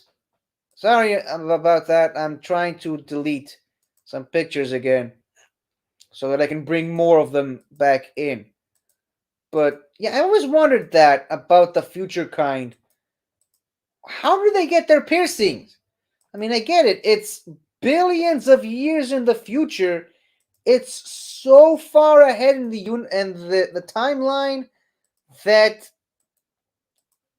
nothing is ever even remotely close to what we know today. But still, I mean, where did those piercings come from? Anyways, I think I stalled enough, long enough to delete the pictures I needed to delete.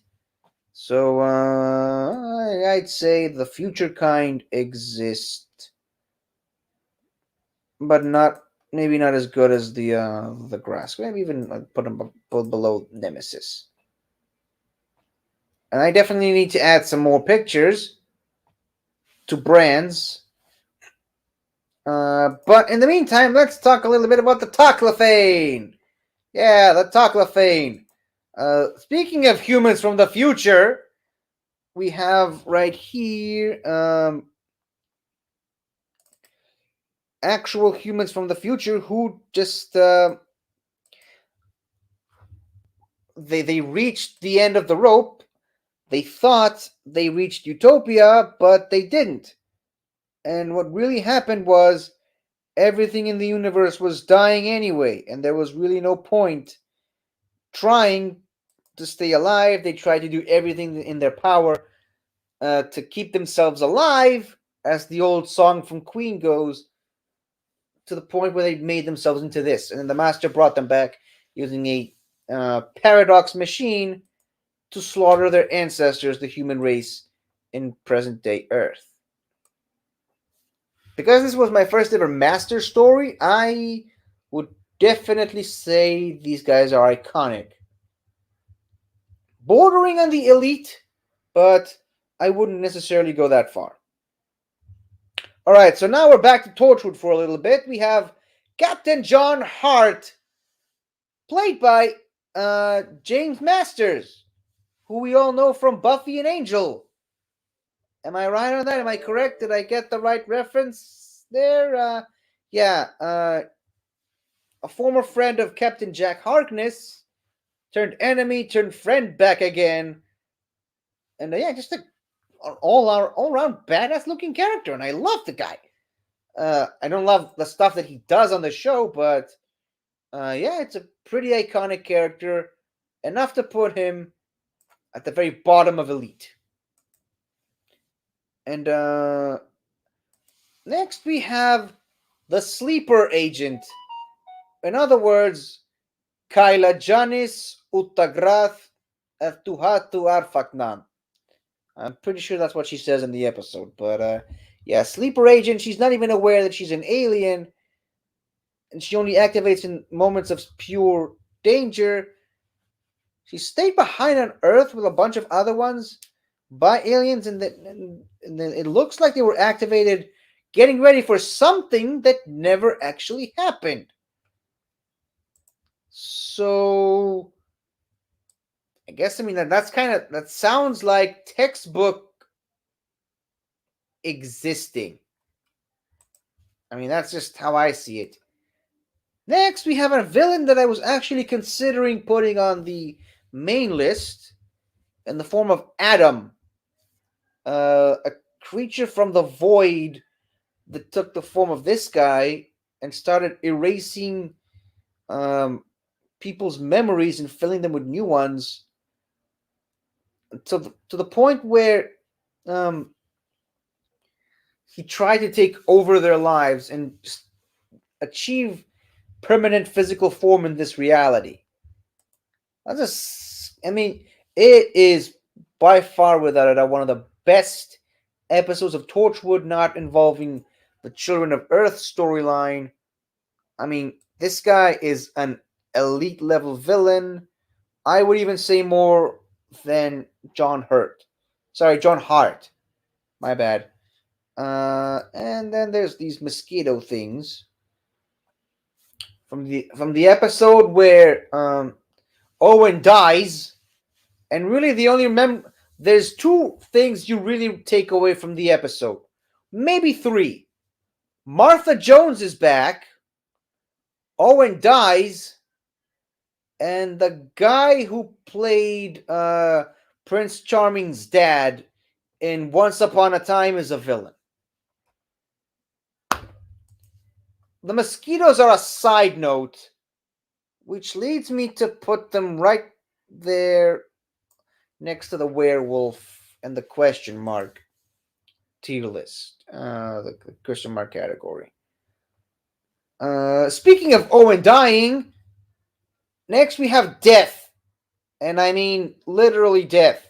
That's actual death. The Grim Reaper death act. They brought back Owen, but they couldn't really control it. They actually brought death itself back with him, and he started going around killing people and collecting souls in order to break into our reality. And the only way they were able to stop him in the first place was because of Owen, the guy who died. So yeah, I would say God level because I mean it's actual death, and I mean look at the characters we have in God level right now. We have the Beast. Hold on, we have the Beast. Deleted the picture, but Abaddon, Death, and the Gods of Ragnarok. I mean, it looks pretty much like a good God tier to me. God level, I should say. Next, we have these creatures that eat humans alive while they're still screaming, and they're also shapeshifters and they can change into whoever they want. And they breed by having the male have an egg sac underneath his throat. He's biting humans to impregnate them, and then the female shows up to rip the baby out of their stomach. It's a very weird and complicated life cycle, and it's actually a major plot point in the episode. Yeah, it's kind of weird, but I'd say bottom of the trash because they're not really particularly, aside from eating humans, they're not too evil. They're just living a life cycle. And next we have this guy, the Ghost Maker, I think his name is. Yeah, from the that circus that shows up and from Out of the Rain. They were trapped in film, and then they broke out of the film into real life. It seems to be happening to a lot of characters in Torchwood for some reason. Yeah, and he's played by Julian Bleach, which later went on to play Davros in Doctor Who. So yeah, great actor and kind of forgettable episode. I would say they existed. Well, because it's Julian Bleach, I'll bump him up to above control, maybe. Yeah. Oh yeah, I forgot about this guy. Wow, I kind of goofed with the numbering system, and this guy was actually supposed to be at the beginning of the second Torchwood season. But yeah, the blowfish, whatever his name is, I mean, it's just a fish. It's a very rude fish that just swears a lot and just being generally very annoying. So I don't really have much to say about this guy other than the fact that he's major trash. And fuck that guy. Yeah, and well, now we've reached the S tier level villain, Captain Jack's brother, Gray. Kinda came back from the grave to take vengeance on his brother for leaving him behind unintentionally. I mean, the episode that this happens in is just, again, not including the Children of Earth, one of the best episodes of the season, of the show. And it's great, and it's just how far he's fallen, how different he is from his brother, Captain Jack, and it's so heartbreaking when Jack has to put him down. It's just it's just great. I'm putting him in the elite level villains, definitely above John Hart, potentially even above Jamie and Cragnon, but definitely not above John Loomis. Okay, and next we have the Bane. Now we're done with Torchwood for a little bit, and we're jumping into Sarah Jane Adventures territory. Yeah, the Bane.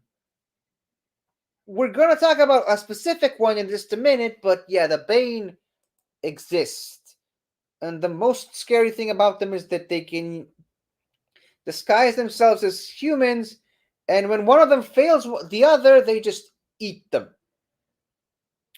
Other than that, I'd say they exist, and they appear in more than one episode, so I'm putting them right there. But if we're talking about villains, about elite villains from Sarah Jane, I mean, I would make a strong argument for Mrs. Wormwood. I mean, she created Luke, Sarah Jane's son, Sarah Jane's surrogate son, you would say. And yeah, she came back. She kind of almost destroyed the Earth while trying to do something else. But yeah, Mrs. Wormwood. I would say she's an A tier villain for sure. She's an elite level villain. Put over there. And that is the second tier list for today.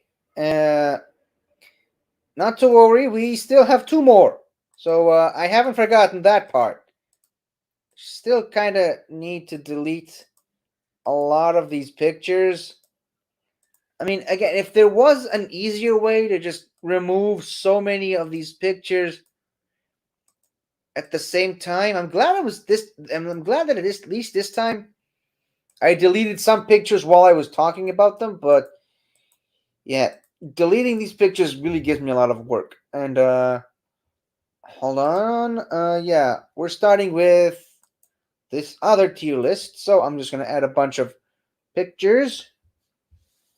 Let's see, where do I start? Okay. We're starting from number 200. And going all the way back to. Wait, I should probably look up. Should probably uh, do the screen share while I'm at it. Give me a second. That's the one we've already done. Okay. So there we go. Going from the Gorgon all the way to the Techna thing, whatever his name is. Oh, so many of the so many spin-offs in this one specifically. Okay, so yeah, the Gorgon, from the Gorgon all the way to where was it? Oh yeah, there it is. Found it.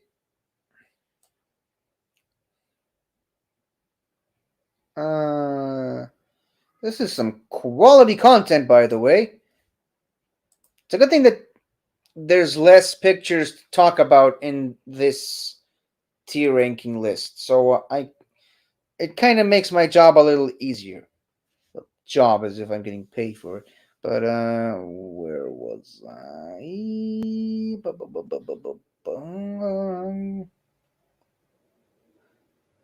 Okay, there it is. Boom. Okay, this is really the part where I really started to goof a lot with some of the pictures, so just try to bear with me. Continuing on with the Sarah Jane Adventures thing, we have the Gorgon. Basically, I mean, if you should probably know what a Gorgon is, it's basically Medusa. You look into its eyes and you turn into stone.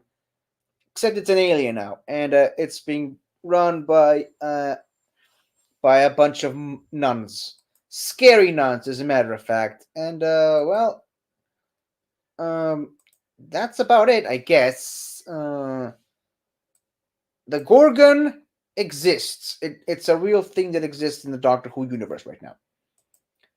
And next we have Kudlak. This guy tries to recruit young children through laser tag to serve as soldiers in his army to fight a war that he didn't even know ended 10 years ago. But I don't know. He exists, but I think he's a much better character, more fleshed out than the Gorgon. So there. But now we have an S tier level villain in the Trickster. This one I actually was considering putting on the main list that we did a week ago, but I still had to cut him out for time. But yeah, the Trickster, just as the name suggests, he makes deals with people for their lives, but in exchange, he changes time around them, creating chaos and disruption around the world, around the universe, as a matter of fact, which he feeds on.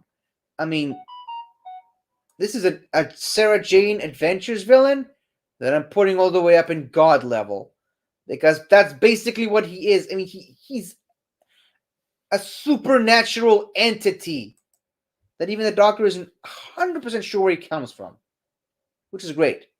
Speaking of the Doctor, we're now back to Doctor Who territory. We're talking about Max Capricorn, and you can trust me because my name is Max.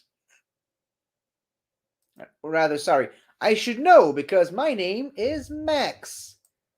This guy is the epitome of human garbage, which is why I'm putting it in that tier.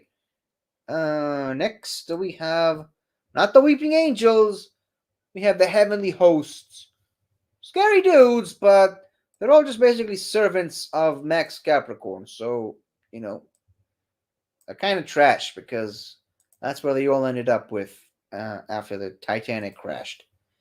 And now we have the Adipose! We love the Adipose! I love the Adipose! And these guys, even the Doctor himself says it, they're not really villains. They're just babies who just happen to be born out of human fat. What do you do with that?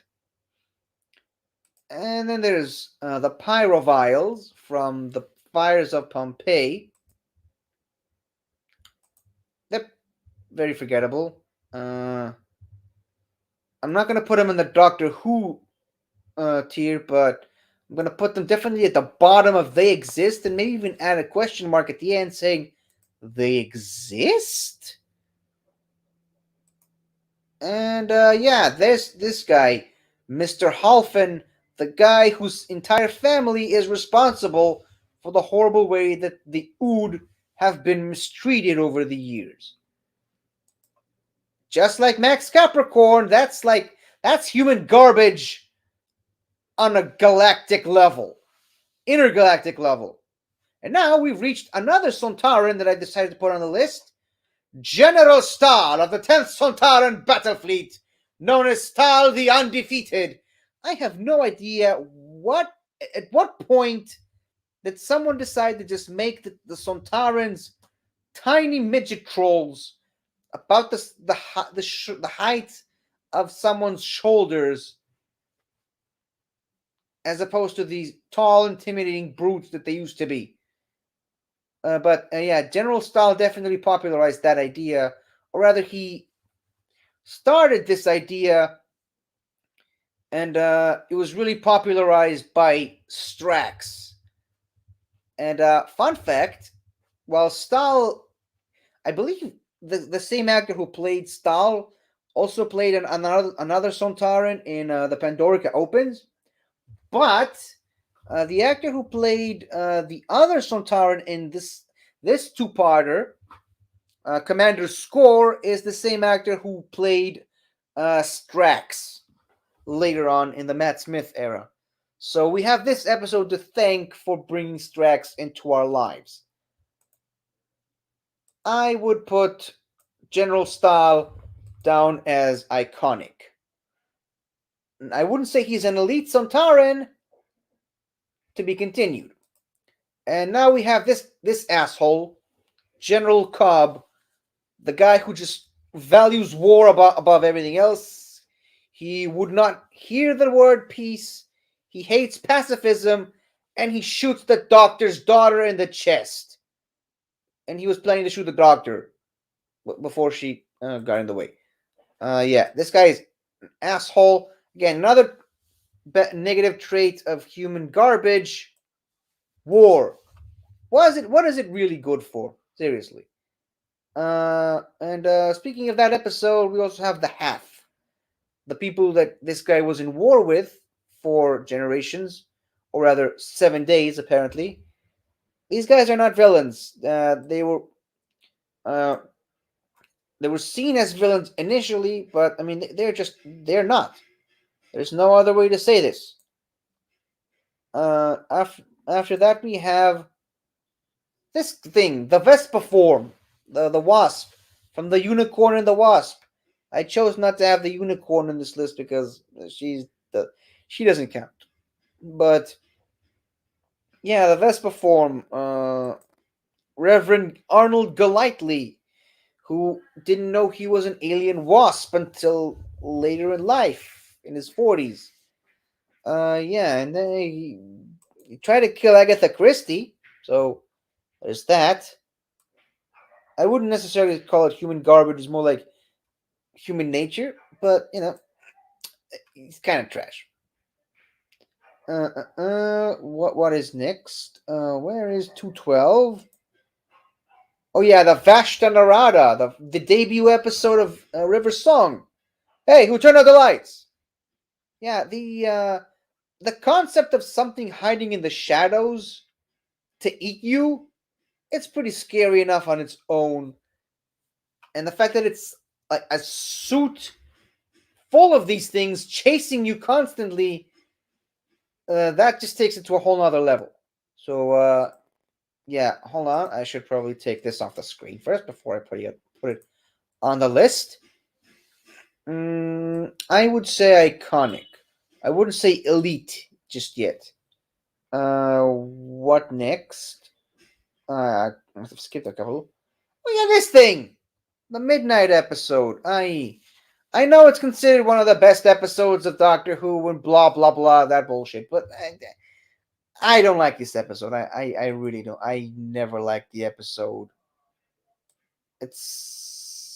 I would say it existed. Sadly, it existed. Yeah. Yeah. And then there's this thing. You've got something on your back, which, it's a. It's kind. I would say it's a reference to the spiders who were on Sarah Jane Smith's back a couple decades earlier. But I mean, this thing kind of follows. It's part of the Trickster's Brigade. It's not quite as powerful or as iconic as the Trickster, but it's. I mean, it kind of follows a similar pattern. So I would say it's very high quality trash. I would say that very high quality trash. Speaking of high quality trash, there's the fortune teller that put the stupid thing on Donna's back, played by the same actress who also played Cento in Utopia. So there's something I didn't know until sort of pointed it out to me, and now I can't unsee it whenever I look at her or hear her voice. But yeah, she's trash. Putting it right next to the other thing. Okay, maybe I should put this thing in iconic because of how iconic that line of "you got something on your back" became. And they literally made a backpack of this stupid bug thing, which is both great and disgusting at the same time. Where was me? Okay, this. Now we're back to some more Sarah Jane stuff. This is the other Sontaran I was planning to put on the list. Commander Cog also of the 10th Sontaran battle fleet. He's the only survivor of the destruction of the ship that was caused by Luke Radigan when the Doctor sent the machine to blow up the ship. Crash landed on Earth and tried to take his revenge on Earth ever since. Sarah Jane, and he got a scar in the process. He was stomped by Sarah Jane Smith, but then he came back. He started working as a mercenary, and then came back working with Mrs. Wormwood, and he ended up saving planet Earth, trying to fight her off. I mean, no offense to General Stahl, I'd say this is an elite level Sontaran. Am I right? Maybe I'll change my mind. Who knows? Who knows? But then we have, I don't even know what to call this guy. Odd Bob the Clown. Uh, the the Pied Piper. Elijah, what's his face? It's basically Pennywise in Doctor Who. It's a shape-shifting creature that morphs into the thing that most scares you, which in most cases, especially for Sarah Jane, happens to be a clown. And it's played by Bradley Walsh, who then later went on to play my personal favorite Jodie Whittaker companion, uh, Graham. And I'm saying that because I haven't seen the new one yet, Dan. But I mean, just it's Pennywise in Doctor Who form. Like, what do I do with this? I'm tempted to put it at God level because I mean it's Pennywise ish. It's very Pennywisey, but I don't know. Wasn't that big of an iconic episode? I would say maybe possibly the bottom of Elite right after Cog. Speaking of godlike, Martin Truman. Yeah, Martin Truman, not Harry Truman. I always get these guys mixed up. Yeah, Martin Truman kind of got blessed with the power of Zodiac and being able to predict everything that happens. And yeah, he basically just became a god in human form, able to predict the future, and he was able to predict that he would ascend to being above humanity. The one thing he wasn't able to predict was Sarah Jane's son, Luke, who doesn't have a birthday because he was never born. He's a failed experiment. And that's how he was able to beat him. Yeah, I'm tempted to put him in god level, but I mean it's still just a human, so I'd say about as close as god level as we can get. Let's put it that way, okay? Next. Okay, this is where I really started to goof up with the pictures, or rather, this is where I really started to notice it. It's evil Mr. Smith. It's Sarah Jane's computer alien thing, the Zylock, but its original purpose was to destroy the Earth to uncover the rest of his species who were buried underneath it. And he was playing Sarah Jane the entire time. Yeah, again, I can't believe I goofed up like that, but I mean, I have been working on this for hours. Okay, so please try to forgive me. I'm gonna put evil Mr. Smith at the top of Elite right now. Where's 220? Oh, all the way down there. Now we have Clyde Langer's father, Clive Langer, because creative names, am I right? But yeah, this guy, he's infected by something called the Berserker, part of an amulet that's making people go, well, berserk, and yeah, driving people insane to the point where they can tell people what to do, but every time they do that, it's like the Ring of Sauron. they're getting more and more infected, and that happened. It exists. Okay, now we're going away from the Sargent adventures for a little bit and jumping into the wild, wacky world of Torchwood with the best season of Torchwood by far, and one of the best single things in science fiction history, the Children of Earth storyline, featuring these pieces of shit, the 456. They control children to scare the population into giving them children, which they then use as drugs. They're using children as drugs.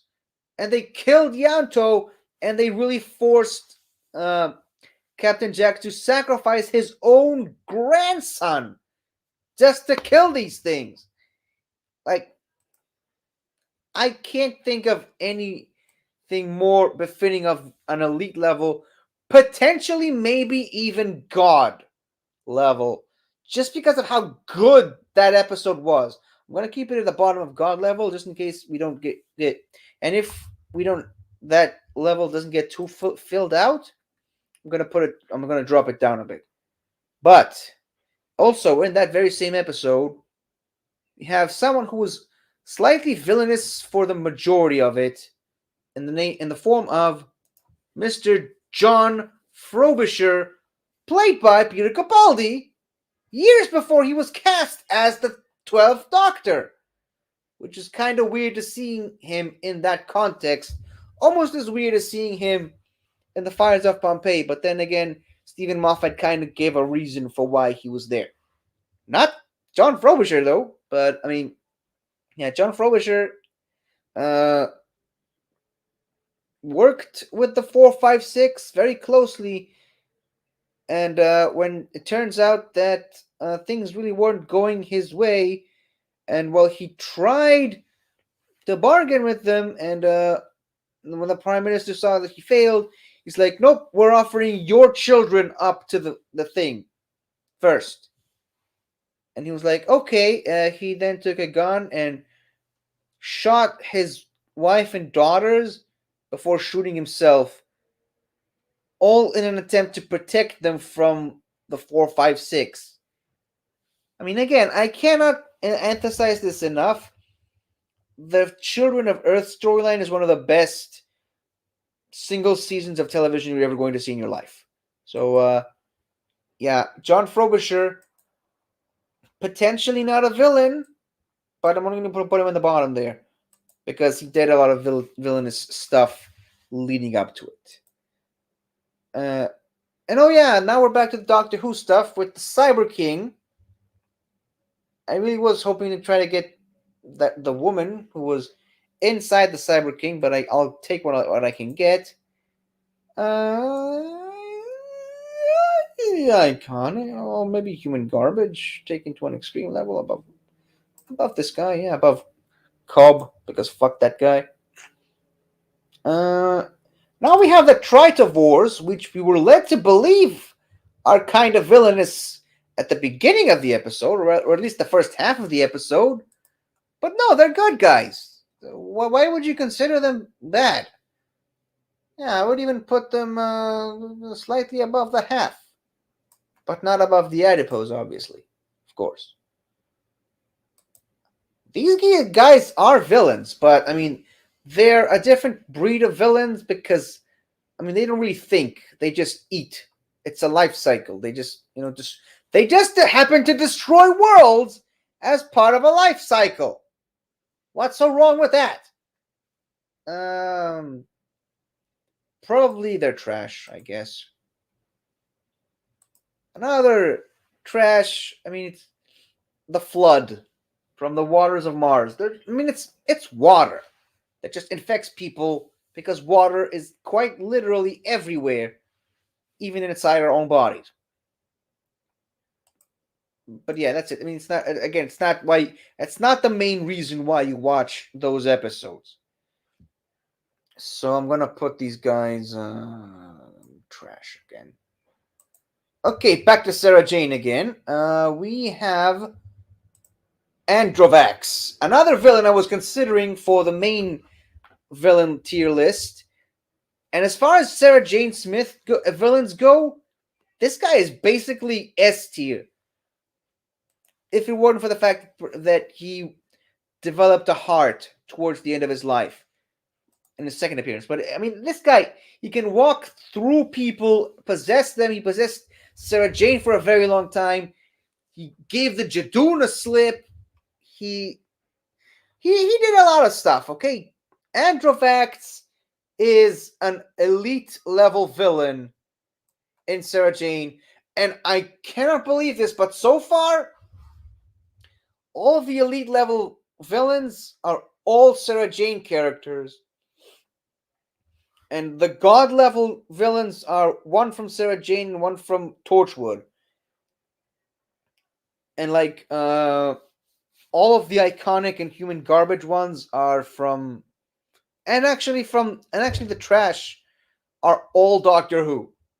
How is that possible that the Sarah Jane and Torchwood villains are outpacing the Doctor Who villains on this list? Like, this is crazy for me. And also we have Eve, the follow-up episode of the Sarah Jane Adventures. I mean, she doesn't really, she can't really control herself, so she's not a villain. She's definitely not a villain. She's just a scared little child with powers she can't control. What's next? Wait. Am I missing something? Oh yeah, this guy, Erasmus Darkening. This guy really does take the cake for having the most badass name of all time. But honestly, before I started making this list, I completely forgot about him. And therefore, I'm just putting him in the Doctor Who at the bottom. So now, yeah, the Sarah Jane has both sides of the tier list. Oh, hold on. Keep forgetting to do that. Now Sarah Jane actually has both sides of the tier ranking list. Yeah. Erasmus Darkening, probably the most forgettable Sarah Jane villain, if not for his absolutely badass name. And next we have the Mona Lisa, not Lisa Giocondo, the woman who Da Vinci painted. The actual painting, the Mona Lisa, is alive and she's evil. Who would have figured? Am I right? And you can see right here she's got a Sontaran weapon. Yeah, the Mona Lisa. It's a thing. Look it up. But yeah, pretty iconic. But I'd say she's the most iconic of the They Existed. Can we settle on that, please? Okay, I think I might be missing one here. Nope. We have the Blatherine, or rather the Slitheen Blatherine, distant cousins of the Slitheen, who have all the cunning and underhandedness of the Slitheen mixed in with the intelligence and the diplomacy uh, of the Blatherine, which is a scary combination. They almost choke the planet with using plants. Yeah, I would put them high up on the list, potentially an iconic. Yeah. So now the list is a little bit more spread out. And now we're back to Doctor Who. Starting us off is Prisoner Zero, because Prisoner Zero has escaped. What a great way to lead us into the new era of Doctor Who with Matt Smith's first episode, the 11th hour, with this guy coming out of a crack in the wall. Like, this guy looks great, got a great design and a great plot, I'd say, and he's also the first to say that silence will fall. I think he deserves a spot in iconic above the Blatherine. And also, then there's the Atraxi, who the Doctor comes in, calls back into the planet Earth, specifically so he can say, Hello, I'm the Doctor. basically, run. Yeah, that's basically the only reason he calls them, is to tell them off. Uh, oops, did I do something wrong? Hold on. Did I just delete the Atraxi picture while trying to delete? No, no. There's the Atraxi picture. I'm trying to catch up on getting rid of some of these pictures.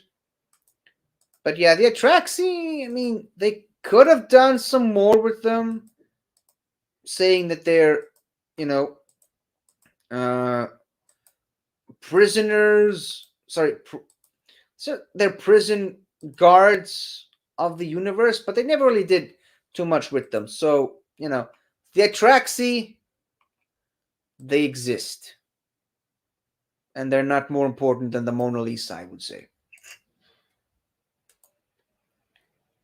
Okay, these guys are pretty creepy. We have the Smilers next. These guys are creepy, especially the one on the far right. But I mean, they were really heavily advertised when the first Matt Smith season came out, and they were really only there for that one episode where they were creepy for a little bit and didn't really do much. So if that's not a definitive way of saying that they existed, I don't know what else to tell you. And now we have the fish vampire things. Again, they existed, and that episode happened. I don't really know what else to say. I'm putting them. Whoops, wrong villain. I'm putting them right next to the Smilers because that's where I think they belong. But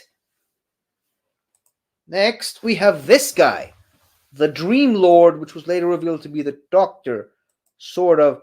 Look, in my mind, you cannot change it. In my mind, I think it's the Valiard taking on a new form. But that's just me. Okay, so yeah, to me, it's the Valiard, and the Valiard is an elite level villain, potentially, well, definitely more than Mr. Smith. Do I say that it's God level though?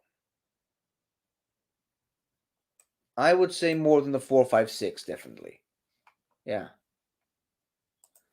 Okay. And then there's the Crephaeus.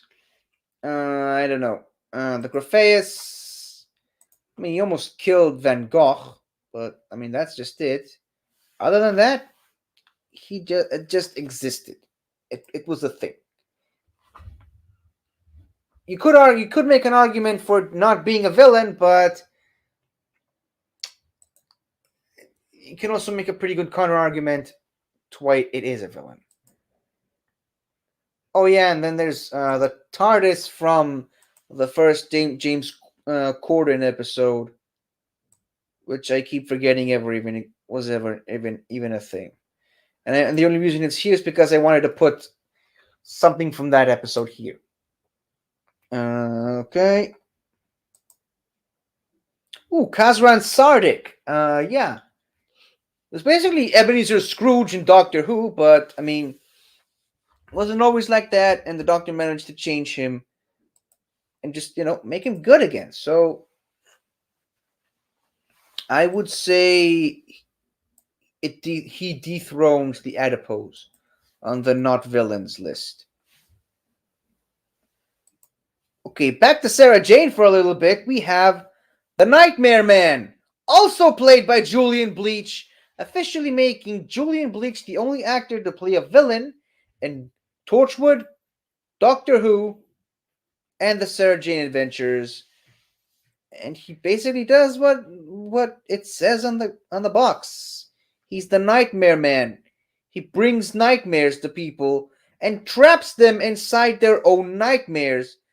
And unlike Freddy Krueger, he doesn't just kill them, he just feeds off of their fears and he doesn't allow them to he doesn't allow them to remember. They're so afraid of going back to sleep for fear of what he might do to them, but at the same time, they it's you forget dreams instantly.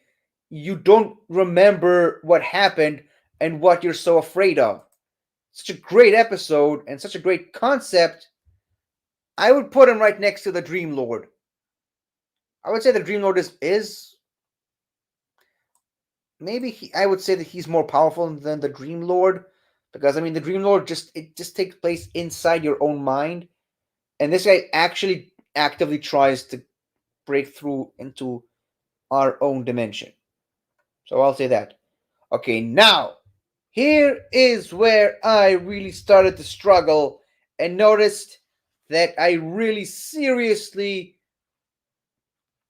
ridiculously goofed up with the order of things, and this definitely should have come way before now. But I mean that's what happened. We have the Viper Rocks from the Dreamland episode. Speaking of dreams, yeah, the Viper Rocks. Um, they happened in that one animated episode that people pretend never existed. Even though it's a really good episode with a lot of lore and mythology in it, yeah, the Viperox were there. I would say I would recommend watching it. I like the Viperox, and while I am putting them at the top of trash, I wouldn't say that they're bad-ish. What I will say though is, for no other reason, you gotta give the episode a try, just to see the actual Men in Black in the Doctor Who universe. Which also, this is where I this is what the part that reminded me of. They actually do come back in the Sarah Jane Adventures in live action, which is cool. But yeah, right here we have at the front we have Mr. Dread, and behind him we have Mr. Fear, Mr. Terror, and Mr. Apprehension, if I remember their names correctly. And while they don't actually consider themselves the Men in Black, they're known as the Alliance of Shades. But for all intents and purposes, they are the Men in Black. Let's just call it what it is. And yeah, they're the Men in Black in the Doctor Who universe. So I think they deserve the shout out. That's why I've decided to put them on the list retroactively. Yeah, where do I put them exactly? Is anyone's guess. I suppose I put them above the Mona Lisa just to put a definite stamp on the fact that they do in fact exist. Then these guys, the two robots from the Empty Planet, again from the Sarah Jane Adventures, but they're not villains. They're just looking for their monarch. So they took everybody off the planet so they can go and look for him, and gave the planet, which they have now removed all humans from. They gave them a countdown to give them their monarch, which they don't know who it is, and then if they don't deliver the monarch before the countdown reaches zero, the planet just blows up. Brilliant, am I right? That's just genius planning. I'm gonna say not villains, but very at the bottom of not villains. Oh yeah, this guy. The shopkeeper. Who the hell is this guy anyway? Okay, seriously though, he appears in like two or three episodes of the Sarah Jane Adventures, and it just there's an air of mystery around him, and you can feel that he's setting something up, which unfortunately never came to pass because Elizabeth Sladen passed away before they can reach that part. And it looks like they were planning something big, and it's so unfortunate we'll never get to see. And I'm pretty sure that actor also came back later in Class as the leader of the Board of Governors, which we're never going to see anyway, because class got canceled after one season. So, like, what's the deal? They keep trying to give this guy some attention in the Doctor Who universe, and it never really happens. But, for the time being, I'm going to say that he's not a villain. But I'm going to put him right up below Eve because of all the shenanigans he put this Sarah Jane's friends through. Finally, from Sarah Jane for a bit, we have Ruby White. She basically showed up trying to replace Sarah Jane, only to later reveal that she was just feeding off of her life, and she wanted to replace her completely by taking out, by sort of eating her. And yeah, she's a prisoner. Not much beyond that. So human garbage. Yeah, above General Cobb. Next we have, oh yeah, Balthazar, the Scourge of the Galaxy. Again, going all the way back to season 3 with Martha. This is where because of the Dreamland stuff and the Men in Black, this is where I remembered that I forgot another great animated character, which is Balthazar. He's a pirate that just so happens to be looking for the biggest treasure that any pirate could be looking for, the infinite. Uh, and he's got no problem killing anyone he wants to get there. So I would say he's either at the very top of human garbage, bordering on iconic. I mean, I would say he's the elite of the human garbage category, if that makes any sense to you. Speaking of pirates, here's a siren from The Curse of the Black Spot. Yeah, another episode where Rory dies. Yeah, I would say it's a pretty forgettable episode, but I'm putting it at the bottom because it's not that forgettable. Okay, let's put it that way. Then there's House, who took over the TARDIS, and I mean it's a freaking planet that eats TARDISes and kills Time Lords for fun. So I'm gonna say that it's a god level character. Okay. What's next? The Flesh Gangers.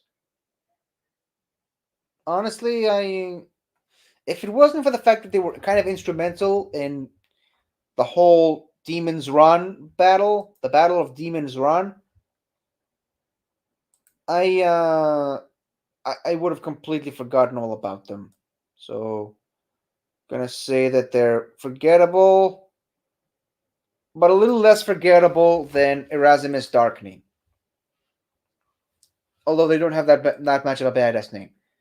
Speaking of Demon's Run, I'm putting on a picture of the thin one and the fat one, but it's more to reference the Church of the Papal Mainframe, or rather, the specific segment of the Church of the Papal Mainframe that detached during the Doctor's time on Transalore to try and kill the Doctor before he can reach Transalore, which is impossible in and of itself. But yeah. So yeah, the Church of the Papal Mainframe, kind of human garbage, if you ask me.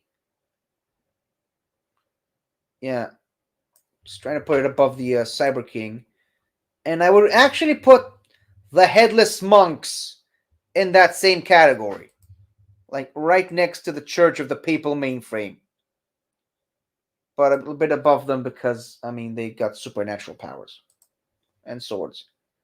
And still within that stuff, we have Madame Kavarian, who once again she's human garbage on an elite level, even above the Headless Monks. So here we go. And then we have these Night Terror dolls creatures, whatever the hell you want to call them. They're creepy, and they came up with a scary version of the TikTok song. TikTok goes the clock. So yeah, screw these things. I want to put them in the trash where they belong, just above the flood. Next, we have these kindness robots that really aren't evil.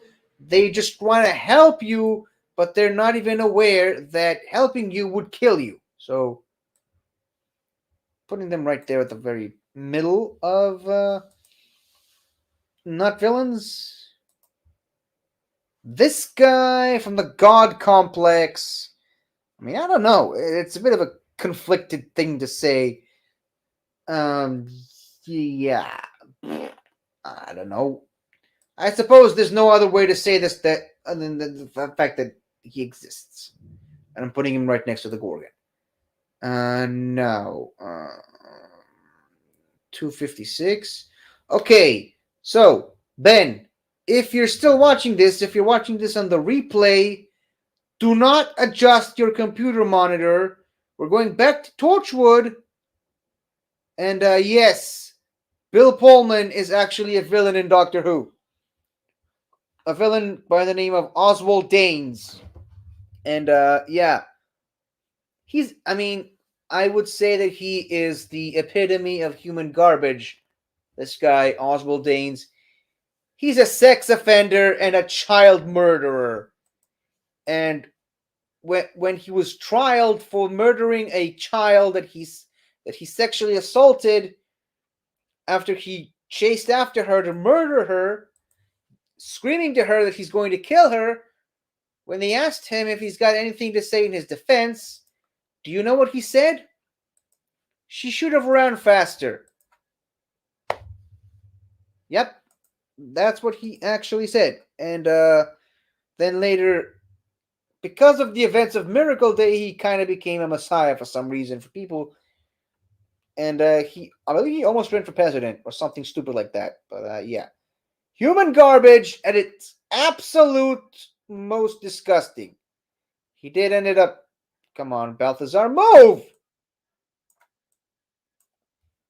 He did ended up saving the world, sort of, or rather saving the Torchwood crew, but and sacrificing himself in the process. But I mean, he was a dead man anyway, so who the fuck cares? Then we have the family who kind of the three families who tortured Captain Jack to get his blood to create the events of Miracle Day, but we never really got to see too much of them after that, mostly because Torchwood was in developing hell following the atrocious season that was Miracle Day. But never let anyone forget that it happened. Something I don't remember happening is this. From the episode that introduced Sky, I haven't watched this episode in a very long time, but I do not know who this thing is or what this thing is. So I'm just gonna go ahead and put it in. Well, plant the flag firmly in the Doctor Who side of things. And with that, that was our third one. Now, thankfully, I have actually deleted all the pictures, which means I can now move on to the third and final T ranking list. Okay, I can see that we're starting with the Tiki God, going all the way to the last few Whitaker episodes. Okay, I can do that. I can do that. Just gonna add some pictures. Picturonis. Where is the thing? Okay, there's the Tiki God.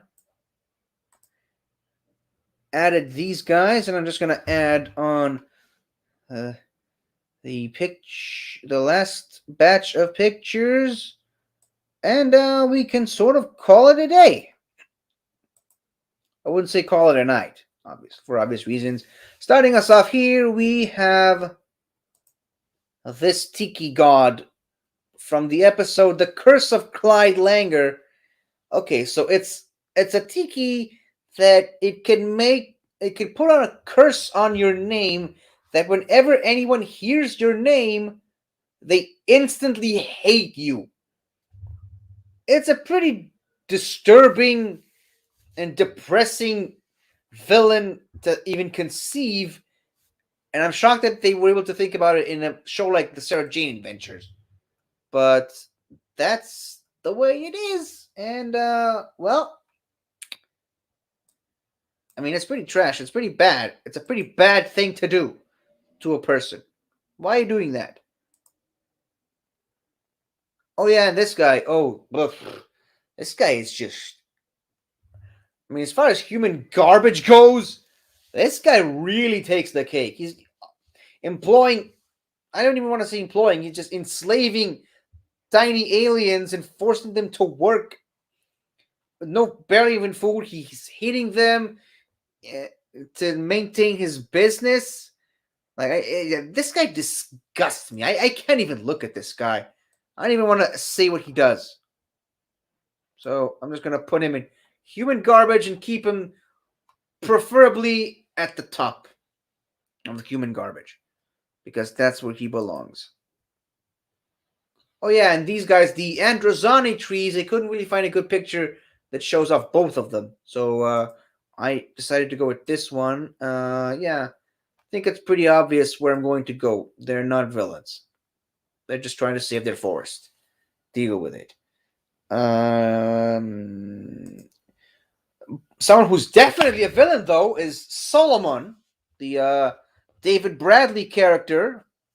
I believe that's the first character that David Bradley played for the show. I don't think he played any character before this. And then obviously he went on to become the William Hartnell in An Adventure Through Time and Space, and then eventually became he played the first Doctor. But I think that's the first time David Bradley did anything for Doctor Who, which is weird. But yeah. Even though it's David Bradley, fuck the guy who's playing. I mean, he's a terrible asshole who would kill his own cargo of living freaking dinosaurs. I mean, this guy gives the other guy from the Sarah Jane Adventures a run for his money in the human garbage department. But I still would rather put the other guy up first. These guys are kind of the comic relief.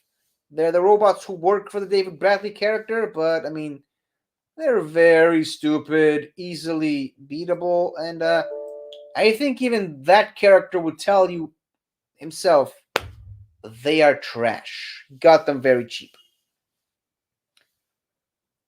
Okay, I don't know what to do with this guy. We have Collar Jex from a town called Mercy. He's basically alien Joseph Mengele, who experimented on his own kind, did horrible things to them, all in the hopes of creating the ultimate weapons to win the war. And he could not care less what the people he put through all this shit were going through. It's just it's disgusting this what this guy did. And like I said, I mean, all I needed to say was alien Joseph Mengele, and that's really all I needed. All you needed to hear. I'm putting him above the human garbage guy because this guy is a human garbage disposal. Ain't got nothing on this guy. This guy's just uh, about as close as you can get to a Nazi on this list without having actual Daleks there or actual Nazis. Yeah. This. Oops. Sorry. This is Color Tech, also known as the Gunslinger, one of the people that Kalajex experimented on. So it took a bit of a while to get there, but eventually I decided to put him on very firmly on the no villains list. Next we have the Shakri. Do you know the Shakri from the episode of the invasion of the really tiny cubes? And yeah, I wasn't really that big of a fan. I think I mostly remember the cubes. I'm gonna put these guys in the question mark because I don't know. I don't remember them too much. I know, yeah. There's the Spoon Men. Yeah, the Spoon Men robots. Not very memorable either. But I would say they exist because they have ties with the Great Intelligence. Um, but we now have our first tier god level villain to put on this list. Akaten, the parasite, the size of a freaking planet, and that's the one that actually dethroned Kroll as the biggest Doctor Who monster of all time. And I have gone into excruciating detail about how much I love the Rings of Akaten episode and hate it for kind of the same reason. So I will not go into that right now. Yeah. Oh yeah, the Crooked Man. Keep forgetting about this guy from the episode Hyde. I mean, it's pretty horrendous to look at, but beyond that, you kind of get lost in the shuffle of that episode. So I'm gonna say it's a question mark. What's next? Oh yeah, Mrs. Gilliflower and Mr. Sweet. I would put them in the human garbage category. Yeah, human garbage it is, but not too high up. And right up. Wait, did I miss something? What's this? Oh yeah, I did miss something. These guys, the Balan brothers, the guys that try to take the TARDIS apart. I'd put them in human garbage mostly for what they did to their own brother. Maybe okay. What Mrs. Gilliflower did to her own daughter was even worse. So I'm gonna put her above that. And yeah. Oh, and now we've finally made it to the Capaldi series, which is weird. But yeah, the Clockwork guy. Not really sure if he's. I mean, he does bad things, but I wouldn't call him that big of a villain. He's trying to reach the Promised Land. I'm tempted between he exists and just trash. Maybe just put him in the trash. Yeah. And yeah, that's the Clockwork guy. Next, we have the Robots of Sherwood. That's the name of the episode, but I mean, we're literally talking about the robots themselves. They're pretty forgettable, I'd say. The rest of the episode stands out without them. I would say they exist. Now, next from the episode Listen, I have the entire episode Listen. I hate that episode. Fuck that episode. And fuck everyone who loves that episode. I'm going to put this right here in the trash, at the very top of trash, in the bottom of the trash can, because that's what I think about that stupid episode. I hate that episode. Don't try to change my mind. And fuck you. Okay. Moving on to more important stuff, we have the Teller from the best episode of that season, Time Heist from the Bank of Carabraxos. Very firmly, not a villain. Maybe somewhere in between the trees and the gunslinger. Right after that, we have Madame Carabraxos herself.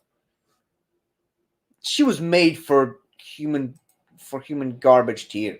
Let's just be honest here. Let's be real. She she I mean she's just garbage. Come on. But not as much as Solomon or that other guy. And what's next? Oh yeah, the Skovox Blitzer. I mean, I guess this is one of those instances where just following orders comes into play. But I don't know. Because I like that episode, I'm gonna put it in it exists, but very high. Next. Oh yeah, the spiders from the moon spiders. One way of putting it. Still no iconic or elite, which is a bit upsetting. But it exists, I guess. Bottom.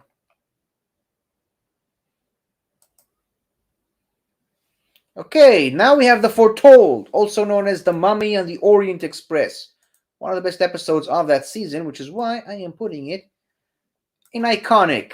I mean, it's a mummy, it's pretty iconic in and of itself, but also it's The Mummy and the Orient Express. Like, come on, how many times do you get to say that sentence? Okay, The Boneless, very iconic moment for the Doctor, and one of my favorite Doctor's speeches from the Capaldi era, so I'm putting it in iconic as well.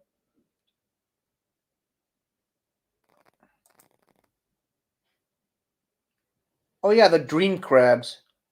Yeah, not the best Christmas special, but they definitely exist. Okay, now Colony Sav is an underrated character. Come on, he's made of snakes. How cool is that? This is definitely a character that I wish they bring back. I would say bottom of iconic, just because I really want them to bring him back. The Fisher King. I don't know. I'd say he's a pretty terrible villain. Not terrible as in written badly. I mean, he does terrible stuff. So I would say trash, right next to the worst episode of the show ever. Um. Oh yeah, there's the Meyer with like fake Odin. So where would I put the Meyer though? They're definitely not iconic. I'd say they're just trash. Below the Tiki. Tiki Totem, whatever the hell.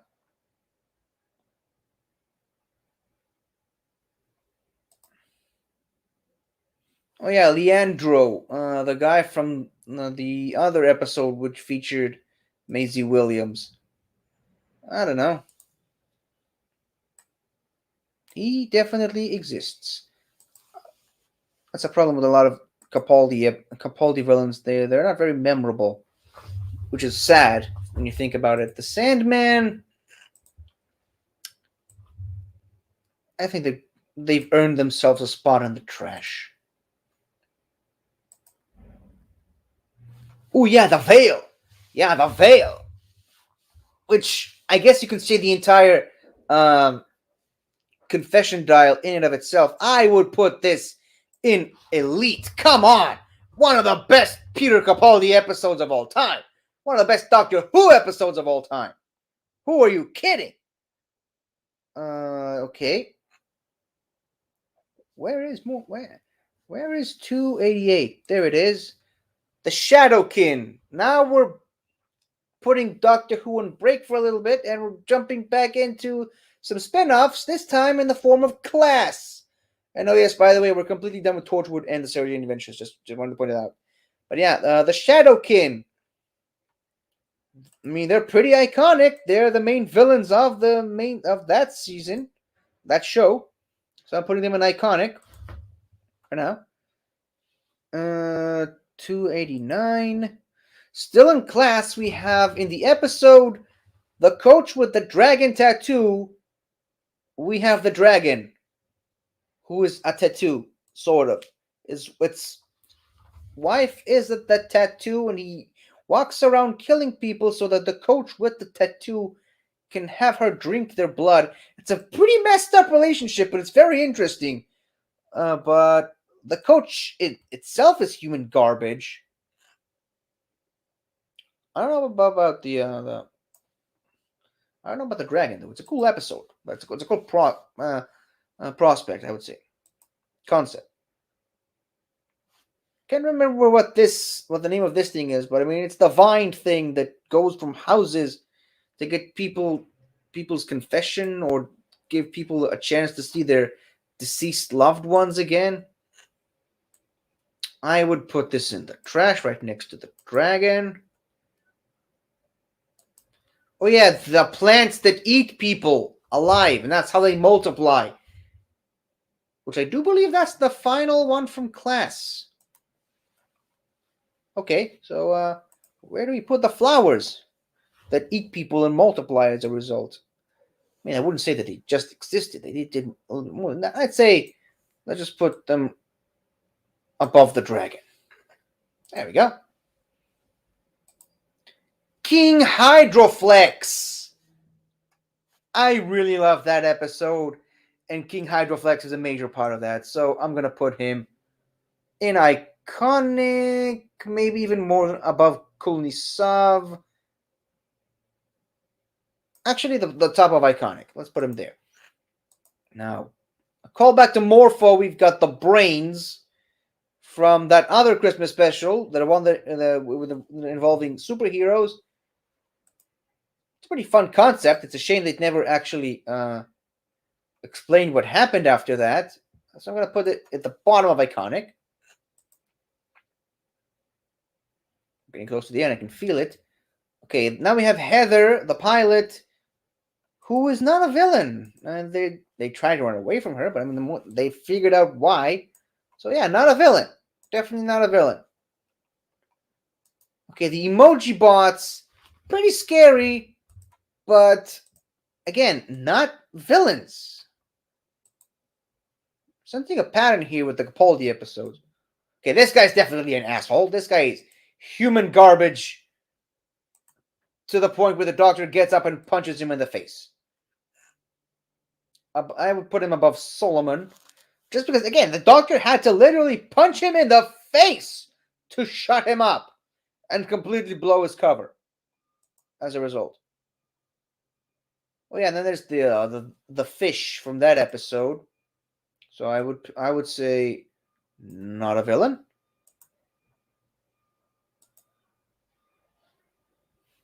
Okay, there's the landlord who's trying to look after his mom.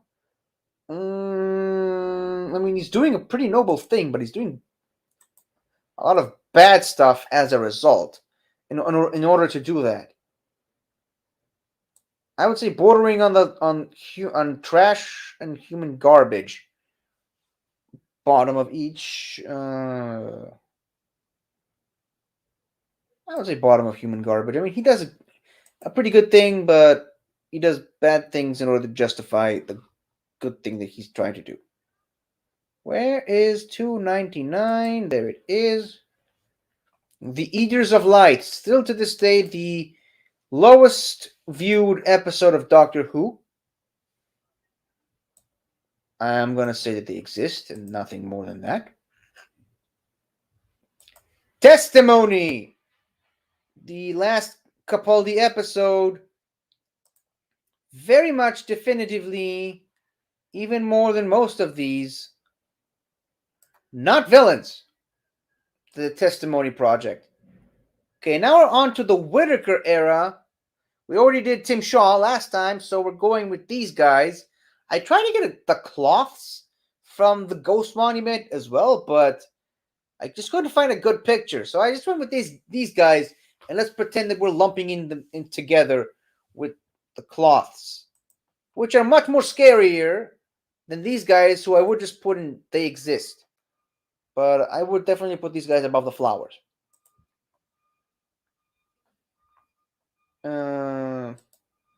Okay, this guy is human garbage personified. I mean, that's the racist guy who tried to kill Rosa Parks before she did the iconic thing that she was famous for.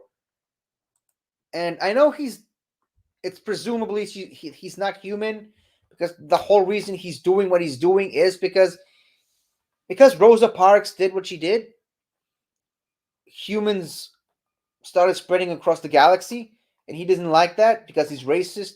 He's a racist son of a fuck. So yeah. Actually, I would even go so far as to say that I put him above the other asshole, the human asshole. Again, disclaimer: arachnophobes beware. There's a giant spider coming out of the bathroom. Clearly, visual effects have gone a long way from John Pertwee's final episode when it comes to making giant spiders. But not villains, really. But, I mean, they do try to eat people. So, I don't know. Put them at the bottom there. Um, the Pating! Another creature that's just trying to eat, except it eats metal and it tries to eat the entire ship that it's on. It even eats the Doctor Sonic screwdriver. I would kind of say that it qualifies as trash, as a trash compactor. Where is 305? Did I upload 305? I'm not seeing a 305 here. Did I miss it? Or am I just going crazy because of the late hour? There's 305. Oh, yes, the Demons of the Punjab. Love that episode. I cried during that episode, and I'm here to tell you that, yeah, these guys are really not villains. I mean, they're more closer. I would say they were very close to the testimony. Um, Next. Oh, yeah, this idiot who tried to blow up the Kablam office. I can see where he's coming from, but no, dude, no, that's not how you go about doing things. So, you're not garbagey enough for human garbage, but I would put you above the Pating in the trash department and right below the worst episode ever. So, yeah. Yeah, he's got these witches from the Alan Cummings episode. I mean, the Alan Cummings is so good in that episode, nobody really talks about the villains. So I would say pretty forgettable. Oh, but something that isn't very forgettable is this thing. Yeah, the talking frog from the Talking Frog episode. Yeah. I tend to say that when okay, I know the first season of Jodie Whittaker as the Doctor wasn't the best by any chance. It certainly wasn't the worst. Like when that season was firing on all cylinders, you get like Rosa Parks and an Indian Muslim wedding in the Punjab. And when that show was really lagging and slagging, you get a pregnant man and a talking frog. And this is the talking frog bit. This is I'm still trying to rack my brain trying to process what I saw in that episode. But yeah, it's a talking frog. So you can't really ignore that. It's just this is definitely something that I put in the they exist, but add a question mark at the end. Yeah, I think we're now done with that season. We're off to. Oh, we're almost completely caught up. The aliens from the Master episode, Spyfall. I believe that's the episode. Yeah. To be honest, I've only watched Jodie Whittaker's second season once, and there's very little I actually remember from it. And I can't wait for the rewatch that we're going to get to eventually. But I don't really remember too much about these guys. All I remember though is that they they trapped the master with them. So I'd say that's a good thing. It's another one. I put it right next to the talking frog and ask the question of whether or not they exist. Um. Okay, this thing I have no idea. This is from Orphan 55, and I'm like, yeah, I watched that episode. I do not remember a single thing about it. I didn't even remember the title when I looked up all the episodes. So I apologize if you were expecting to hear something, but like I just I need to wait for the rewatch. So for now I'm putting it in the Doctor Who tier. And what's next? Only a few more. Okay, I think this is from the Nikola Tesla episode. Great episode. I don't really remember this thing happening too much. I remember that it's from the Nikola Tesla episode because I searched anything particular about that episode and this thing popped up, again, I'm sorry to do this, but I'm going to put it in the question mark because I can't really remember anything that happened there. I do remember this episode though. There was a virus, and it's a very stop pollution heavy episode. Don't really quite remember how that episode resolved, but because I do remember the episode, it definitely exists. And then put it above the Eaters of Light. And I do remember these guys. The guy with the detachable fingers and his wife ish. That's all I remember. I mean, detachable fingers is not something you easily forget. So I would say they exist. Even more than the moon spiders. And last but not least, finally, the lone Cyberman. That one's a bit hard to forget. Because even in The Fugitive of the Jadoon, which you may notice we skipped that episode because couldn't quite really find a proper villain from that episode, unless you're counting the Time Lord from The Division. I'm not putting the Fugitive Doctor as a villain, and I sure as hell ain't putting the Jadoon up here because you already did the Jadoon. But yeah, in that episode, Captain Jack shows up, and he's trying to tell the companions to warn the Doctor specifically about the lone Cyberman, which then shows up for a couple more episodes. So, yeah, the lone Cyberman, not something you forget. And he was, if I remember correctly, he was a sympathetic villain for the majority of the episode before, the Cybermenness took over. Then he teamed up with the Master again and gave him the Siberium. And again, it's been a while since I've seen that season, and I cannot wait for the rewatch because I feel like I've fallen off of Doctor Who too far, and I want to get back into it. And it's a great thing that Soda asked me to do this recap show with him. But yeah, the Lone Cyberman, I'm going to put the Lone Cyberman in iconic, or actually maybe even elite, because just because. And yeah, there you have it.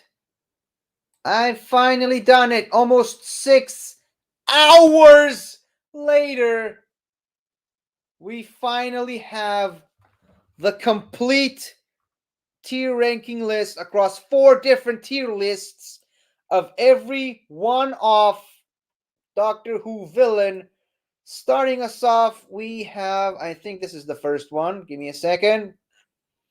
Yep, we have from the 60s all the way from like the first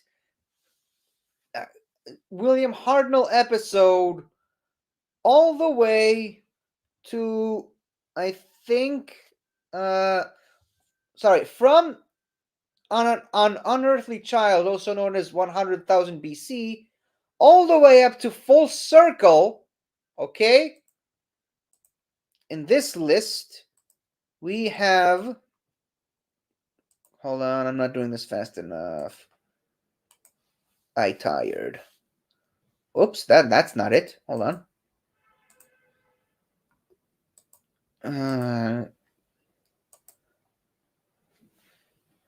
The problem is that these things keep changing all the time. Okay, this is the last one, and this must be the second one. Nope, it's the first one. It's the one I just talked about. Why is life so hard? Okay, too many color on that one.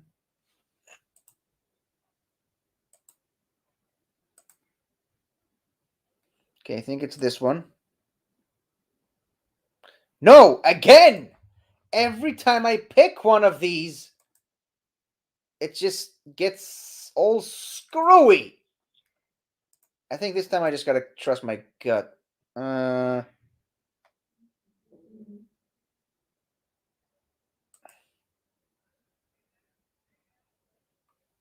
I guess now we know what happens when I trust my gut. Hold on.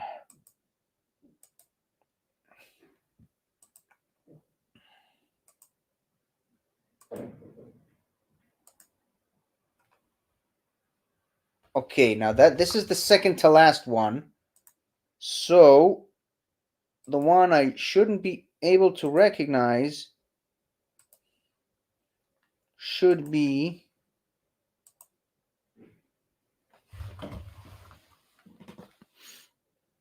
not this one, not this one.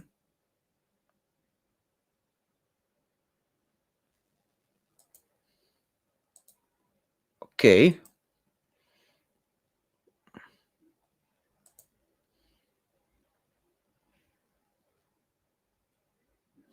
Oh, so it was this thing all along.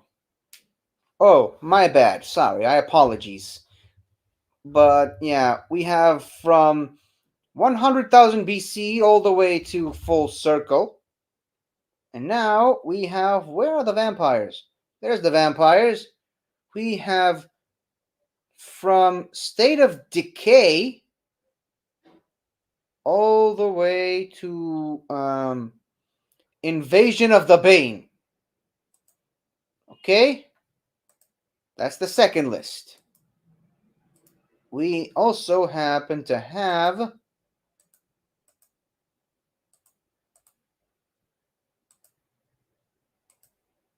okay, this is definitely a shorter list. We also have this list, which it takes place from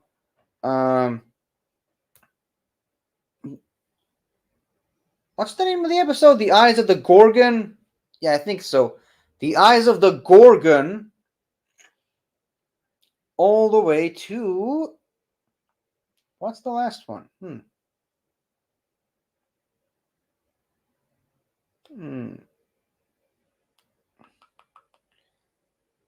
What? Okay, hold on. From Sky. It's from Eyes of the Gorgon all the way to Sky. Is that the name of the episode where Sky shows up? But yeah, the Sky episode, which is weird because we're starting with a Sarah Jane Adventures episode and ending with a Sarah Jane's Adventures episode. And wrapping us up, we have from the Curse of Clyde Langer all the way to the Timeless Children. Or rather, sorry, the horror of the Dark Knight of Terror of a Villa di Bubu. I don't know. I'm not making much sense anymore. I can barely speak, but what I do know is that I've finally done it, and now there really is no need for me to ever do this again. And this one actually ended up being, surprise, surprise, much, much longer than the main Doctor Who stream that I did last week. It is now almost 11 noontime. Should I have stopped 3 hours ago? Oh, no one will ever know, I guess. Yeah, almost 6 hours of this stuff, and I still feel the need to keep it going for some reason. Anywho, this has been the longest Doctor Who stream I've ever. Well, this has been every single one-off Doctor Who villain, including the Sarah Jane Adventures, Torchwood, and Class, ranked by me in 4 different tier ranking lists. I gotta go to sleep. No need for plugs. You've already seen enough of me. Goodbye.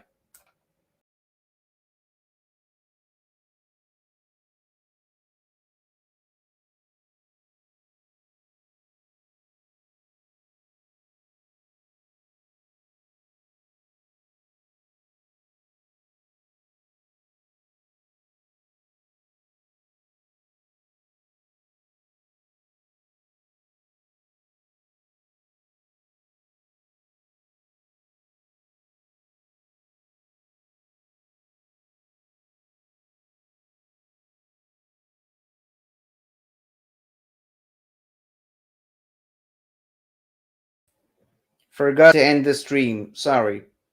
Be over in just a second. Now, goodbye.